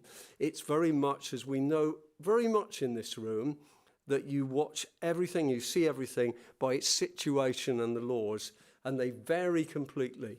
But I think in this case, we should approve it. And I'd like to give you notice, Chair, that I have, with the officers' help, prepared a blue sheet as an alternative motion. Thank you very much. I omitted to say, of course, that I should have said that we were all given access to this confidential information about the child, and we must not disclose details in public. Okay, so we don't do that, but we know that the case is serious. Okay. Councillor Collins. I'll keep this brief. I just want to say it would have been good to have the full facts available to the case officer sooner, and for future reference, whether we can put somewhere, I don't know whether it's on the website under planning guidance, a note to say about providing medical information if it supports the case, the planning application. Right. Okay. Councillor Hayes, please. Sometimes it's a bit sensitive for a parent to let anyone know that's a thing. But in the meantime, having gone to see the site, I was, you know, you say 40%, and we are very strong on our Greenbelt issues and things. But once I stood out there and then turning around and seeing a block of offices behind me, buildings that had increased by substantially more than 40%, maybe it was a date earlier, next door neighbours. And one particular building had, was practically 3-storey, ladies, wasn't it? Yes, yes. It was just common sense looking at it and prevailing. It wasn't, yes. It increased by 40, but it wasn't where it was detrimental. It wasn't like giving 40% to a castle. It was 40% to a very diminutive building, which would... Can I interrupt, please? Oh. Yes, please. Sorry, can I just give some legal advice on this point?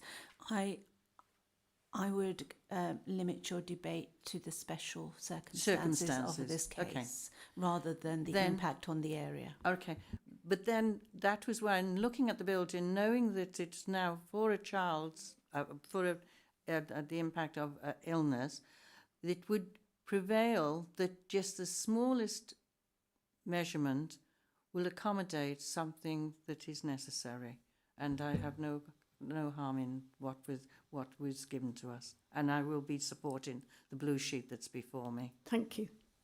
Councillor Temperton. I definitely think that there are such very special circumstances and that they would outweigh the harm, in this case, to the openness of the green belt. Yes. Thank you. Yes. Councillor Pressland. I think that the circumstances in this case outweigh the greenbelt thing. We have another resident in Bracknell who has just had monumental changes to their property, and the benefits to that child have been staggering. So I'll be supporting this on those grounds. So thank you. Councillor Smith. Thank you, Chair.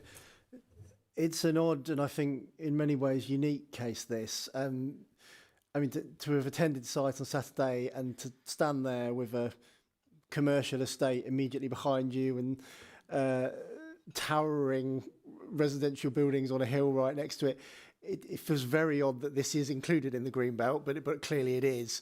I do appreciate the importance, therefore, of applying our green belt policy and you know, making sure, you know, we have to make those decisions in policy. We can't undermine that policy, and clearly there are, you know, legitimate concerns about the sort of precedent that any decision on this would make. We've had the advice on that. It's slightly odd to me that there's no sort of degree of harm. It's just harm. But I guess it clearly comes down to the question then of, are there special circumstances? There are clearly unique circumstances affecting this family. You know, we can't go into the detail clearly, but you know, there are special circumstances, and therefore I think members, we can only make a judgment that do those circumstances outweigh that harm. I'm minded to agree with my colleagues in this instance that I believe those circumstances are sufficient to outweigh that harm. I don't think this sets a precedent because, as we're always reminded, every application needs to be considered on its own unique merits. And the planning committee have access to confidential information with regards to this case, which is not in the public domain and will not be in the public domain. And other applicants are, of course, able to present their own circumstances and will consider them on their own merits in the same way. Thank you. Let us proceed to the vote. Yeah. So this is a vote to refuse, first of all. Those in favour of refusing the application? No, you don't mean that. Oh.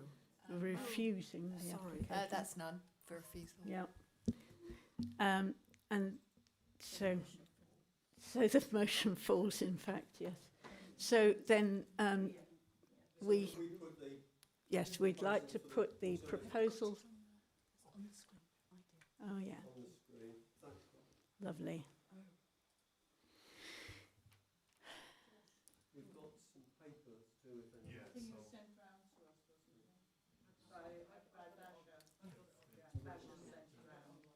Anyone not got the screen? There's some paperwork. I can look it on the screen. I think I read it before, didn't I? Yeah. Do you want to? Oh, thank you. In fact, I can see better. Oh, can you? Is that? But is that it? Yeah, this is. Yeah.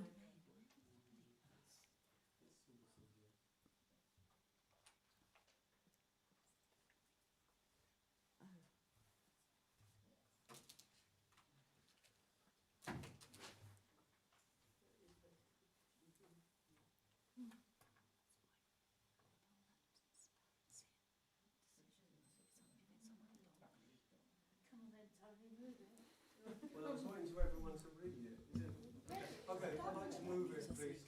Okay, seconded. So, Looking for a seconder. yes, we got seconded by Councillor Hayes. Has anybody recorded that? But we're. Are you okay? We've had it proposed and seconded. Okay. Those in favour of the amendment motion? That's unanimous, Chairman. Thank you very much. Phew. Thank you so much for waiting. Oh, bless. Okay. Take care home. Okay.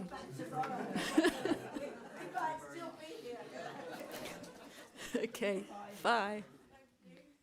Right. And now a final application. Mulberry House Vets. Who's presenting? Will. Again. Well done.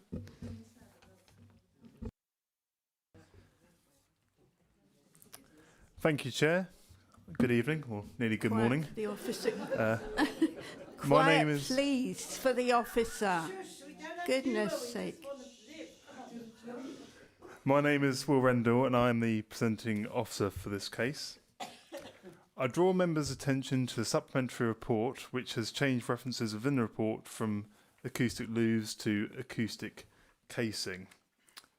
This application seeks planning permission, part retrospectively, for the installation of an air source heat pump, air conditioning unit, and associated noise mitigation measures. 9 objections have been received from 6 separate addresses. 1 objection has been received from Binfield Parish Council. The application site is a veterinary practice. Prior to this, the site was a doctor's practice. The site is located within assessment boundaries of Binfield. As shown by satellite imagery, the site is surrounded by residential dwellings. For reference, the practice is shaded purple, and the approximate location of the air source heat pump and associated air conditioning unit is shown by the yellow star. The proposed new mitigation measures include acoustic casing to be positioned around the air source heat pump. Other measures are also proposed, including hours of operation restrictions and a maximum duty of 50%. These mitigation measures have been reviewed by Environmental Health, who have considered that the proposed measures would reduce noise rating levels at nearby receptors to below background noise levels. The following conditions are recommended to ensure that the amenity of neighbouring dwellings is protected from adverse noise. All plant and machinery operators should be enclosed and or attenuated so it does not exceed the existing background noise level. Hours of operation shall only be between 7 a.m. to 7 p.m. on weekdays and 7 a.m. to 2 p.m. on Saturdays, and no operation at all on Sundays. And as mentioned, the air source heat pump shall be set at 50% maximum duty or lower. Regarding other matters, given the positioning of the unit to the rear of the veterinary practice, it is not considered to be any impacts on the character of the local area. Moreover, as proposal will affect less than 25 square metres of habitat, the proposal is not liable for biodiversity net gain. The application is recommended for approval as set out within section 11 of the committee report. Thank you, Chair. Thank you very much. Questions for the officer, please. Councillor Virgo.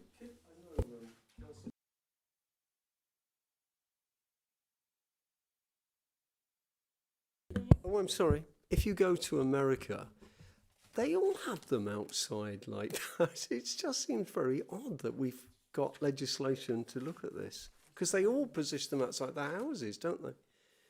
I mean, what's your view? Excuse me, but I think that's a little off the point. Can Well, we have, no, I'm can just we have asking. serious questions? I want to go home tonight. No, of course. We all want to go home, Chair. I wouldn't mind some what food, is your actually. serious but question? This is a serious question. I mean, I don't quite understand why we're looking at this with sound, because in other countries, this is accepted, that this is the norm of putting air conditioning units outside, and that's what we're asking everyone to do. That's why I just think it's very odd. Okay, that's a comment, but Councillor Well, Collins, please stop. No, hold on. Councillor Collins. Just a second. I'm asking. Please. Do you think it's reasonable to have gone through this process for about sound things from one person's view in the parish council? Is the question. Through you, Chair. Yes, it requires planning permission, which is why we've received a planning application, and concerns were raised on noise crazy, grounds, and therefore there's been significant negotiation, as you can probably tell from the committee report, in terms of securing a noise assessment and also agreeing appropriate mitigation, which has been approved by the Environmental Health Department. So that's the reason that we've got an application, is because it does require planning permission, and there have been issues associated with it. But officers are satisfied that, subject to the measures that have been agreed and will be implemented as secured by the conditions, that those that any kind of past noise instances will be sufficiently mitigated, as I say. Thank you. Councillor Collins, please would you switch off your microphone, Tony? Yeah. Part of my Oh, sorry. question has already been answered, but given the residents the neighbouring residents have been impacted already, what can they do if the mitigation measures proposed and implemented are insufficient? I think I know the answer, but I'd just like it confirming. For you, Chair. So there's two ways that can be managed. So Environmental Health have their own statutory nuisance enforcement procedures, and also if any of the conditions that we're recommending are breached, then obviously planning enforcement will be able to take action on those as well. Thank you. Any other questions? Councillor Zahoruddin? Will there be an inspection post implementation of this condition by the applicant from our side? Through you, my understanding is that it came as a result of an enforcement complaint, and so yes, we will. The condition requires the mitigation measures to be put in place within 1 month of the decision, so we will undertake a site visit to ensure that that's happened. Thank you. Other questions? Great. May I then move the recommendation on page, whatever it was, I'm so sorry. Page 63. No, 71 of the agenda pack. Is there something on the supplementary report? No. Okay, thank you. Do I have a seconder, please? Councillor Frewer. Thank you. Debate. Councillor Smith. Thank you, Chair. If I may first just speak to some of the points raised by Councillor Virgo. I think it's important just to highlight that this is not a typical residential air source heat pump. This is quite a substantial commercial unit. Obviously, we do have in the UK permitted development rules for smaller, generally quieter residential heat pumps that wouldn't require planning permission normally. But I do think it's fair that neighbouring residents have raised concerns with regards to the noise. It's clear from the reported data that the existing situation where these items have, I understand, been installed and operated without the mitigations that are proposed in this application, that the noise levels are too high and are unacceptable, and our EHO has found that. So, you know, I think the neighbouring residents have raised perfectly legitimate concerns. What's encouraging here is what I think we're seeing in this application is all the elements of protection that are intended to be in place for residents around that issue are working exactly as they should be. You know, this application has had to be lodged because we've enforced against a legitimate noise issue, and we've identified that issue. The applicant has therefore had to identify suitable additional mitigations.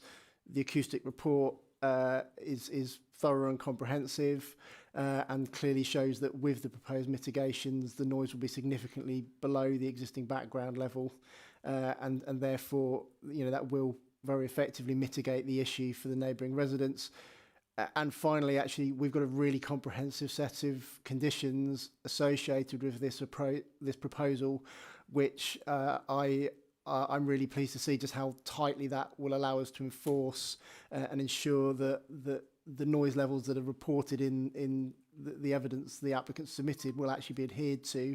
And if they're not, we've got some really strong conditions here that we can enforce against. So, I want to reassure those residents who are still concerned about the noise that actually this is really thorough, really tight, and it's excellent work from our officers in protecting our residents' interests.